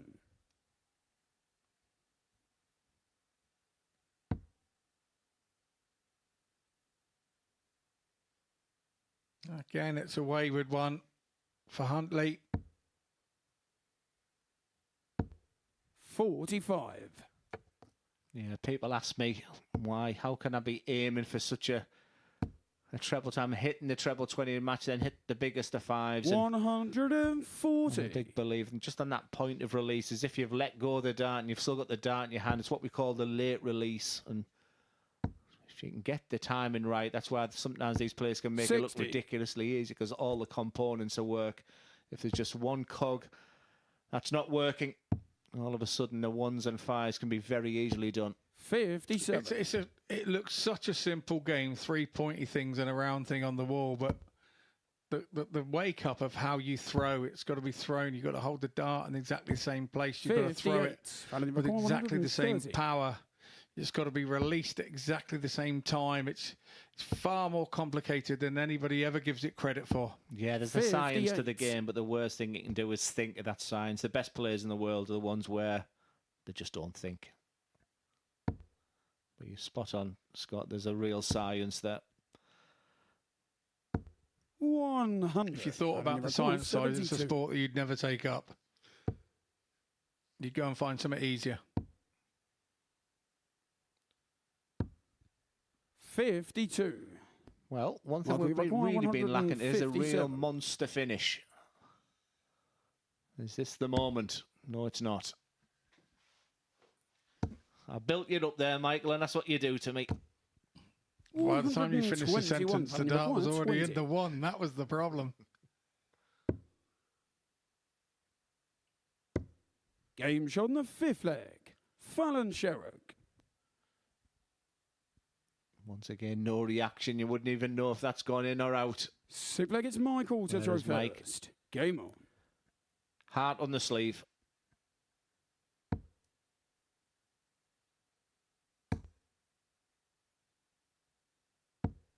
$43. Yeah, remember that moment. He had 3 darts at 8-8 to lead 3-1. It's gone downhill since then.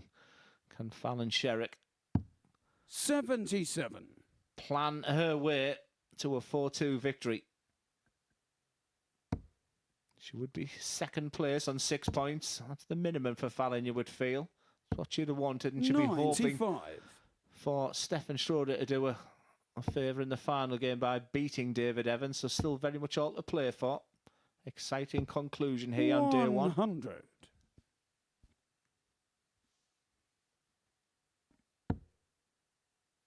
It's been a very touchy-feely day, hasn't it? On the board, it's kind of players trying to work 11. each other out rather than trying to blast the winds out of the water, sort of thing. It's yeah, a bit of strange day 1. Yeah, shadow boxing on that. 180. And then we'll see a couple of knockout blows like that one. That 180 has taken this game from very much in the balance to very much in the favour of Fallon Sherrock.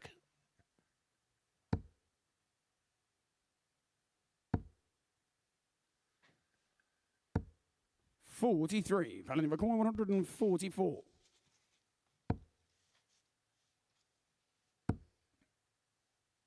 She'll stay there. And that was a great 100. last start from Sherrock there.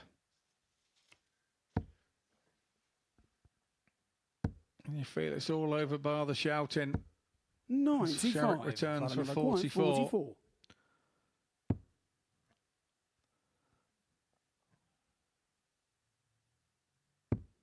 That's exactly the way it is for Fallon Sherrick. She moves on to 6 Sherrick. points overnight.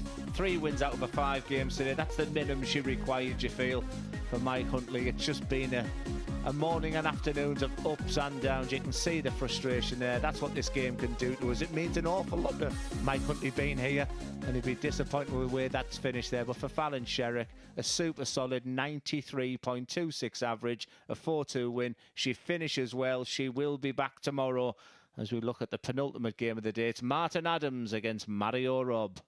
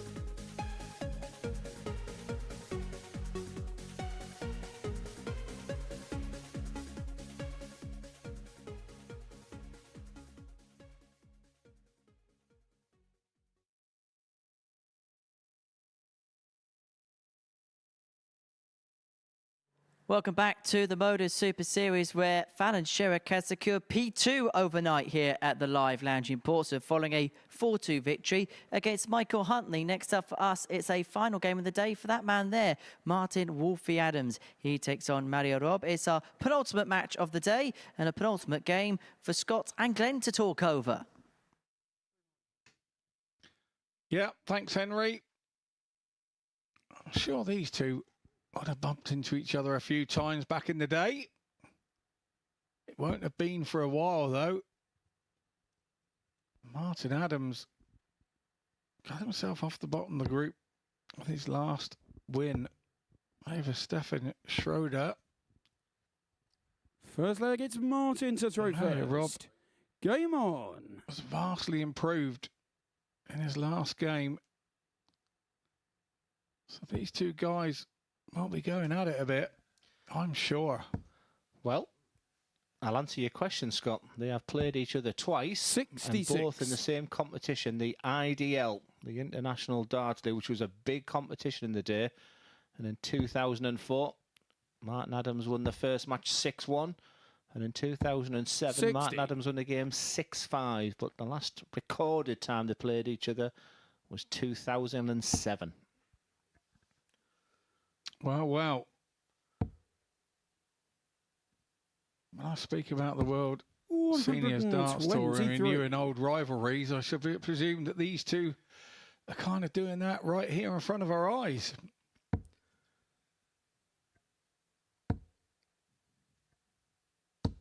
Yeah, I don't know how much people really know about Martin Adams. I mean, people know about Wolfie. But I just, I wouldn't know if he remembers. I mean, I've got a shocking memory about who I played and when I played and whatever. There's certain games I remember. And then you come across some people that can tell you who they played, when they played, what the final double was in.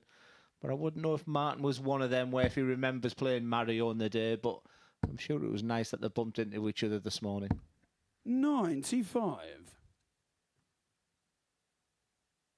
Now, there are varying players that do actually remember every dart of every game, and Martin Atkins, Yorkshire, springs to mind. He'll tell me what he hit to beat me 20 years ago or 15 years ago, and I don't even remember playing him. I remember saying to him, have you played in the Finland Open, Martin? Well, he picked me up in Leeds, and when we arrived in Basingstoke, he was telling me that just as the winning dart was going in the final against Yellow Class. 100. Miss Omar, he's a good lad. Yeah, he's amazing. Absolutely amazing. And the best person to share a hotel room with. Mario, you require 146. I've had snorers. I've had stinkers. But Martin was perfect. 100. Is it fair to say this match, two players who have got better as the day went on? Yeah, I believe so. I really do believe so. I think they're going to play their way into this week. I'm a firm believer of that. 65. Mario, you Mario require has a chance 46. to break the throw in the first leg here. 46. In his day, very clinical finisher. Don't miss the big number. He doesn't. 2 darts, a double 16. Game shown the first. That's exactly what he did to win his previous game. He needed that double 16. Used that first dart against Michael Hunter. He just lifted to the top part of that double 16. Game on. And is he just beginning to grow into a little bit of confidence? I'm going to ask you a question. Is Mario now playing the Martin Adams of old? Is his mind back in 2007? Or is his mind with us right here in 2023? And because it's hard. I find it hard when we were talking about the seniors earlier and playing Mark Walsh, and, you know, he'd give me I got me taxi book for 12:15, Scotty, you should have me done and dusted, and he beat me 5-4, and it's like, ugh. Well, didn't you have Peter Manley at the seniors where he was showing you treble 20s in the practice room? Yeah, both occasions were a lot of fun, but I still have probably a little too much respect for the guys of that era because they were there before me, and so I think, it's lovely to play them, and I've got to stop thinking that, and I've got to start thinking sort of a bit red rag to the ball, so to speak, more than saying, it's nice that they're out, sort of thing. I'm a little bit, Well, lesson learned for next year, and I expect you to go through Q School, Scott, and I'm not just saying that because you sat next to me, but if you are back on the seniors too, I expect you to put that aside, and yourself and John Henderson, who I said would then dominate the seniors when the pair of yous went in there. But again, both of yous are still eyes on the prize for Q School is priority number 1. I understand that. 135. Yeah, it is. And, number 13 on the Challenge Tour as well, which I think when you think of how current that is, and the Owen Bateses and the Cam Crabtrees, and you're still in there with them, I still feel like I've got another Q School in me. So. And so do I.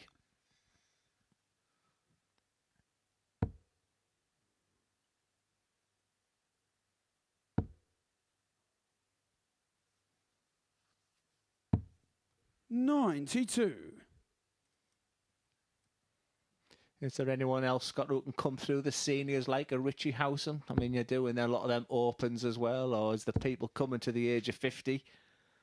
I know there's a bit of interest in the northeast. I'm trying to get Dennis Coleman to play, but now his shoulder's gone a little bit. He's back playing really well. As Adams looks at 130, the small fish. Well, double 5, please. 120. Mario, you require 121. Slightly unlucky there. I thought that was going to go. And now Mario, again, a little greedy. I don't know I think he might have gone for the big 11 there to make sure. 81. Martin, you require 10.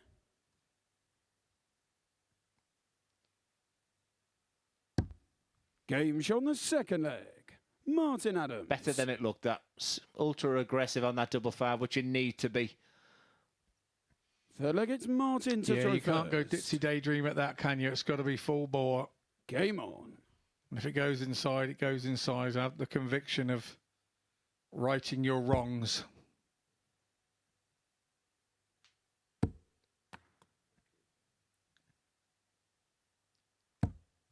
30. Well, it hasn't been the highest scoring game. The pair of them have had 4 tons.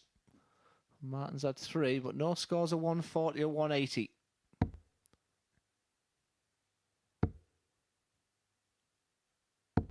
$100.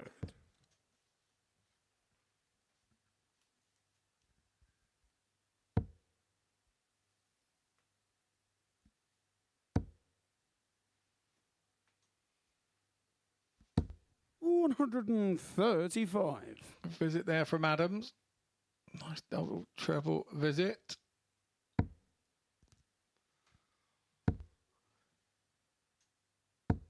$95.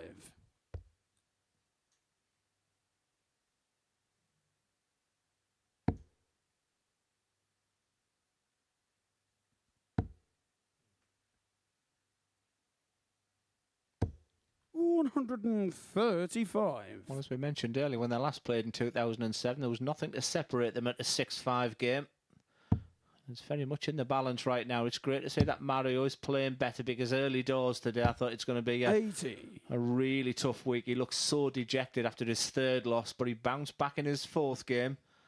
And like I said, one of these players can finish on a real high today. For Martin, if he can win this game, he'll end up on 3 wins out of his last 3 matches. 85. And for Mario, 2 wins out of his last 2 games. So that's the carrot.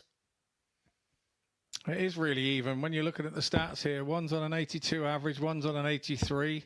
Both 5-ton pluses apiece. Both 50% on the checkout. 16. Doesn't get more even than that. Who is going to break the mould? Yeah, the fact that Martin's thrown first could be the deciding factor. Well, he can't finish here. Well, Martin started on the 20s there, but for sure Mario on 126 will start on the 19s. But a treble needed.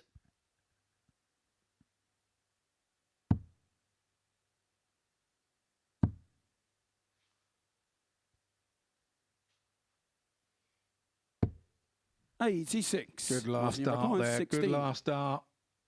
Good treble 16. Adams it is then. Going for double 8 himself.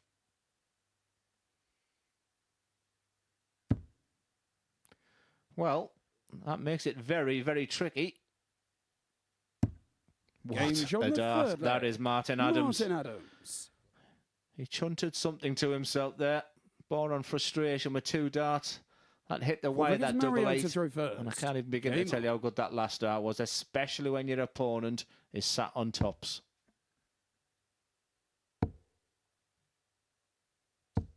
$85. It's a real double header, this one, because the first game tomorrow for the pair of them will be against each other. I think that's really important. I'm sure when they were sat backstage, they're thinking of the head-to-head, if they can get 4 points in these 2 games between them. 121.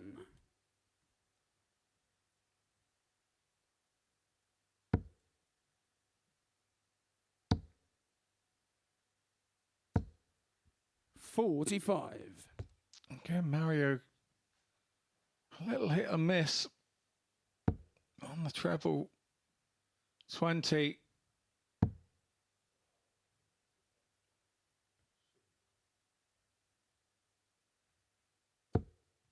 $43.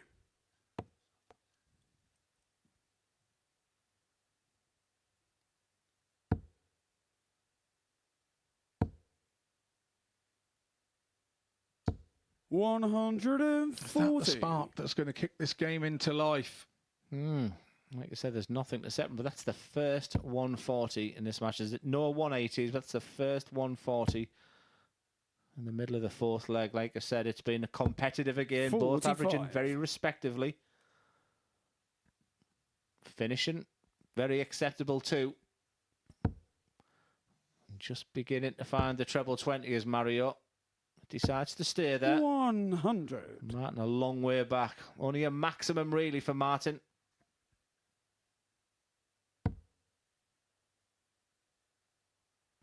High, wide and handsome, the first one there from Adams. But a good recovery. 85. Mario, you require 131.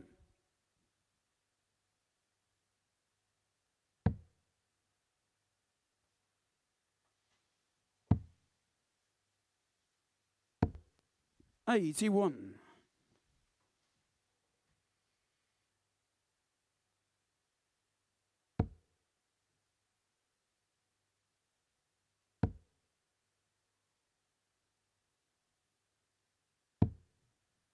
$44. Mario, you require 50. At least 6 starts because of that final dart there from Martin. It's double 16 for Mario up for 2-2. Game shot on the 4th leg. And it's parity after 4 legs in this game. Absolutely nothing at all to separate them right now. Little scratch of the edge there from Martin, thinking, Martin to throw first. Come on, you've got the darts. It's a best of 3 game now. But for Mario, he just looks a little bit happy. Couldn't have been any lower than he felt after his 3rd loss today.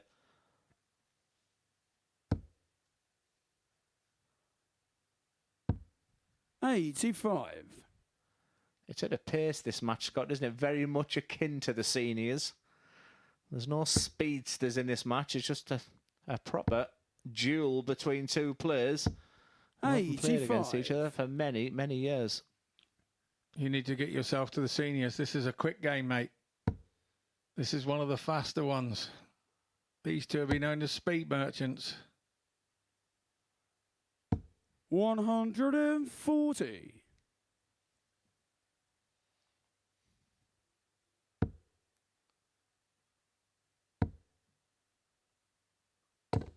$25.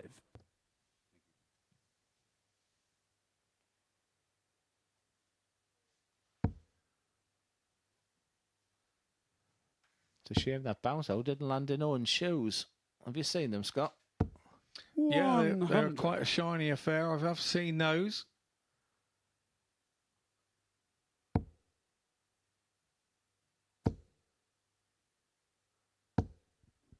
$140. There they are. Wow. Hee shamoa.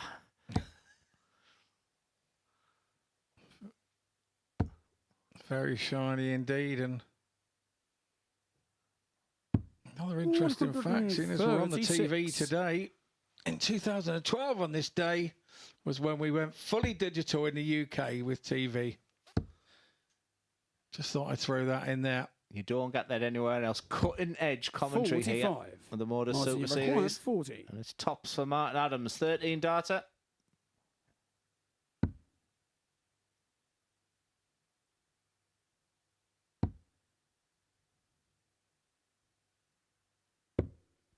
Do you remember the old 3D glasses? I think that was our digital in my time in the 80s and 90s.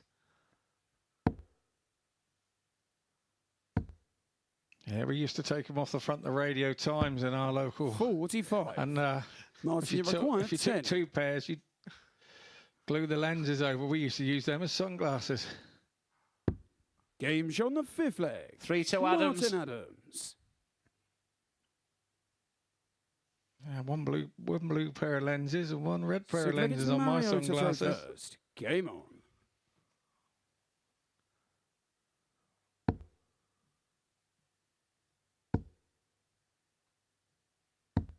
$100. How's your footy team doing this year?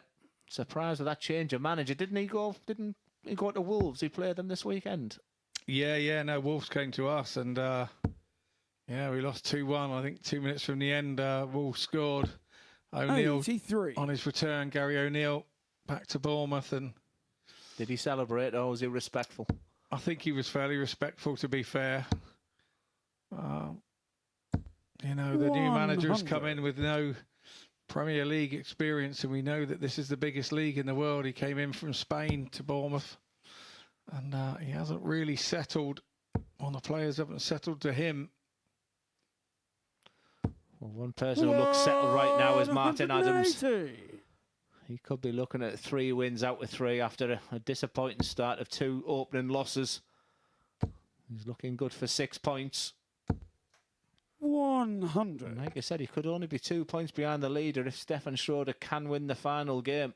Still very much to play for. Very bunched, if that's the case. Or is it going to be David Heavens, who can be 4 points in front overnight? 100. And for Mario Robb, even if he loses this game, I think he's got something to work on now, because we had our worries here in the comms box, but 60. he showed me Martin, enough in this game and his previous 138. game that he just maybe needed time to settle. And maybe Scott was something you touched on earlier, that he can play himself into a bit of form. But right now, it's all about Wolfie. Can he find that treble? 2 good darts without the rewards. 100. What a nice last dart that was. 141. Depending on what happens with Mario here, I will decide whether Wolfie splits it or not. But 89. he's not generally a splitter. He's generally straight at the target. And that target is double 19.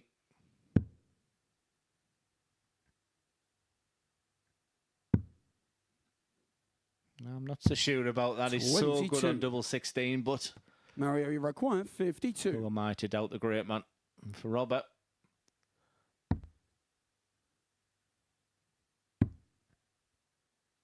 big dart. Not 44. to be. Chance for Adams to Martin, put this game to bed. 16. His beloved double 8 is the target. That is right on the wire.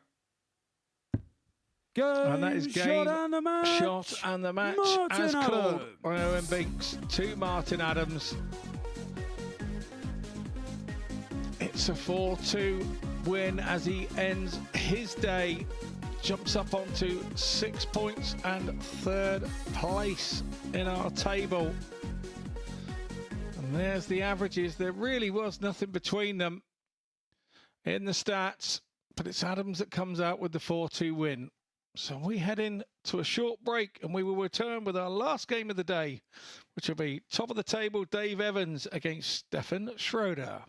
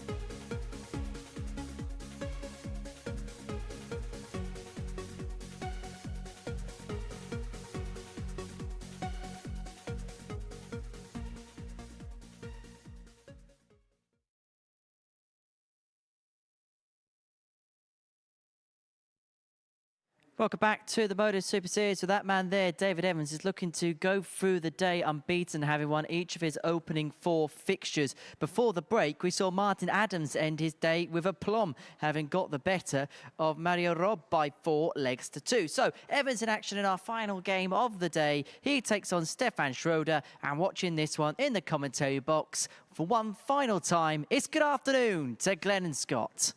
Yes, good afternoon, and thank you very much, Henry, and really looking forward to this game. 2 scenarios. David Evans has the opportunity of going through the card with 5 wins out of 5 and being 4 points overnight. But don't write off Stefan Schroeder. He will be second favourite for this game.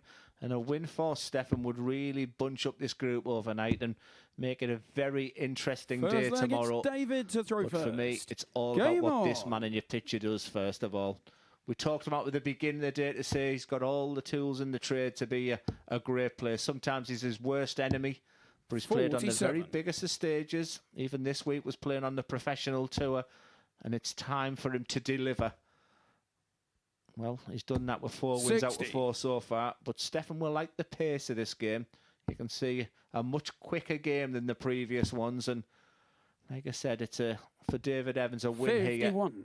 And as he got 1 foot into Group A, well, it would be a tough ask. And remember, the first game tomorrow will be the pair of them, so a real big head-to-head clash, Scott Mitchell. 100. Yeah, indeed.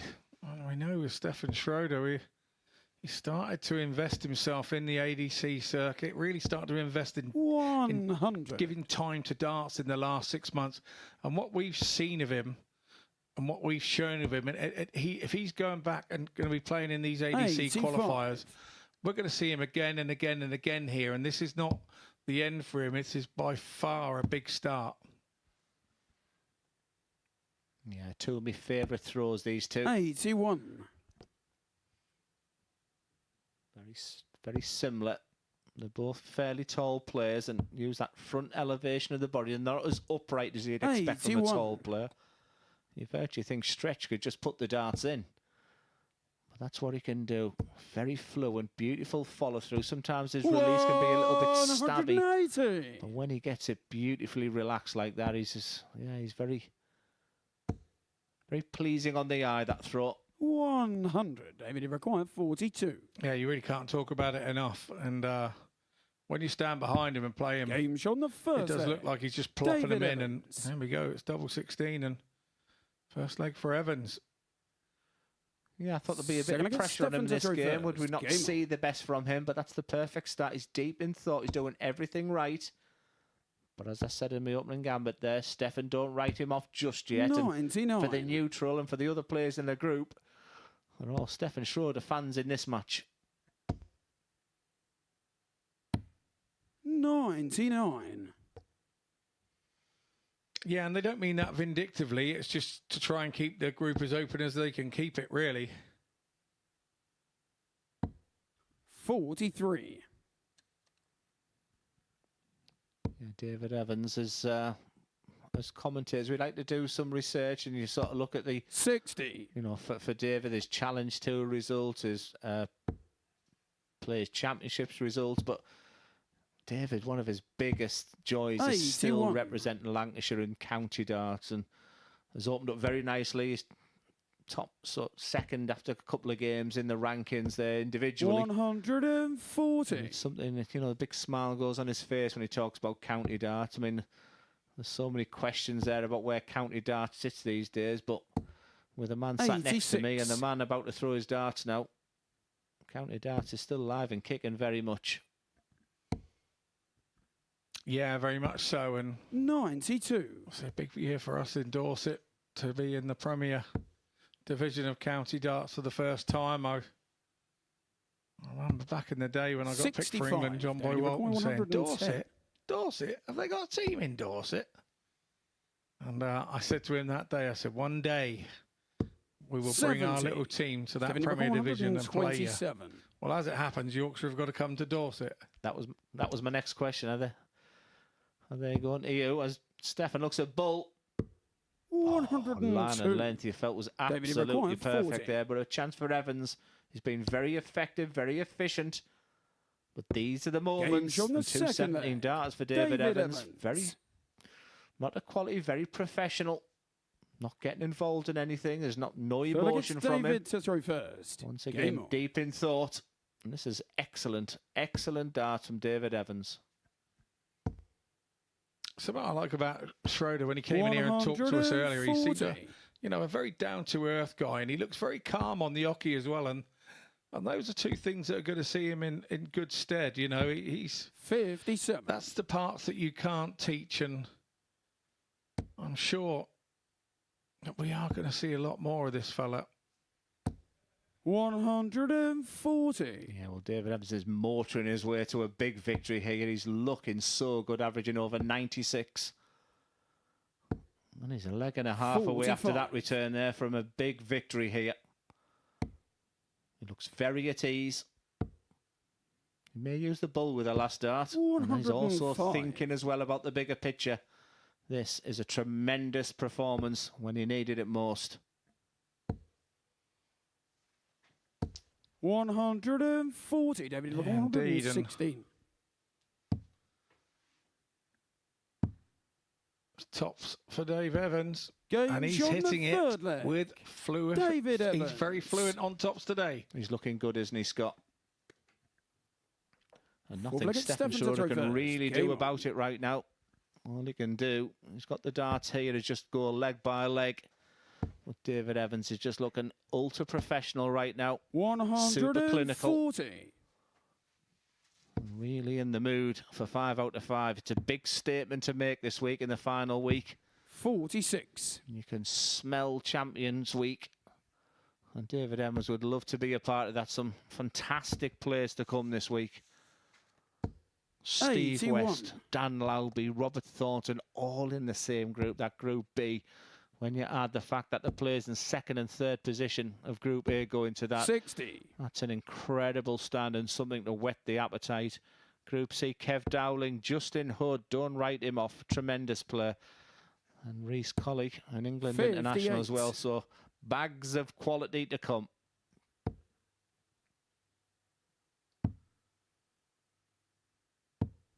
$58.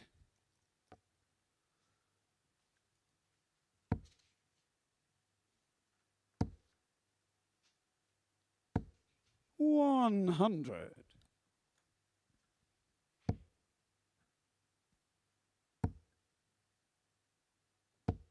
$100. Stephanie McCoy, 122. Options on 122.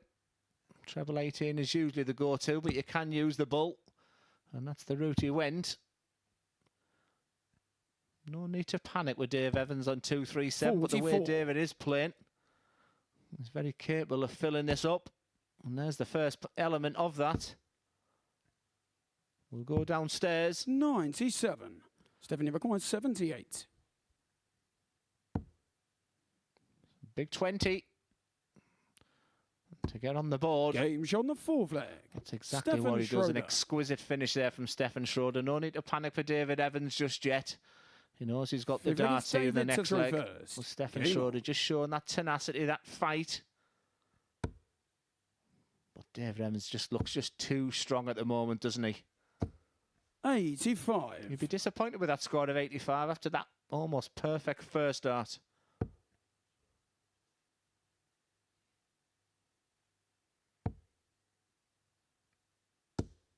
$45.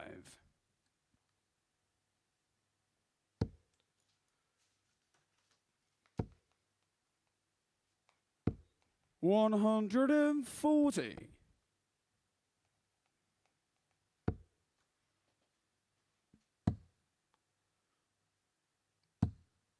$42. Yeah, trebleless again there from Stefan Schroeder, and David Evans will be all over that. He couldn't wait to get to the Yockey, and that's the reason. He's seeing that treble 20 so big right now. 123. Is this the beginning of the end?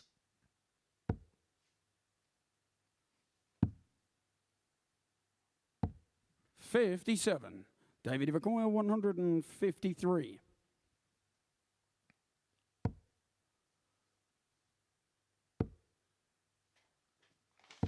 $79.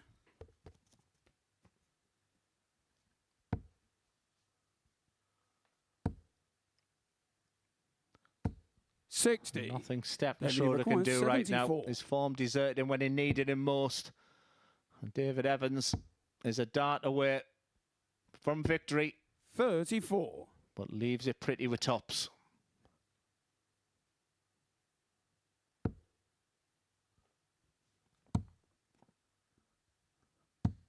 $33. David Ivakoya, 40.